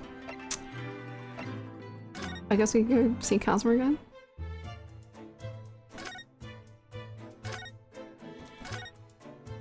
Well, he's gone. Okay, cool. Cool. Let's go to the hospital. He's still unwell, and that might remain the same for a while. Oh, is his patient? Oh. Okay. They were all raptured. Oh, damn. That's rough.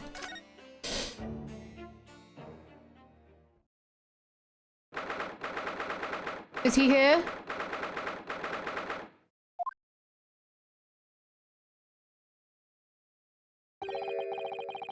There's a box now. The police police are still busily investigating in here then. But Gina's nowhere to be seen. Where is she? Yes, it has been blissfully quiet, hasn't it? Ryunosuke? What does that mean? Perhaps she's out investigating on her own, practicing what her boss taught her. Well, I expect she'll be back before too long. Shall we wait? Okay. Actually, there's something different about this room since the last time we were here. We could always use the time to investigate more thoroughly. Ryunosuke, sweetie, I don't know if everyone can hear the soundtrack. This little trunk wasn't here before, was it? Oh, it appears to be made of metal. It must be very heavy. I wonder to whom it belongs. There are some initials on the outside, look. TG. Great. Let's ask one of the policemen if they know how it came to be here. Oi! What do you think you're doing? Hello, Angel. I love you. That's my trunk, that is. Hands off. Gina! Gina! Where were you hiding? I don't know. You leave something unattended for a few seconds and every Tom, Dick and Harry's got his greedy eyes on it. Just a wild guess, Gina, but... Turlock Gomes. What? Spit it out, Otto. Is it fair to say that you've only owned that trunk since this morning's trial? What? What are you trying to say? Come on, this trunk goes with me everywhere. Always has. Where have you been the last year? Trying not to incur your wrath, mainly. Ugh, I love her. She's the best. Tell me about your boss. Have we caused any mental breakdowns in the last few hours?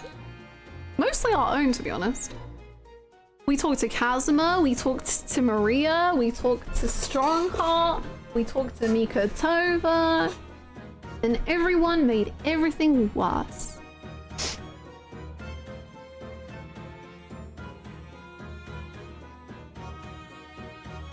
You should hear them talking at the yard now. They should be ashamed of themselves.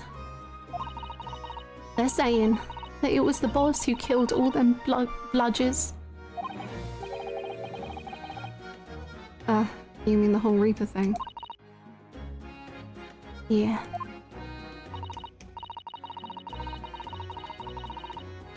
Apparently the boss was investigating stuff that no one else at the yard knew nothing about. Stuff to do with all them criminals what got off scot-free. Yes, the ones prosecuted by Lord Van Ziegs, who used bribery and corruption to evade conviction. Well then obviously, it was the bloomin' Reaper giving the orders, wasn't it? Kazuma would agree. But why would people be suspecting Inspector Gregson of being involved in the killings?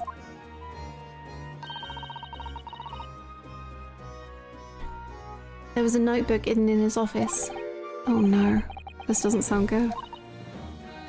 It had details about all the crimes that had been pegged as the Reaper's work. What? No! Did you see it, Gina? Did you see that notebook? They wouldn't flaming let me, because I'm just an apprentice apparently. But it was me who found it, and he was my boss. That's right. I was pretty miffed about it, so... You stole it? I'll sneak a peek at what it said anyway. Oh, that's our Gina. Oh, that's our Gina. So, you managed to see what was written in Gregson's secret notebook anyway, did you? Well, yeah, I see it. It's my right to read what he wrote. And what had he written, Gina? Dates, times, places, names, an whole long list of them.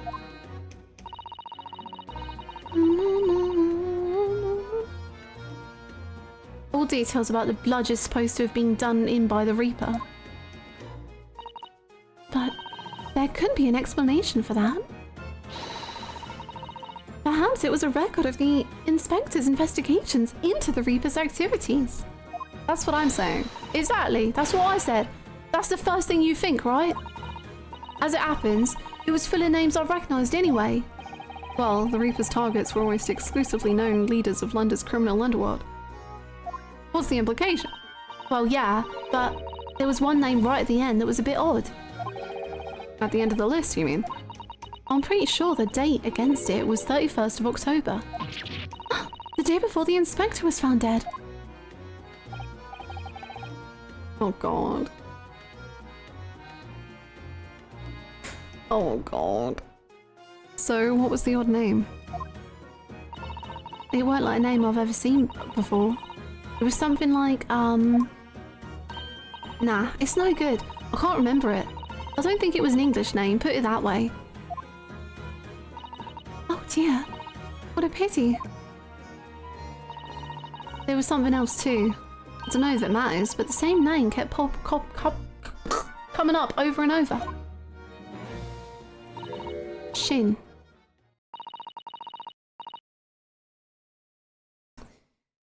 Shin it was. Don't suppose it means anything, but...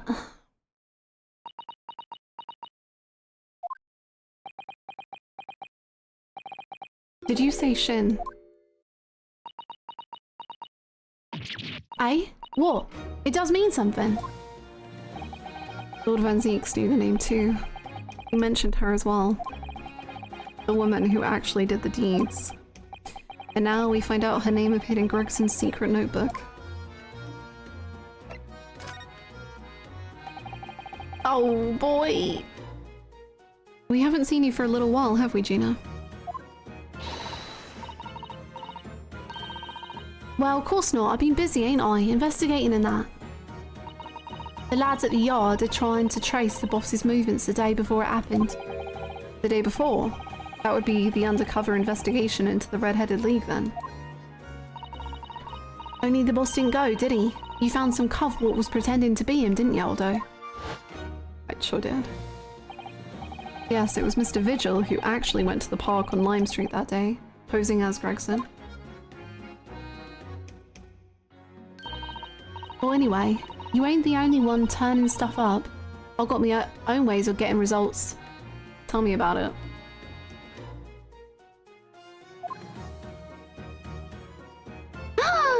Baby!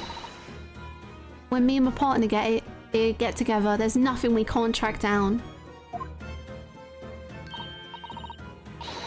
Oh, little Toby, he's such a faithful friend.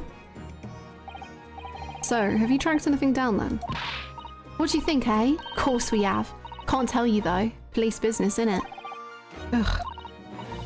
Anyway, the point is, if you lot ever need help, you know who to turn to, right? Me and the L-Hound here. Right. Because he looks oh so hellish, honest. Oh. Oh. Remember when Kazuma could pick Ryunosuke up like this and say he and his partner could do anything? I remember it vividly. Gina, about your hell now. Chief Inspector Toby, you mean? He's the pride of the force, he is. In Japanese, police dog means something quite different and not altogether nice to those involved in crime. But here in Britain, it's a wonderful compliment, it seems. For a canine, at least. It should be. After all, in the Great Exhibition case the other day, it was Toby here who managed to locate Drebber's workshop. Maybe it's time for another demonstration of what this super dog can do, eh? Do we have something the Chief Inspector could catch the scent of?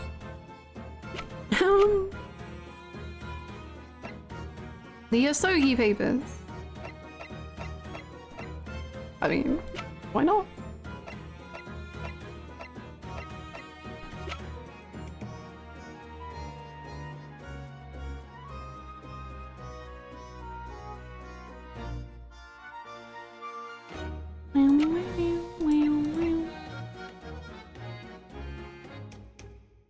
I miss my guy too. Take that! well. If you wouldn't mind having a sniff of this. Oh yes, we are doing this.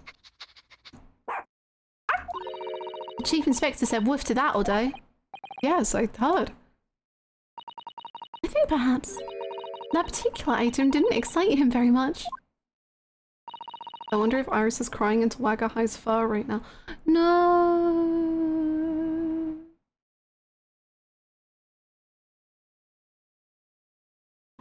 And you got nothing else? I'll have a think.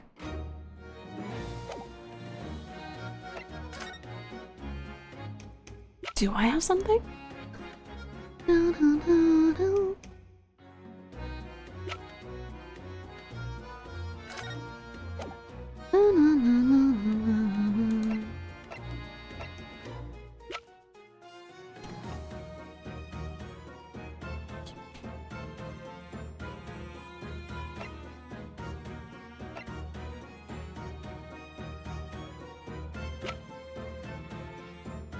I don't think so.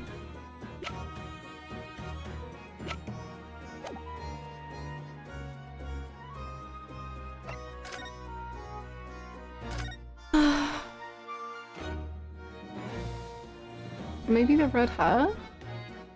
But I don't really know where that would lead me.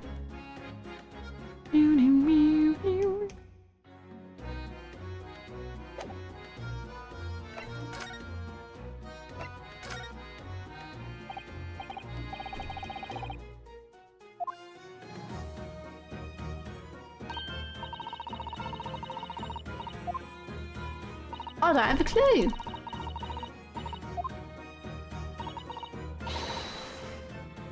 There isn't a form of penalty if you get these wrong. It didn't seem like it. No. Take that!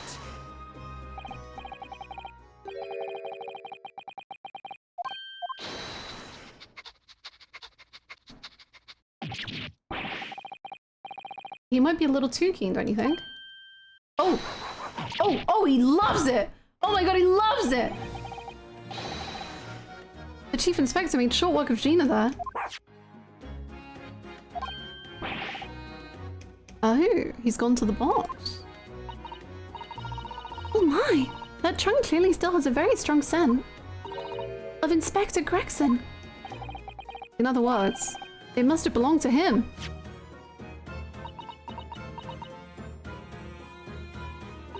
All right, it's a fair cop, I suppose.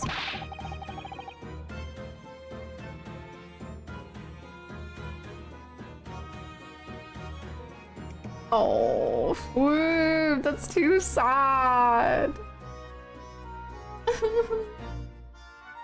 And he nearly got away with it too. You always talk so proudly of Chief Inspector Toby's nose and what it can achieve. Did it not cross your mind that he might identify something that was right next to us? Yeah, that was a bit of a bloomer, wasn't it? That's enough now then, Gina. Eh? I think it's time you told us the truth about that trunk.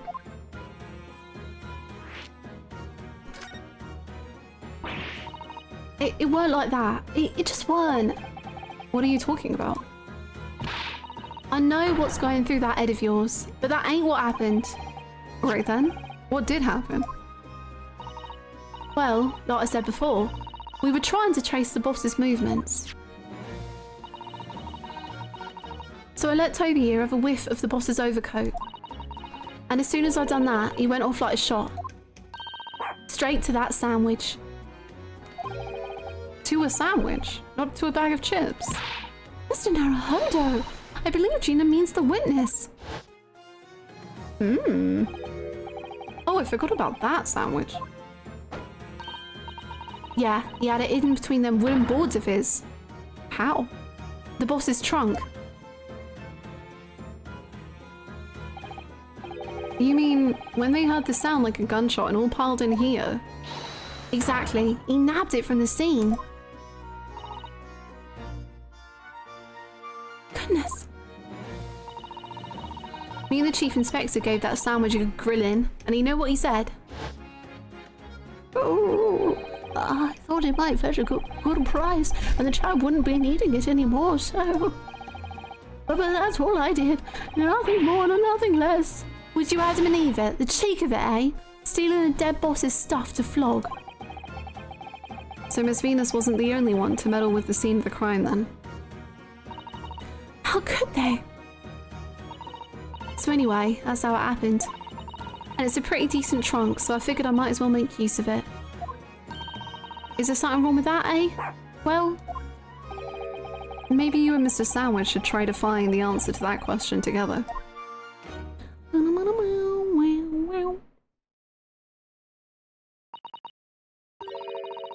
I think perhaps the trunk should be turned over to the police, don't you think?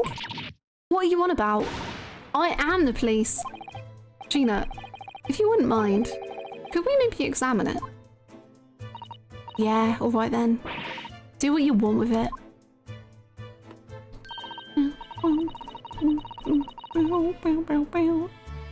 Thank you.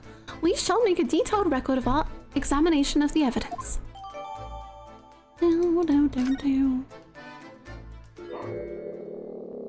What's up? Honey! What's the matter with Toby? Why is he acting so aggressively towards me all of a sudden? Mr. Naruhodo, be careful! It must be the trunk!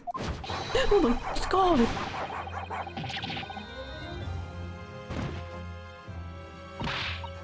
Toby, oi! What are you doing? You're gonna lick his face off! Mr. Naruhodo! Mr. Naruhodo! Gina, quickly, hail a carriage! What? What do you mean hail a carriage?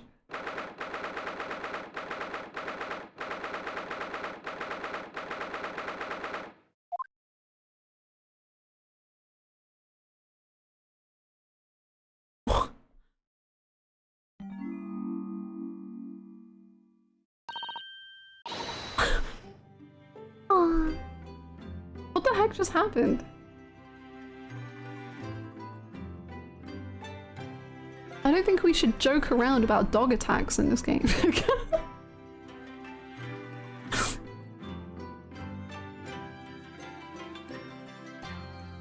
Oh, Mr. Naruhodo, are you alright? A Susita.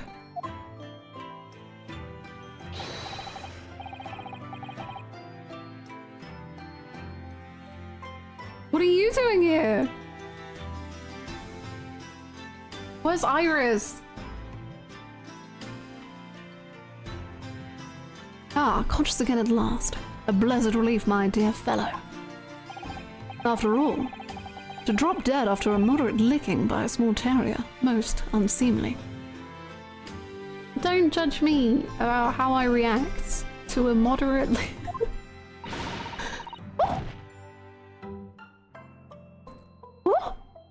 She's actually standing up to him? What the heck? This is... What is or isn't seemly is irrelevant here, Mr. Sholmes. Oh my god, she's actually on Ryunosuke's side rather than Sholmes's? What the hell is happening? Is this a first? What the heck? I'm so glad there's no lasting damage. How are you feeling? I'm fine, thank you. Did you bring me back here? Ah, what's this on my head? A bandage. Sadly, we had no ice, so that's a compress of sugar water. Sugar water? Don't worry, Mr. Naruhodo. It's a first aid treatment that my father taught me. He taught you something? Oh, thank you. So let us take tea when you're feeling up to it. But of course, no sugar in the patient's cup. The bump on my head is throbbing sweetly enough, don't worry. Whenever you feel ready then. You look magnificent, good sir, but you're really causing me a lot of stress as of late. My goodness gracious.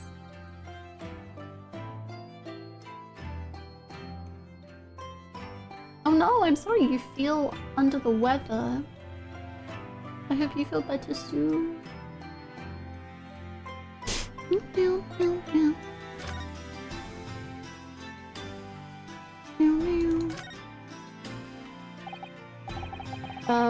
Thank you for your concern, Mr. Sholmes. My dear fellow, think nothing of it. I must say I was quite startled when I heard that you'd been attacked by a dog. For a moment I feared that infamous murderer of so many who'd come back from the dead. You mean the professor? Fortunately, I see your prized throat is unscathed. My prized throat? That stiff turned-up collar of yours? Oh, okay. Like, if you say so. It's obviously afforded some welcome protection.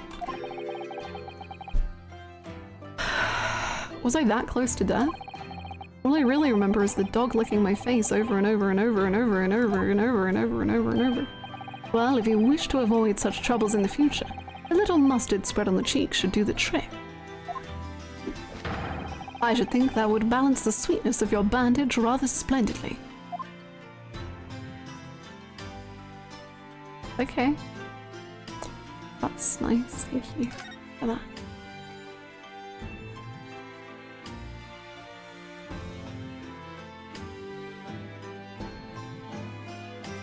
Which cheeks? Huh?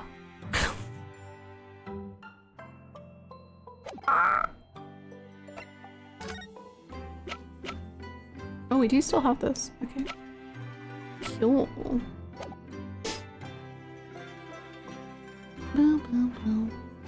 What that prize throat do, Naruhodo?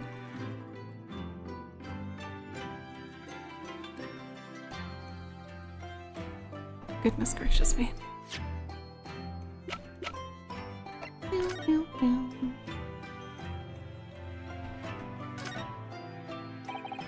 Have you seen this huge gash across the side of the trunk here? Naruhodo? It's gone right through the leather and into the metal behind. Gosh, for a metal chest like this to have been so badly damaged, whatever made the gash must have struck the side of the trunk with considerable force. I wonder how it happened.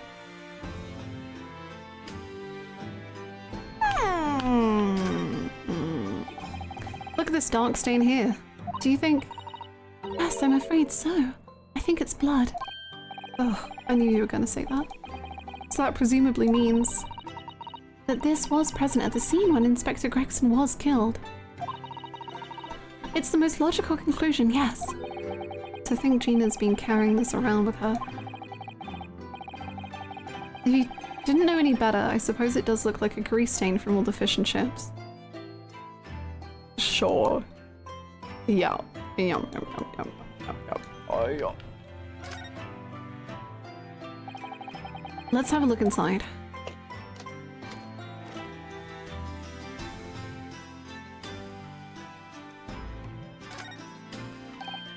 Look, there's something inside. Ooh, let's see. It appears to be a passport authorizing him to travel overseas. Was Inspector Gregson about to go on a trip abroad then? Do you remember no conversation we had with anyone? Perhaps the date of departure might tell us something. That was... What is it? It was for travel on 31st of October, just one day before the incident. What? Really? So he's alive, and he's fine. He's in France!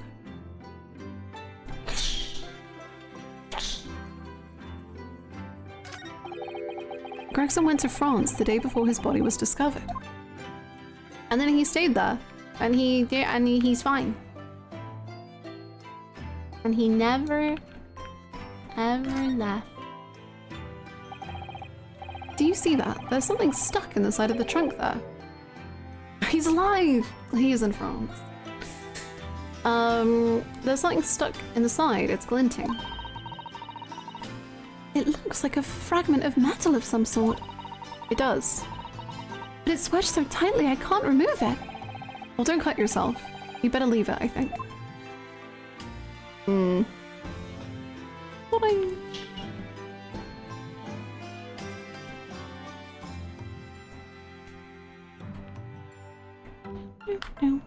That all? That was that wasn't as revealing as one might have hoped. But it did provide copium, so I'll thank it for that.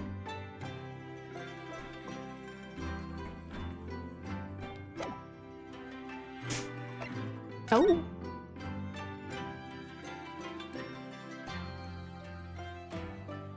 Police business.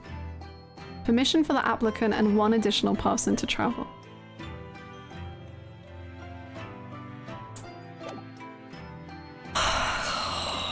Is it gonna be Gina?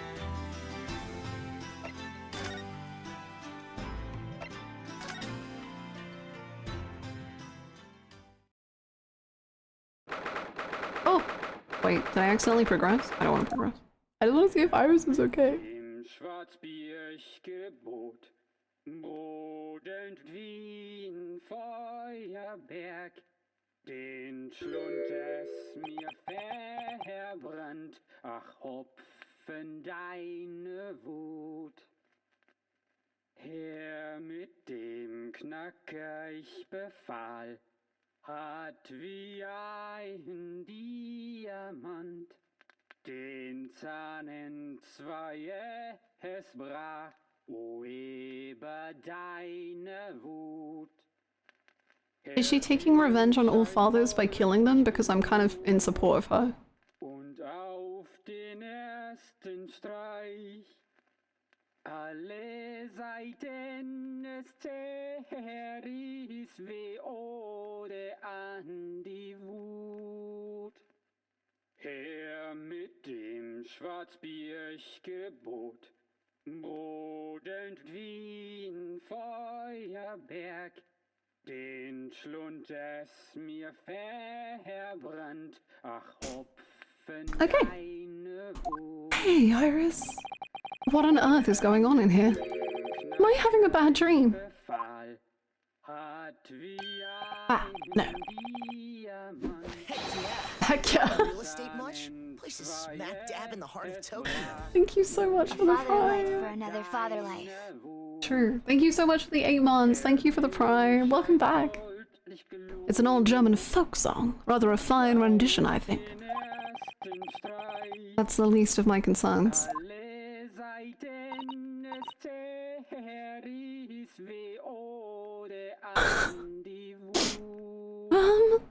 Iris?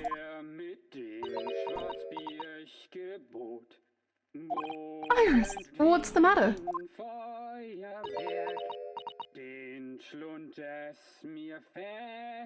No.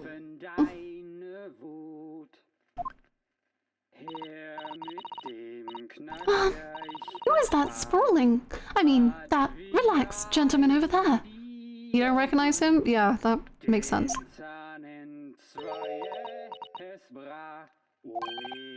Iris, is she even listening? Excuse me, sir. I do apologize for troubling you whilst you're singing so merrily, but would you be so kind enough to explain the situation?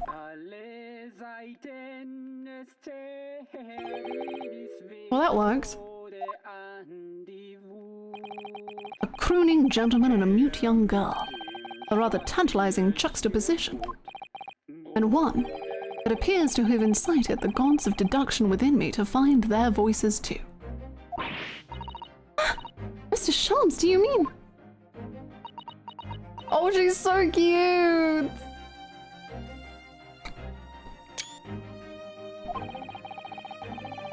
The strains of reasoning within me are playing now as a delightful duet. One melody sings of a reunion full of nostalgia, whilst the other is a morose theme about the great secret you're trying so desperately to conceal, Iris. She's turned as white as a sheet. So as usual, you've instantly seen to the very heart of the matter. By the time my own brief performance is over, I feel sure this gentleman's song will reach its finale. So then, to music land where all is sweetness and delicacy and harmony. Pray, do enjoy Sherlock Sholmes' latest logic and reasoning spectacular.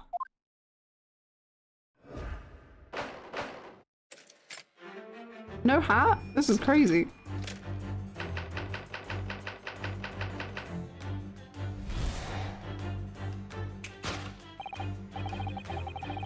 Did I miss a ton of dialogue in the attic? Because I didn't want to do that.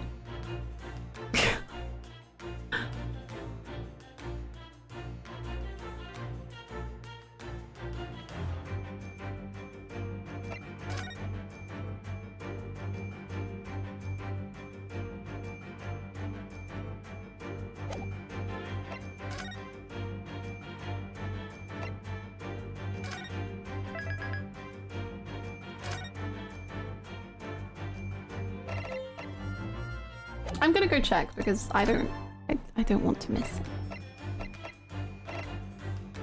Sorry.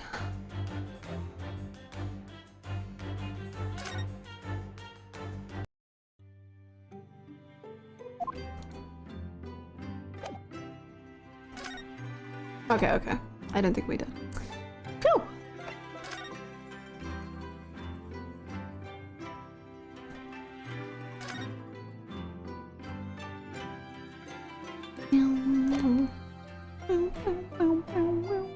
Good job checking that. Thanks. I do my best. Nope, wrong way. Yeah, right button even.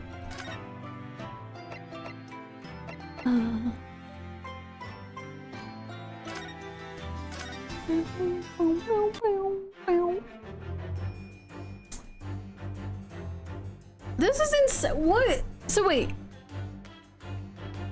Okay, so he is meant to be singing. I thought they were listening to it and he was unconscious and I was so confused what the hell they were talking about.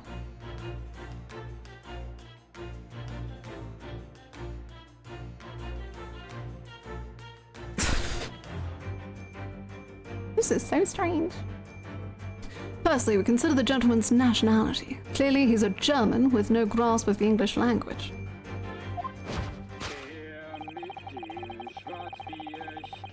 As evidenced by the Germanic song he sings and his apparent inability to understand when asked to desist. So why is the man here at all, and in such apparently high spirits? The answer, of course, Iris, is clearly known to you. Indeed, we need only follow the gaze of those bright young eyes to unravel that particular part of this mystery. The reason for the man's mildly irritating warbling is revealed by the herbal tea. You obviously offered our German guest a cup of your latest herbal blend. The tea's delectable flavor has made the man's spirit soar and resulted in this joyful ditty tumbling incessantly from his lips. I eagerly await sampling the flavor myself, that I may join the fellow in his state of elation. Get high, okay. Oh, I don't like this. Now to the next question. Who exactly is this gentleman availing himself so thoroughly of the settee?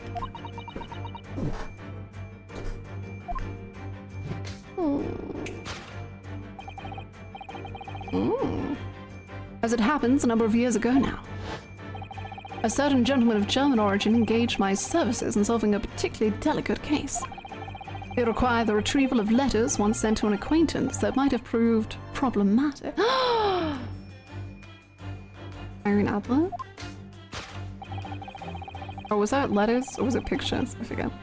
In order to conceal his noble identity, he also arrived at my office in a mask. The gentleman's name was Wilhelm... No. No, wait. It was not that kid's ancestor. No. Oh my god. That name was Wilhelm Gottfried Sigismund von Ormstein. Oh, look at her. She's the best. The King of Germany. If my memory serves, the mask worn by this gentleman is identical. Yes, there could be no question. That mask belongs to the King of Germany. would appear that His Majesty remembers the fine service I afforded him, and has decided to show his face again, mask and all, in order to express his gratitude. A well-mannered monarch indeed. Oh, that's so cute, but it's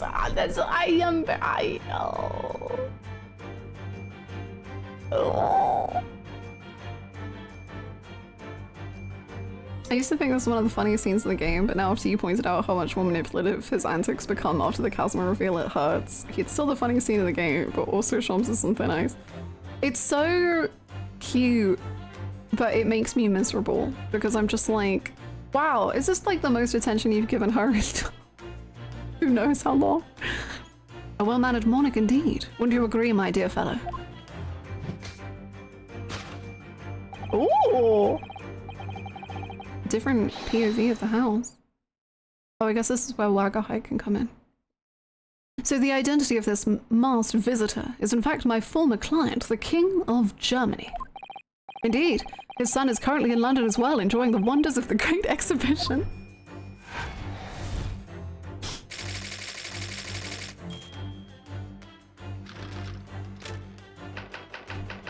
Gull's silence. She really is Gull. Which leaves us with one remaining imponderable. Yes, you, young Iris.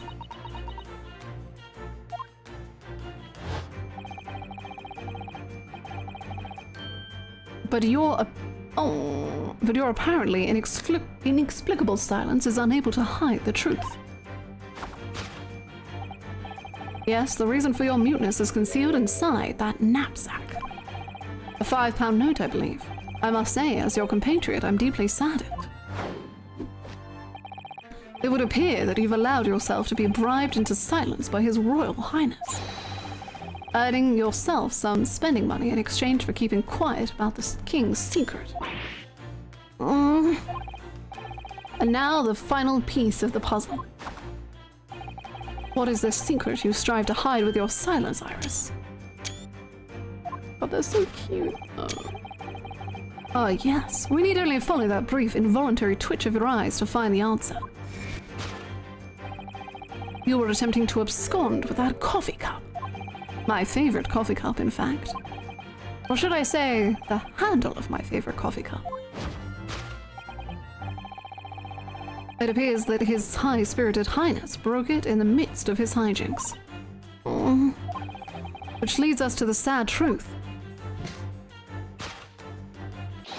My favorite coffee cup has been broken by the King of Germany, and Iris, you tried to conceal it from me. I shall have a bill sent via governmental channels to the German royal family for its replacement.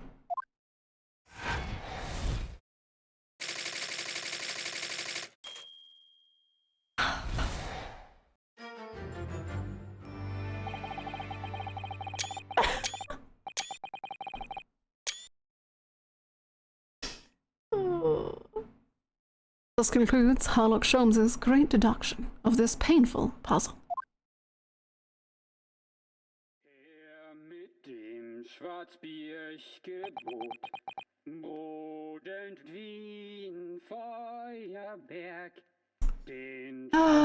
It's probably like a $5 cup. So Hannah, what do you think actually happened?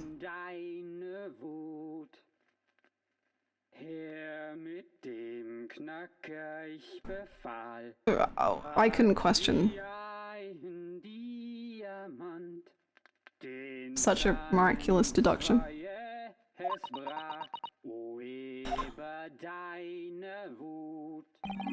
With your silence as well.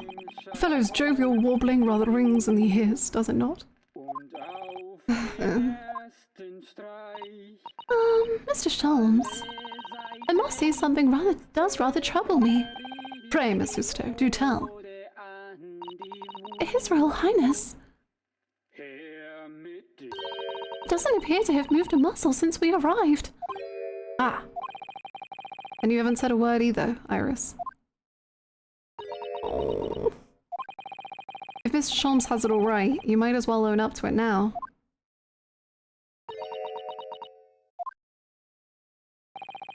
Your reasoning isn't entirely without substance, I must admit. And one other thing, Mr. Sholmes. Yet another grievance, Mr. Naruhodo. Surely not. Well, I actually read the story of that case recently. The one you were just describing.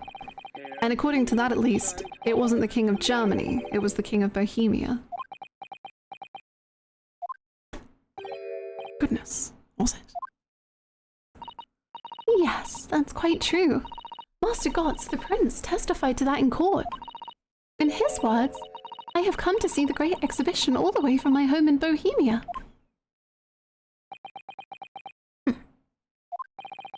I would ask you to keep that minor error to yourselves.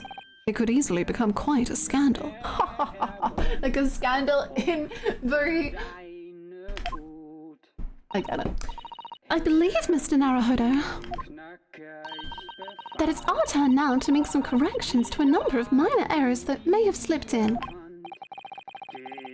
Yes, even Mr. Sholmes is willing to admit he might be slightly off the mark this time.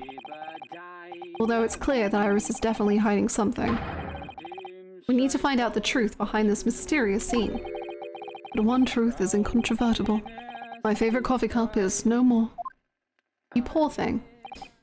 So, shall we embark again on a joint presentation of Sherlock Sholmes's Logic and Reasoning Spectacular?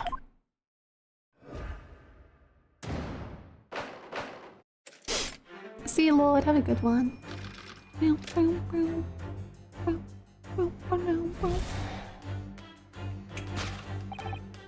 Firstly, we consider the gentleman's nationality.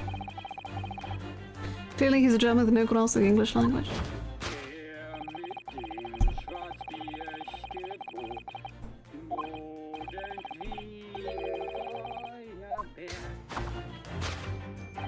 The answer, of course, Iris. It's clearly known to you. Indeed, we need only follow the gaze of those bright young eyes to unravel that particular part of this mystery.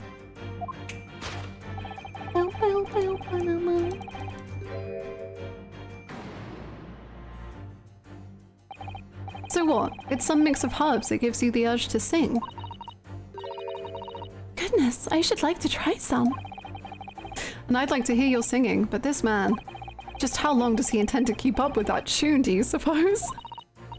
As I said, he's been stock still the entire time. And if you look closely, his lips aren't moving either.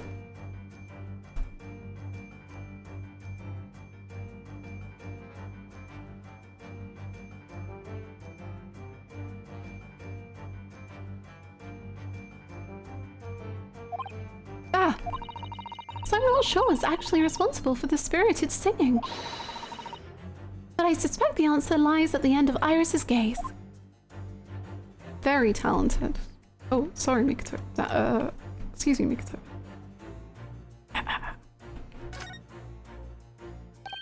Well, the cup's empty, that's for sure. So I suppose this mysterious gentleman must have drunk the contents. Iris's special blends are quite delicious, I agree. They always make my heart sing. So I can understand wanting to vocalize those feelings, certainly. In fact, Mr. Naruhodo, you often erupt into boisterous laughter after drinking Iris's tea. Is she constantly drugging them? I do? Maybe I should take some lighter laughter lessons from Susto-san in the near future. Mikotoba? Oh, sorry, king of... Sorry. My bad. We know this mask. Oh, you're right! So, does that mean... No, surely not. It couldn't be. Could it? No, it's most definitely not him. Oh no. Of course it's not. Thank goodness. What? But then why is the gentleman now wearing it? I'm afraid once again I really have no idea.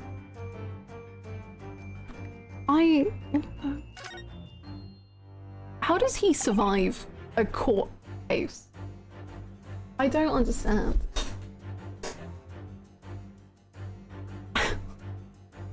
Wait, this is a gramophone still rarely seen in our own country. The sound certainly appears to be coming from the horn. But machines singing! That can't be right. Science and technology are changing the world rapidly, Mr. Naruhodo. What's right is changing too. Ugh, it's too much for my brain. Well, at least we found our answer. Take that! Whoa. I can't believe I actually got gaslit. Because I was like, no, this is clearly a song being played.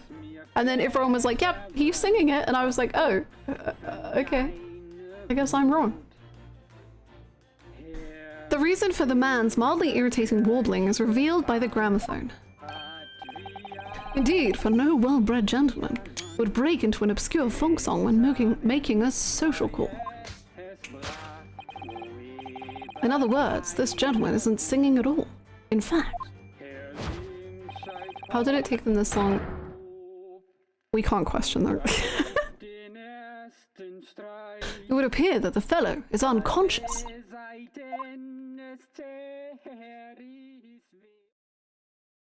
Ah, the music seems to have stopped now. Whoa. Back? Shoulder blades? What the hell? I ask you, Mr. Naruhodo. Yes? Why would I have purchased a recording of that gibberish? Don't say shots. How should I know? Well, never mind. On with the deduction. Who exactly is this gentleman availing himself so thoroughly of the settee?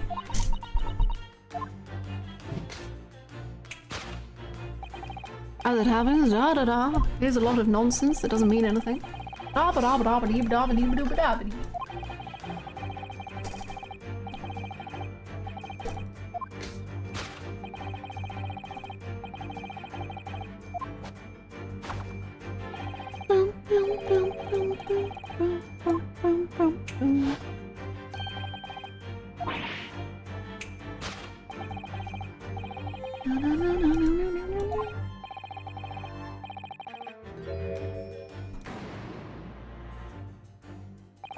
Although we've already established that it was actually the King of Bohemia, It seems Mr. Scholz intends to persist with his Germany theory for some reason. come to think of it, the young prince was wearing a mask as well, wasn't he? He was. Master Gods? The boy whom you had in tears. Don't remind me, or anyone else. Do you suppose all members of the aristocracy of mainland Europe wear masks? I'm sure they do.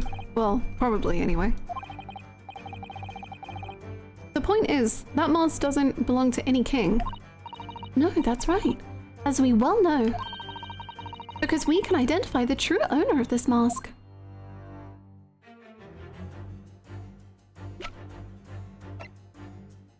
Take that!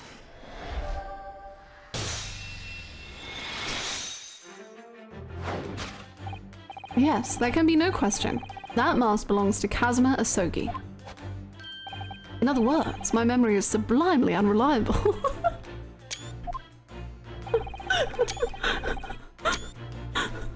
Only you could try to make that sound positive. Kazuma's mask had been languishing on this metal chest for several days. Though that doesn't explain why the gentleman is wearing it now. But it is now a simple matter to determine our guest's true identity. After all, the gentleman is unconscious. We need only excuse ourselves in advance, gently lift the mask, and peer beneath it. Who's that? I don't believe it.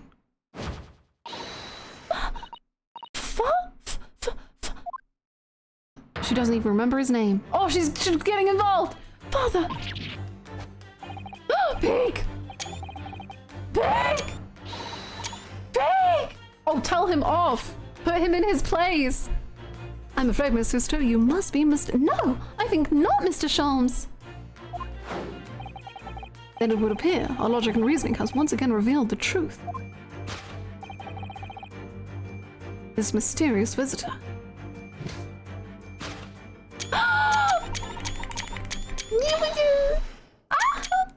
Is my unconscious father, Eugen Mikatova. Oh. Oh. Oh. Logic and reasoning. Or just looking and saying, shut your mouth.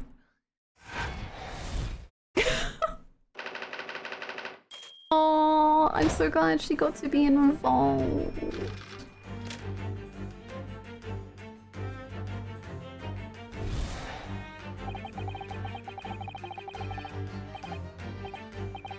Which leaves us with one remaining imponderable. Yes, you, young Iris.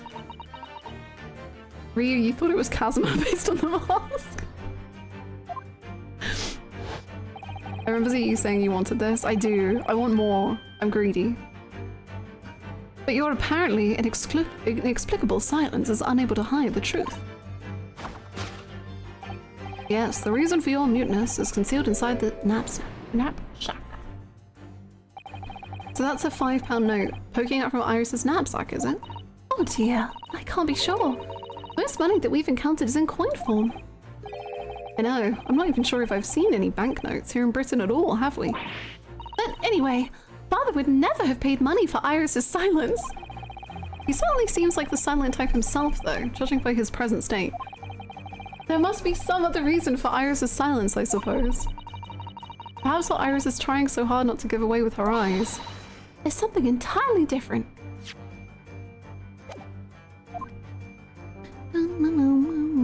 Oh, honey. Oh, honey bunny. Oh.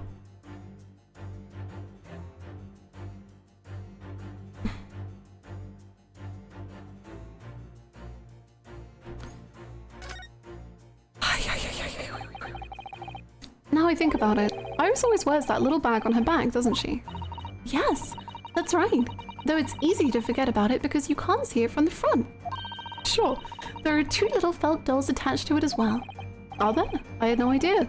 I don't remember ever seeing them before. They're very... Is it possible there's always a £5 note poking out of her bag that I just haven't noticed before too? I couldn't say with absolute certainty, but I think it's unlikely.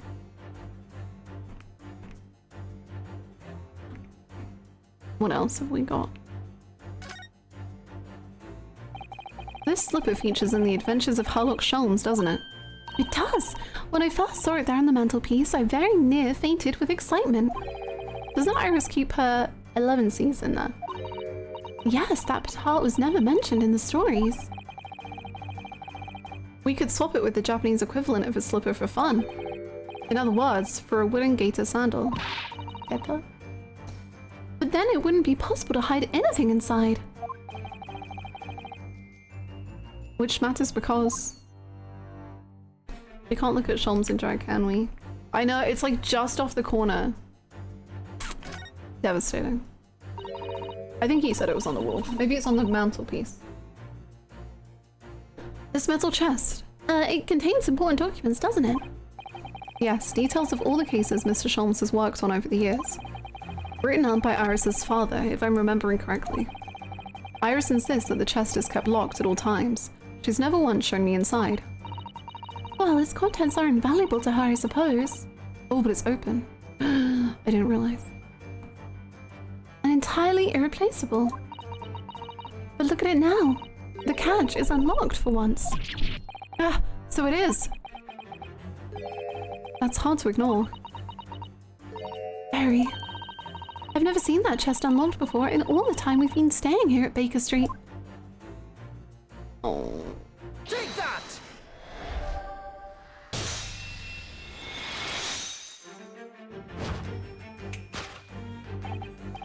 Yes, the reason for your muteness is concealed inside that metal chest. An excellent observation, for upon closer inspection there is something different about the chest's appearance. It's kept locked at all times, yet now the catch is open. Evidently, this has something to do with your refusal to speak, Iris.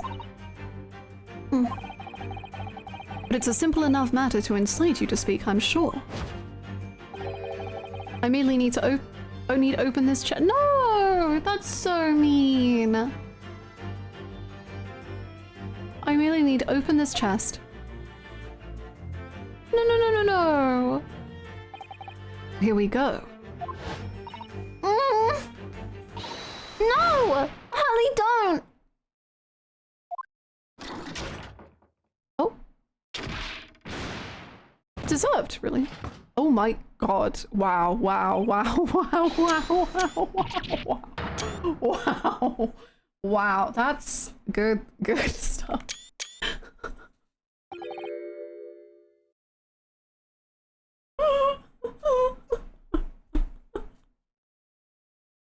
Holy moly.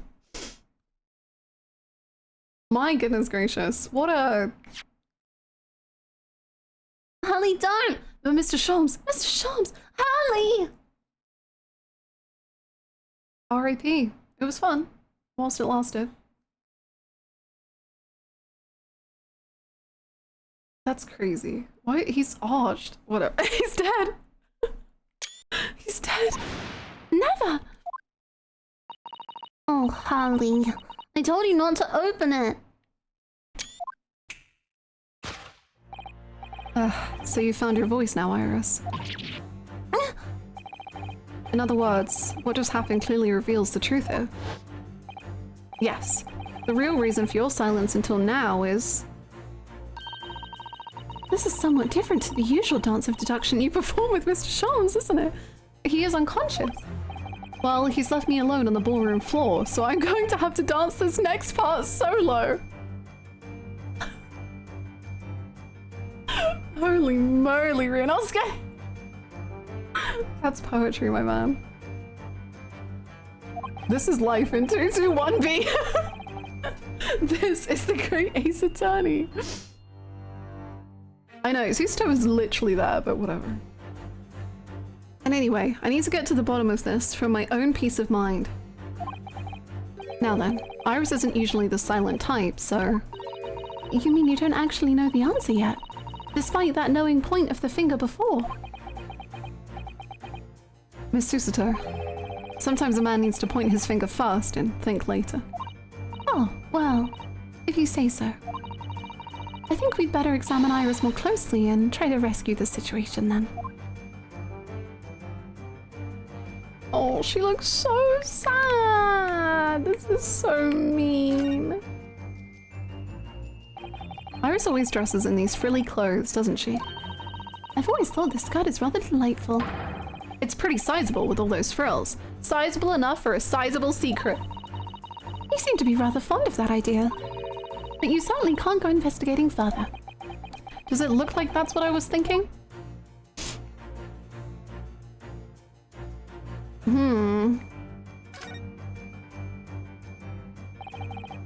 For some reason, this knapsack is really standing out as suspicious to me today. Oh, Is it? It's quite sizable enough for a sizable secret, that's what I say. perhaps it is. But we certainly can't open it to look inside without Iris's permission. No, you're right. Who knows what might pop out and punch us?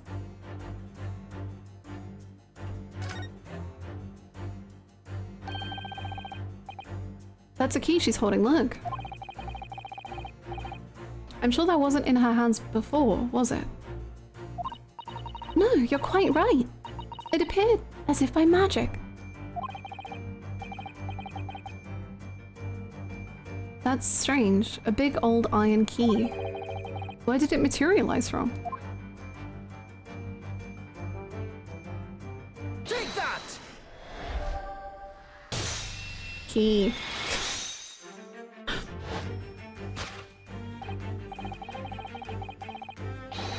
Yes, the real reason for your silence until now is that key behind your back.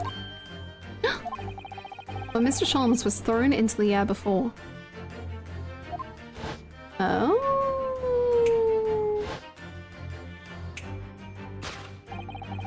Just before you called out to try to stop him, you slipped something out of your mouth. Oh, that something is the key now in your hands. No doubt the key to the chest. And you're so clever, Runo. So now it becomes clear. Thanks to Mr. Sholmes' graphic demonstration, we can well imagine what happened here. But... The fact that they're still lying on each other. Professor Mikotoba also opened that metal chest only to be punched into the air.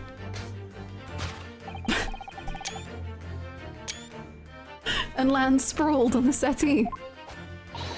But wait! That doesn't explain all the facts. What about the stylish scarf? And the cup of tea? And above all, why would he be wearing Kazuma-sama's mask? Well, for those curious details, I can think of only one explanation. Clearly, an unbelievable miracle took place in this room. Isn't that right, Iris? Oh, because they were like all on top of the chest, so then the chest opened and everything like popped up in the air and they were... Sure, let's go with that, yeah. Consider how the room was arranged before this whole painful experience took place. When Professor Mikotoba opened the chest, completely unaware of what awaited him inside, the mask was flung into the air just as he was, only to land neatly on his face when it fell back down.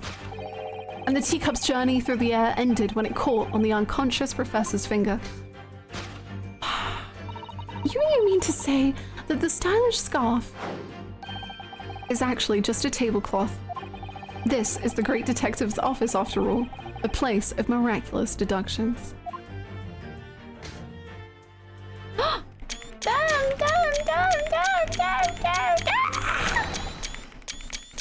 I love them.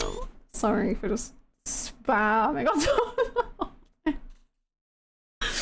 Would you expect anything less? Oh no, sorry, I didn't mean to take a picture of you. This is the great detective's office, I shout.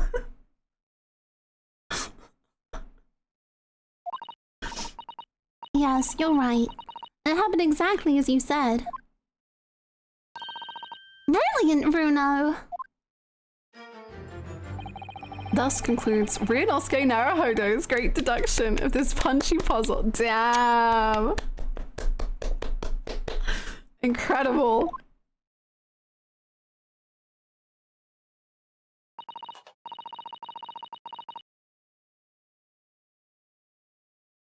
What's happening? Oh, cutscene? And so then, why don't I make a fresh pot of tea for us all? Objection! What? What? An admirable performance, Mr. Naruhodo. But in the final act of the show there, you rather missed everything of importance. Mr. Sholmes! If you would cast your mind back to my earlier deduction. She's so cute. Iris, clearly you're hiding a great secret. She is? From the look on her face. Mr. Sholmes must be right. Whatever that great secret is, the cat isn't out of the bag just yet. So I put it to you again. You were attempting to abscond with that coffee cup. It really is a shame about Mr. Sholmes' cup. It must have been smashed when Professor Mikotoba opened the chest. Oh dear, so many things seem to have been broken here. Yeah, like family bonds. But now that the deduction has taken a different direction, Iris doesn't seem to be trying to hide the broken cup anymore. In other words, her great secret is something else. Let's put our observational skills to work here one final time then. Oh, honey, I'm sorry. He's not being very nice. Mr. Sholmes' favorite cup. Or what's left of it. Just the handle. It was obviously hurled into the air along with Professor Mikotoba. If only it'd been this cup that caught on his finger before it hit the floor. So Iris's would have been broken? Yes, but anyway, whatever Iris is trying to hide, it's clearly not this handle. We're coming back to the backpack? What else is there? Oh! Wow!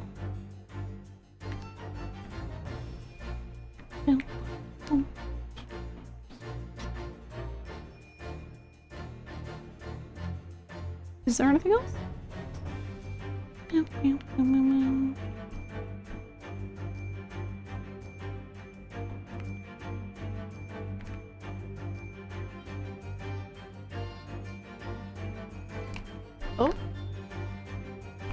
Was that just the knapsack again?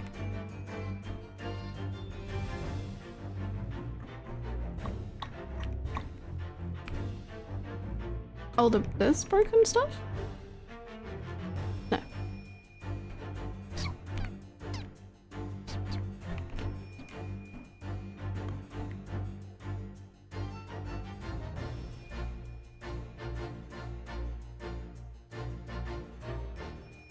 Well, let's look at this, I guess. Surely this time, at last, the knapsack is gonna be the answer. I'm really not sure why you're so intent on showing Iris's bag to be complicit in these events. Because it's a sizable bag. They're gonna have to carry things around, Mr. Naruhodo. That's what bags are for. She's in the microwave. Oh. So the knapsack might never see the limelight, you mean? I really wouldn't like to say.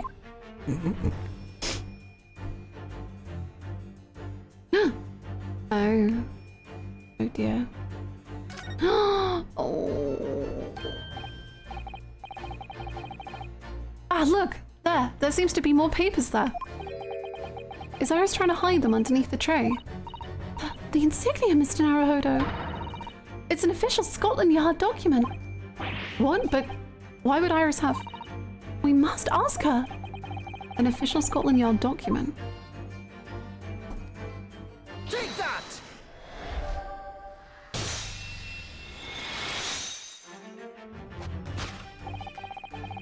You were attempting to abscond with that case file. Iris, as you know very well, nothing escapes the attention of a great detective. Oh no.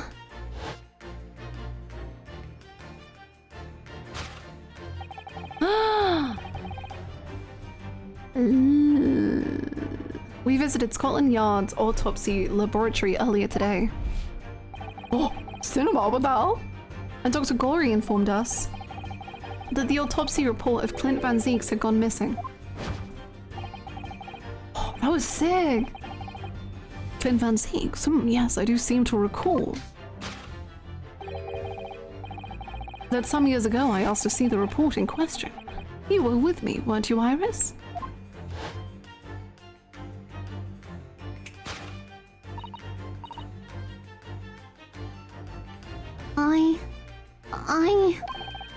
You mean it was you, Iris?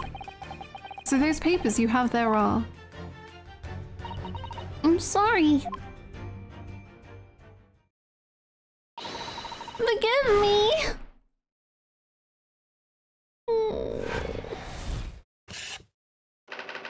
She's just a baby.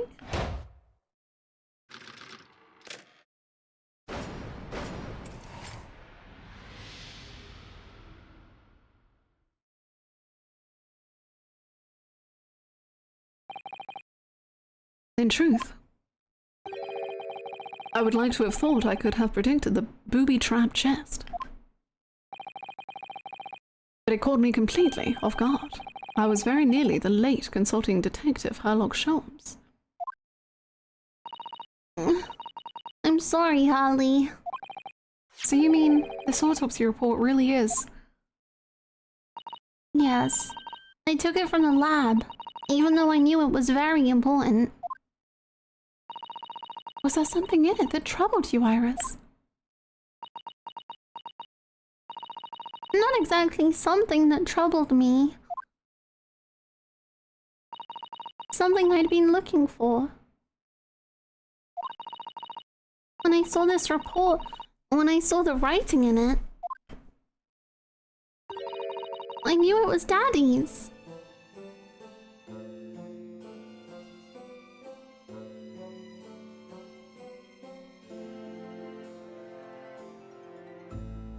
Oh, the music, man. Oh, God.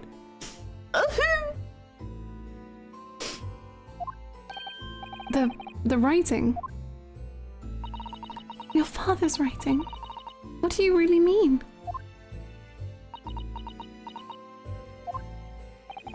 Iris. It must be something that's hard for her to talk about. Forgive me for interrupting, my dear fellows.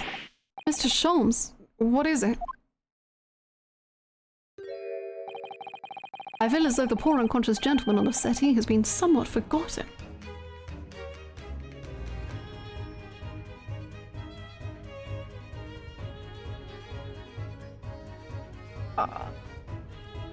Okay.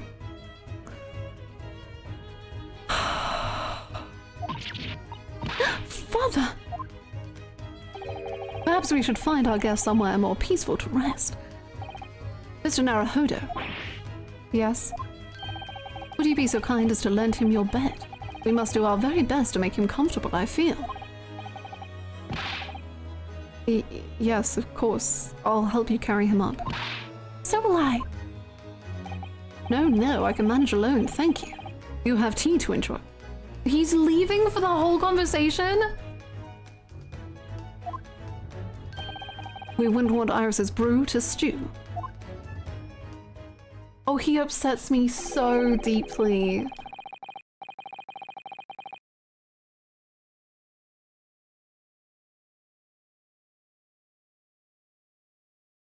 Because there's no better way to make the professor comfortable than dragging him upstairs like a trunk. I wonder, perhaps that was deliberate. Maybe Mr. Sholmes is making himself scarce to give Iris the chance to talk more freely. Oh. We must use this opportunity to talk with Iris. And find out what's going on.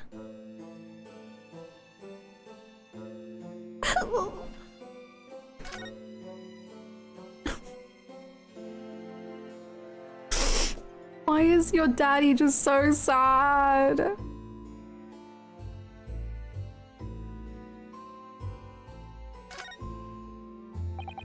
Would you like to tell us about it, Iris? About your father? I'm sure I told you before, didn't I? The daddy used to be Harley's partner. Yes. And that notes about all the cases they solved together are kept inside that metal chest. That's right. Harley told me, you see. He said that Daddy's somewhere far away now, so we can't meet. That's one way of describing it. Oh god. Then when I secretly unlocked the chest and read through the papers inside, I started to build up a picture in my head of what Daddy must be like. Well, that's only natural. You're just like any other girl of your age. Not any other girl, just like you two, who didn't have fathers at all. I read that Daddy was a professor of medical science, so I studied and took my degree too. Well, that's only natural, I suppose. In that respect, you're not quite like any other girl of your age, though. But there was one thing that I could never find out. Daddy's name. Ah. His name wasn't anywhere on any of the notes that he'd made about his work with Harley. But then one day... That's what happened, is it? When you saw this autopsy report, you finally managed to work it out. Is that right? Yes. So it was... oh my god. So it was the handwriting in the report that caught her eye.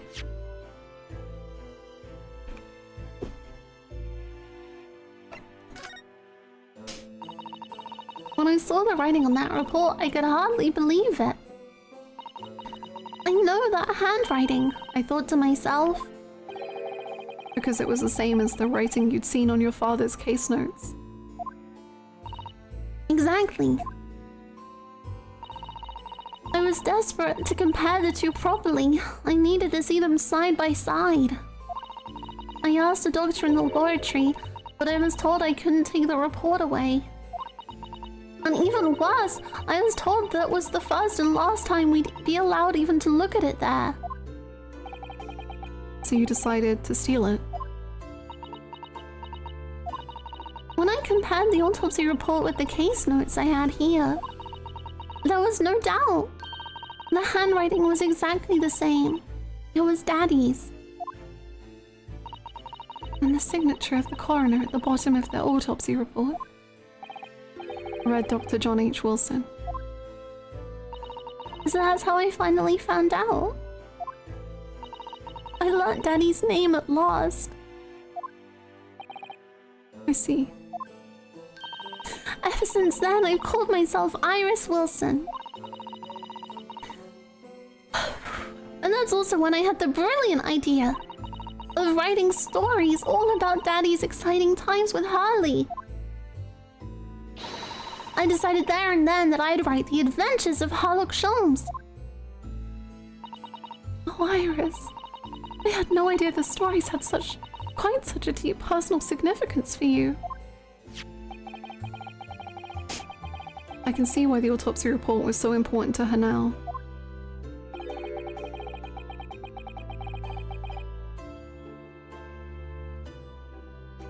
I'm not sure if this fully relates to what you're saying about her choosing her own name, but they did tell us last game that she called Sholmes daddy, and she believed him to be her father, and then he said to her, "I'm not your dad." So I think he kind of stopped that, even giving her that. It's kind of awful from like every angle. And why she was prepared to break the law to get her hands on it. Damn, remember when I said I thought there would be Iris Focus in case 5? And then... No, is he back?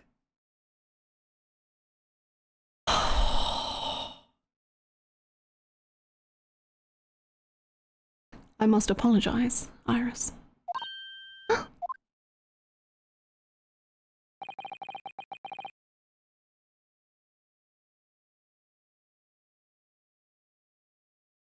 This is really all my fault.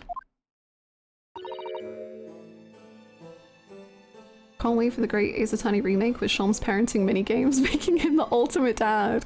And you can cook meals with the secret ingredient, love. Harley. I made a promise, you see, that until the time was right, I'd keep the details about your father a secret. I know. I've been very naughty. No. I'll take the autopsy report back to Dr. Gory and apologize, I promise. Yes. We'll go together, I think. Oh. Then let me look after it for you until we get there.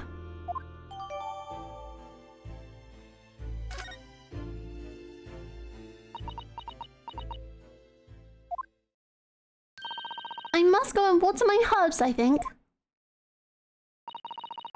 I'll see you all later.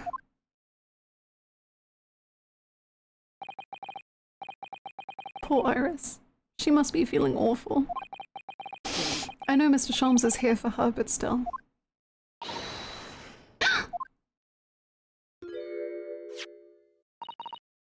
What? Oh god, what now? How? What's the meaning of this, Mr. Sholmes? Mr. Sholmes? What does he have to do with the autopsy? Oh my... Oh dear me. So, you've noticed, I see. But that would mean... What on earth's the matter, Miss Susato? You've turned as white as a sheet. It's this autopsy report, Mr. Naruhodo. The one from 10 years ago. The writing isn't Dr. Wilson's at all.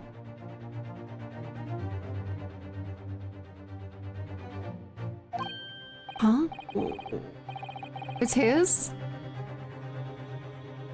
Oh my god, has he been like writing fake things and then she can use them and then make stories of them? I'm gonna die. I don't know if that would even make sense timeline-wise, but whatever. How could you possibly know that? Because I know this writing very well. This writing No! My father's.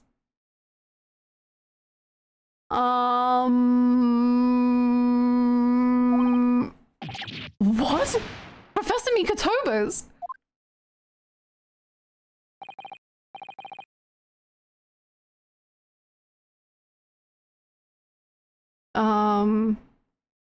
What? Indeed, it's true. Fuck you, Charles! What do you mean? Oh my god!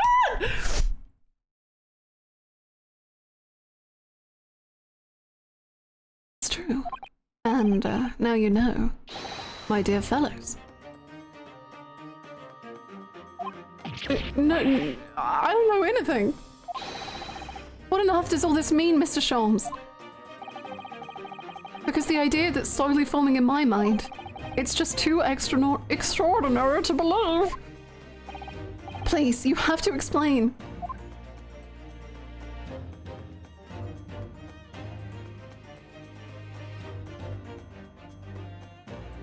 You're pissing me the freak.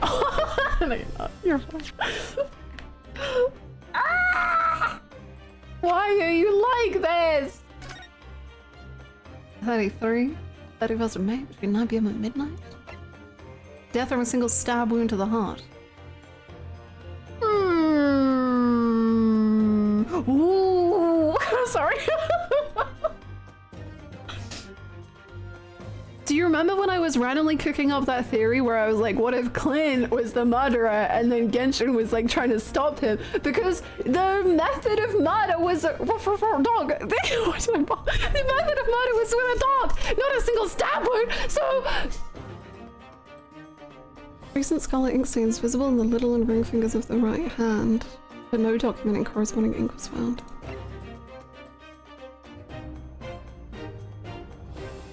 Credit to Inspector Gregson for petitioning so doggedly for the autopsy procedure. No internal trauma noted anywhere in the body. Vital evidence recovered from the victim's stomach. What the hell was in his tummy?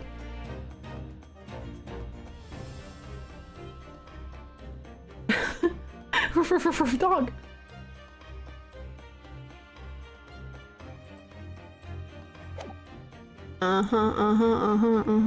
We have so much evidence. This is too much. We need to relax. We need to relax, bro.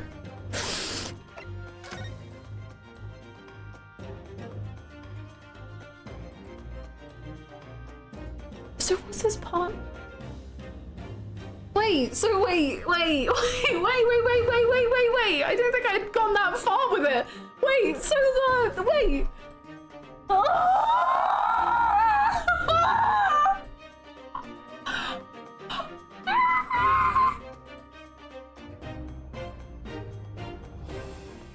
Why is he such a lying scumbag?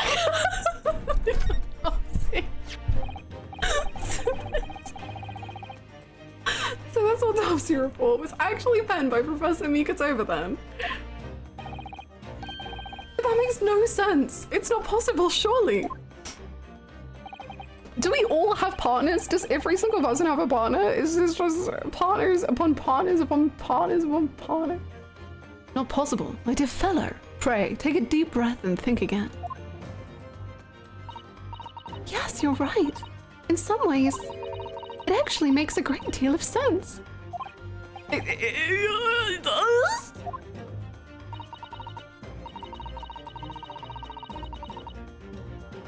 "10 years ago is when Father returned to Japan after his extended study tour in Britain.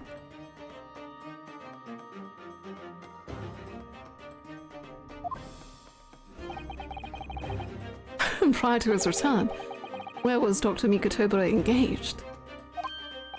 Of course, he was an assistant in Dr. Wilson's laboratory, learning about forensic science. And as an assistant, he would have aided with the dissection work, making detailed notes, which would be assembled into the full autopsy report. Once the work was complete, the head coroner would check the contents and put his signature on the document.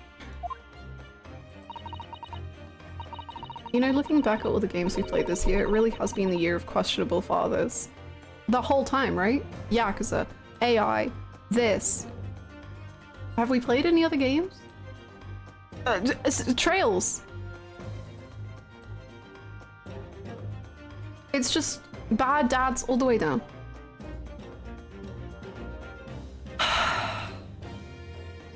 In other words, the only writing of Dr. Wilson's in the report would be his signature at the end. I see. So Iris got the wrong end of the stick, you mean? She saw that and assumed the whole report had been written by Dr. John H. Wilson. Which is very understandable, of course. What a complicated situation.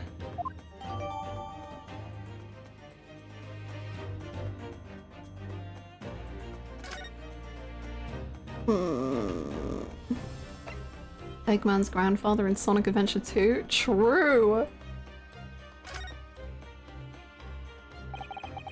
Thinking about it, most of what we know about you, Mr. Sholmes, comes from the published stories of your exploits. Yes, The Adventures of Harlock Sholmes, written by Iris.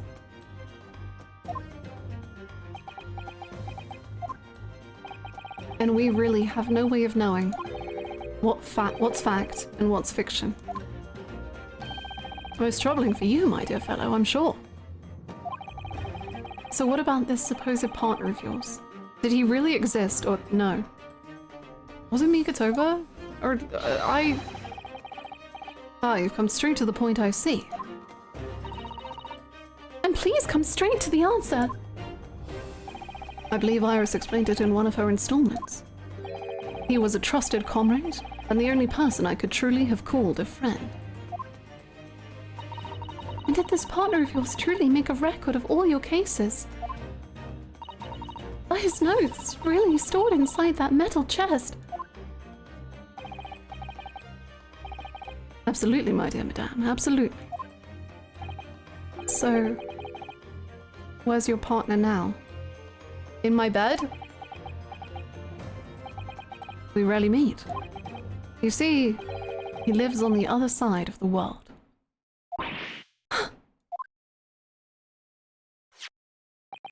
But if this autopsy report and the records of all your old cases were penned by the same hand, and if the autopsy report was written, though not signed by your famous partner, there would be only one logical conclusion. Pray, impress me. Your partner would have to be Yujin Mikatoba. In other words, Miss Susato's father. Upon my word, Mr. Naruhodo. Yes?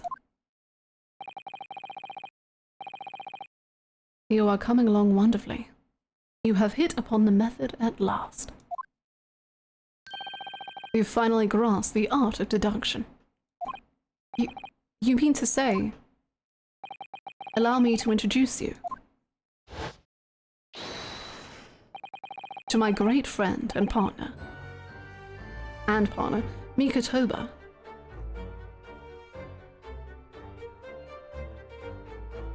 Why does it now feel like the two of them are like...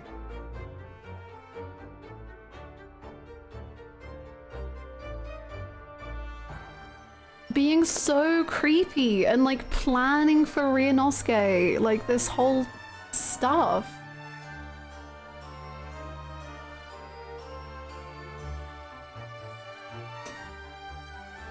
Like it feels like they're trying to make him into something they want. And then they're all like, yeah, now you can go back to Japan because you've become what we want.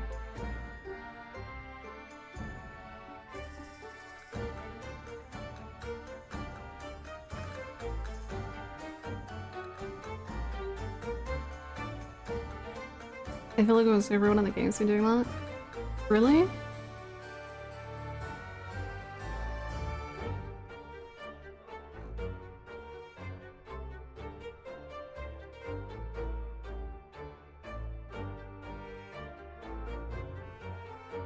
I don't know, man. I don't I'm like so like grossed out by these two right now. I'm like, you are so like nasty to me. Oh.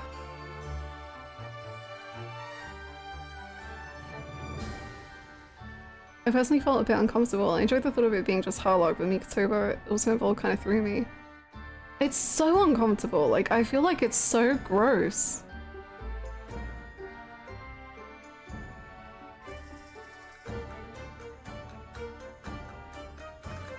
I don't know, just the way that they seem to like use people is so...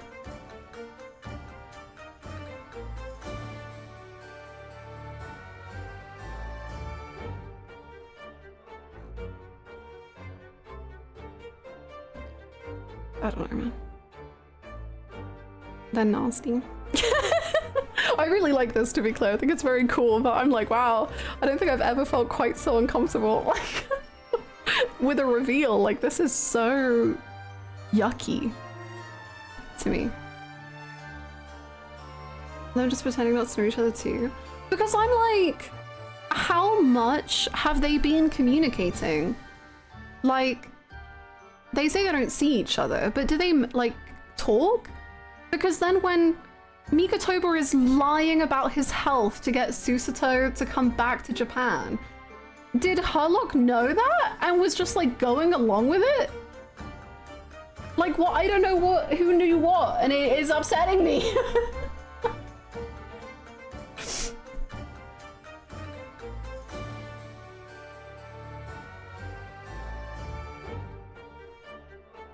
I don't know, man. I love walking on one of the craziest twists in the game. Yeah.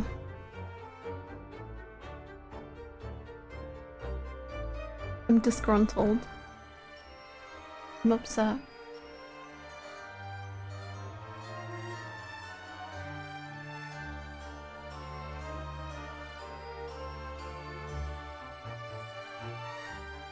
I just hate how Sean said you're coming along wonderfully, or whatever he said.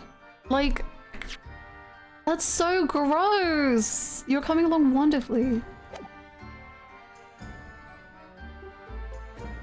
He's not just like a tool. He's a person. I don't know, man. I'm losing it. Anyway, that's fine.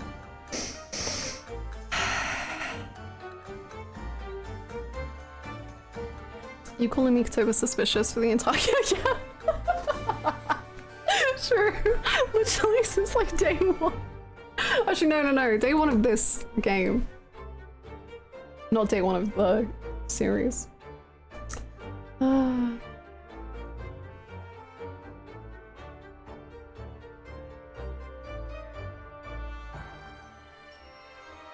Did I call him sus last game? I don't remember doing that. I remember it definitely starting this game.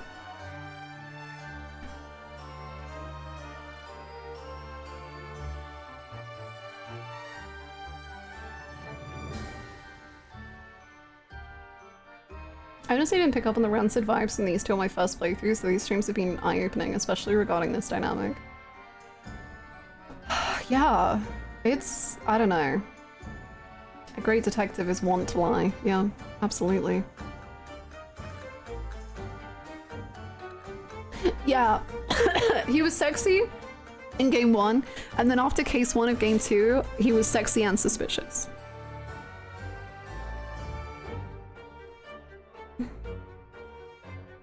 To my great friend and partner, Mikotoba. Professor Mikotoba. This is my great Aces Honey guy, by the way. That's incredible. I'm proud of you. I really like him in, like, not these clothes. I don't know why. Like, he loses some aura points for me in this suit. I'm like, oh. That's okay.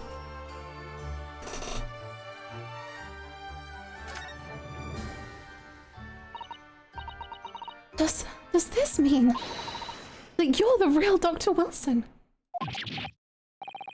Oh, and this fucking shtick. No, my dear. I am still my old self, Eugen Mikotoba, your father. Oh, of course. This is obviously too much for Susato-san to take in. Yeah, me too. Sorry, the way they were lying on each other now, I'm just going back to that real quick.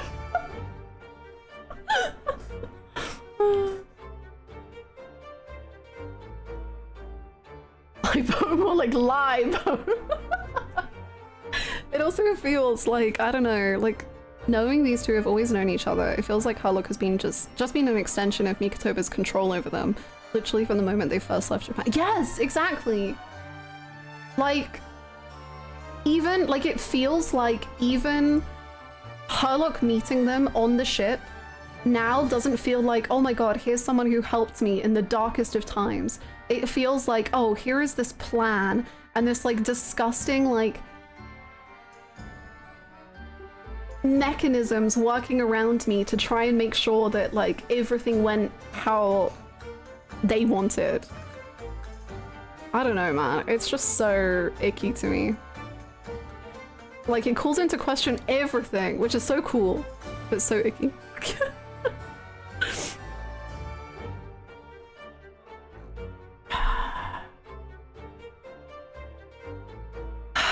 I must say though, how my old friend has attained worldwide celebrity as a great mystery solver is the greatest mystery of all.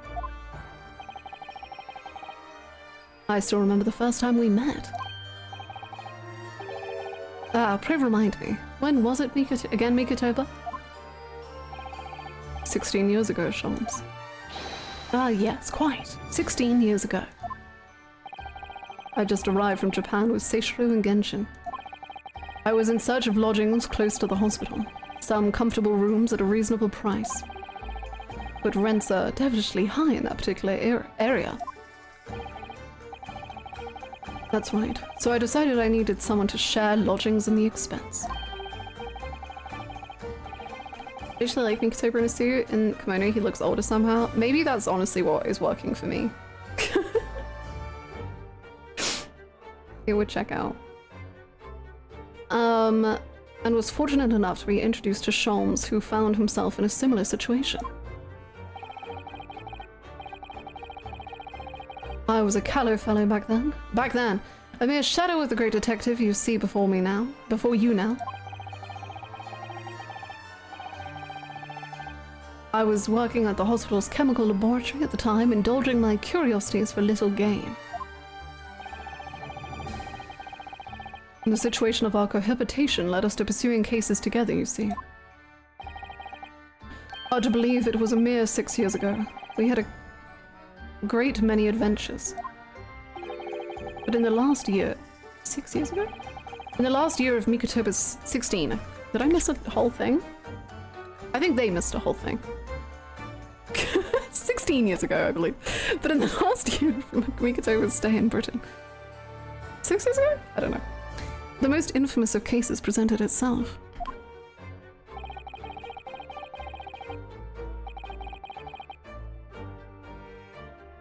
There's no go. Oh! Thank you. A mere 6... Yes, thank you. The case with which you've become rather familiar yourselves, the Professor killings. After the trial, Seishiro and I were summoned back home. Hardly surprising, given the circumstances. So there you have it. And as you know, all the details recorded by my trusty chronicler remain in that metal chest.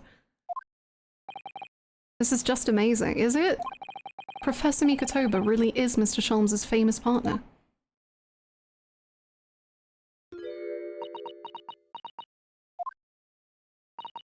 Father. Goodness, my dear, what a cutting look. As your daughter, I am very proud to learn that you are the great detective's great partner.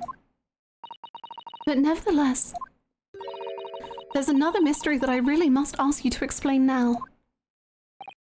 And that is? You know very well what it is. The unresolved matter of Iris's father. Of course. I'd almost forgotten about that one.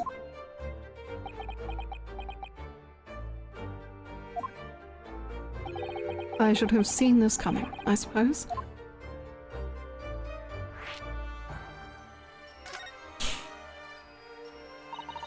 Iris told us that all the notes about the great detective's adventures are in that metal chest.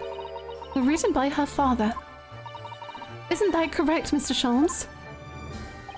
That is indeed what I told young Iris. But if you're Mr. Sholmes' partner, father, and you wrote all those case notes, then Iris's father must be you.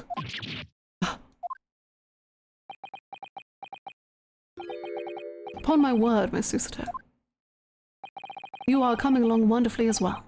You too have hit upon the method at last. No. I don't believe that. You finally grasped the art of deduction. Yeah, he's gonna be like, no, that's not true. What you've always told me, father, is that my mother died when I was born 16 years ago. And you left me in grandmother's care whilst you embarked on your study tour of Britain. And I've always accepted that. But all this about Iris. Oh, there it is. Susato-san's ice-cold stare. No, hold on a minute. It was very complicated. I mean, it's really not. What do you think? Then perhaps you'd like to explain exactly what it is. There it is. How the eyes go from ice-cold to red-hot just before she... No, really, you've got the wrong end of the stick. Sholmes, say something, man. Oh, are you going? That's quite enough, my fiery fellows. Mr. Sholmes, when did he get all dressed up?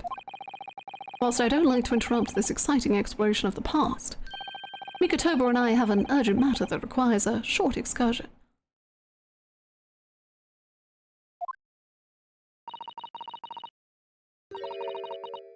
But it's very late, Mr. Sholmes.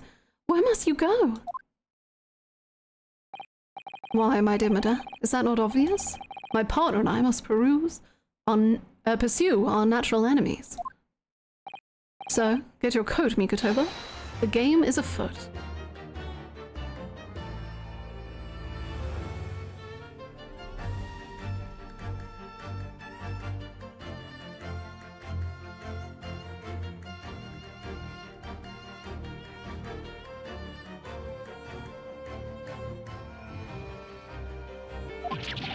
But Sholmes, I really must give Susato a full explanation, I think. Later, my dear fellow, later. Our carriage awaits downstairs already. You haven't changed one iota, have you? I mean, really. I visit our home after 10 long years. And when I open that chest in a fit of nostalgia, I quite inexplicably pass out. And as if that wasn't enough, when I eventually regain consciousness, I'm plunged straight into all this. Father, please. Go with Mr. Sholmes now. Oh. I've no doubt that whatever happened, you are acting in everyone's best interest. I trust you completely. Music is great, but I'm like, oh boy, it's now the time. I'm the same. Like, the music is so good, but I'm like actually so upset and pissed off. Susato. Like, I just don't give a shit about them. Like, fuck off. Go away. I don't want to see you both. And sending the great detective and his great partner off on our renewed adventures together is more than I could have hoped for in my wildest dreams.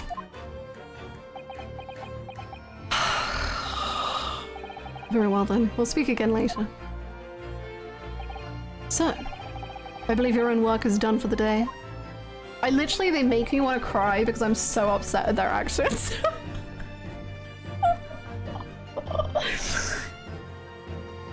Oh. Susato is so much better than me. I would froth at the mouth. But like, it's literally Mikotoba who has set her up to be this person. And that, I think, is even more what upsets me. It's just like,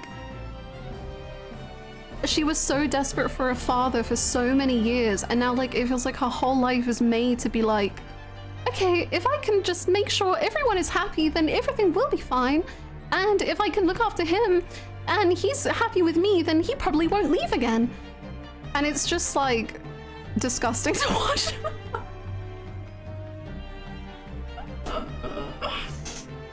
It just makes me so sad. It's really good writing, but I'm so sad.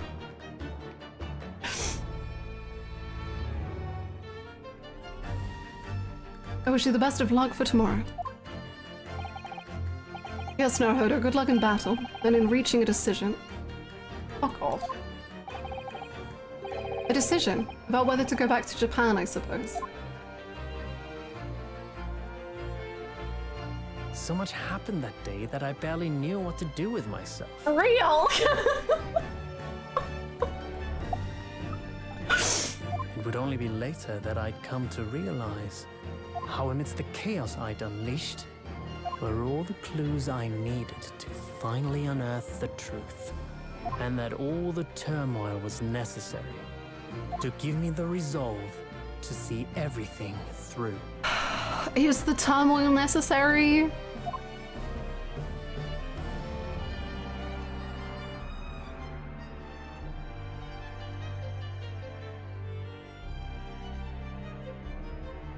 Wait, end? Is it end? Wait, what?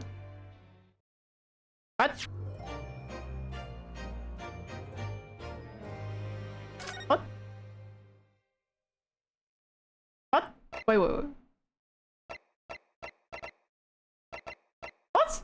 As in, what? No. Wait, end? But we didn't do anything. But what? No. What? No. What? No! No!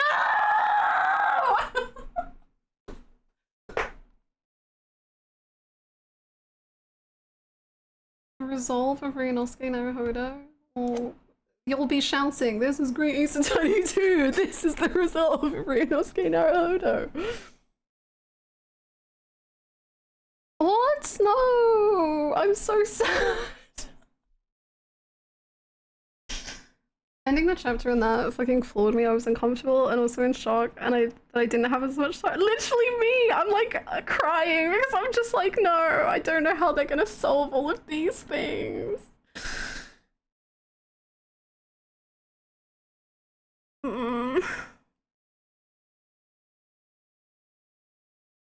I need to just end stream because I'm so upset about this.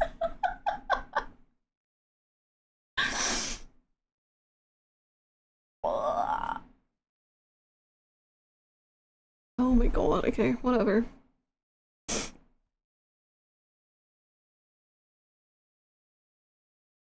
Shaking your hand, yeah.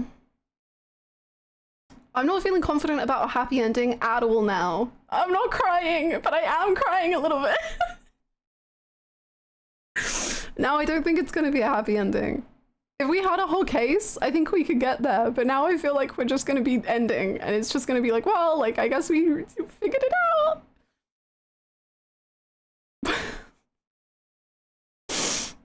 Oh.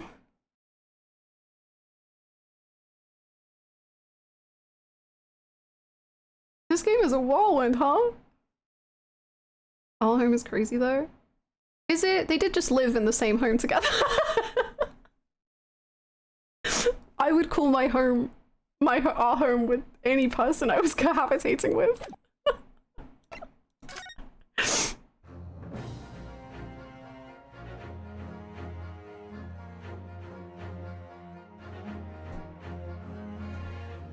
I'll come around to the old man Yowie. Right now I'm experiencing old man Owie.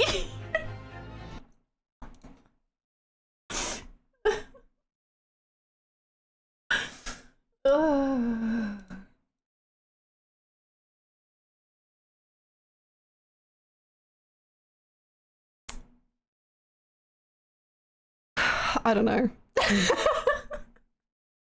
Now is the time when you get those nightmares about the game being bad while everyone else loves it, literally.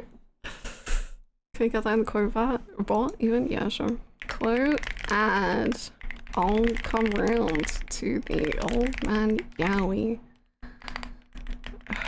Right now, I'm in the old man Owie.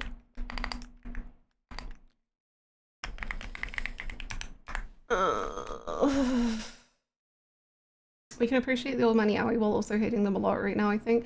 If you can do that, like, honestly, props to you. Like, I they deserve appreciation. I can see, like, objectively, they probably do deserve a lot of old man yaoi appreciation. I just am not there, and I'm not going to appreciate them until I've sought vengeance against their entire bloodlines. Apart from Susato. But I'll come right back around to it.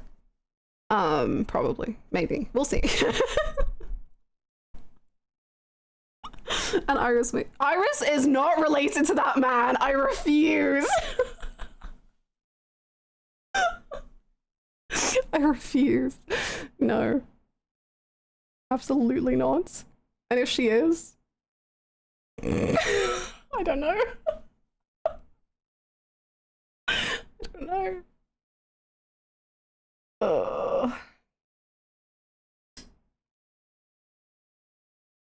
This is such a weird ending for a streamer. Oh.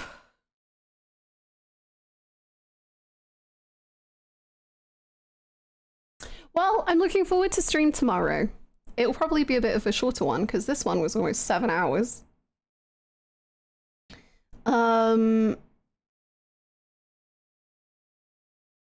Thank you so much for hanging out with me. Sorry that I'm miserable right now. We'll be happier tomorrow, I'm sure. I'll get over it.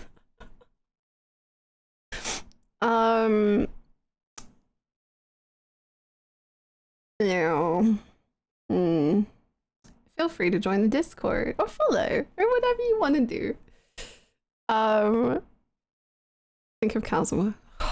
Kazuma. He's like, Kazuma is like a calm, crystal clear, beautiful lake where you can see fishies and cute stuff versus the raging tempest of horrors that is that is happening.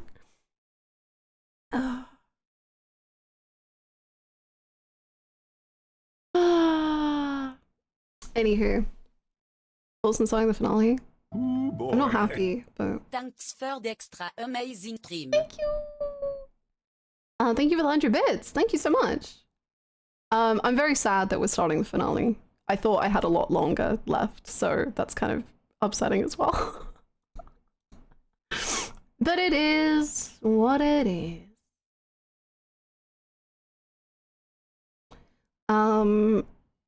Anyway, I'll stop there. I'll see you tomorrow. I hope everyone has a good rest of their day. Oh my god, it's 6 p.m. Holy moly. Have a good one. I'll see you tomorrow. And I hope you have a great evening thinking of yaoi or other yaoi.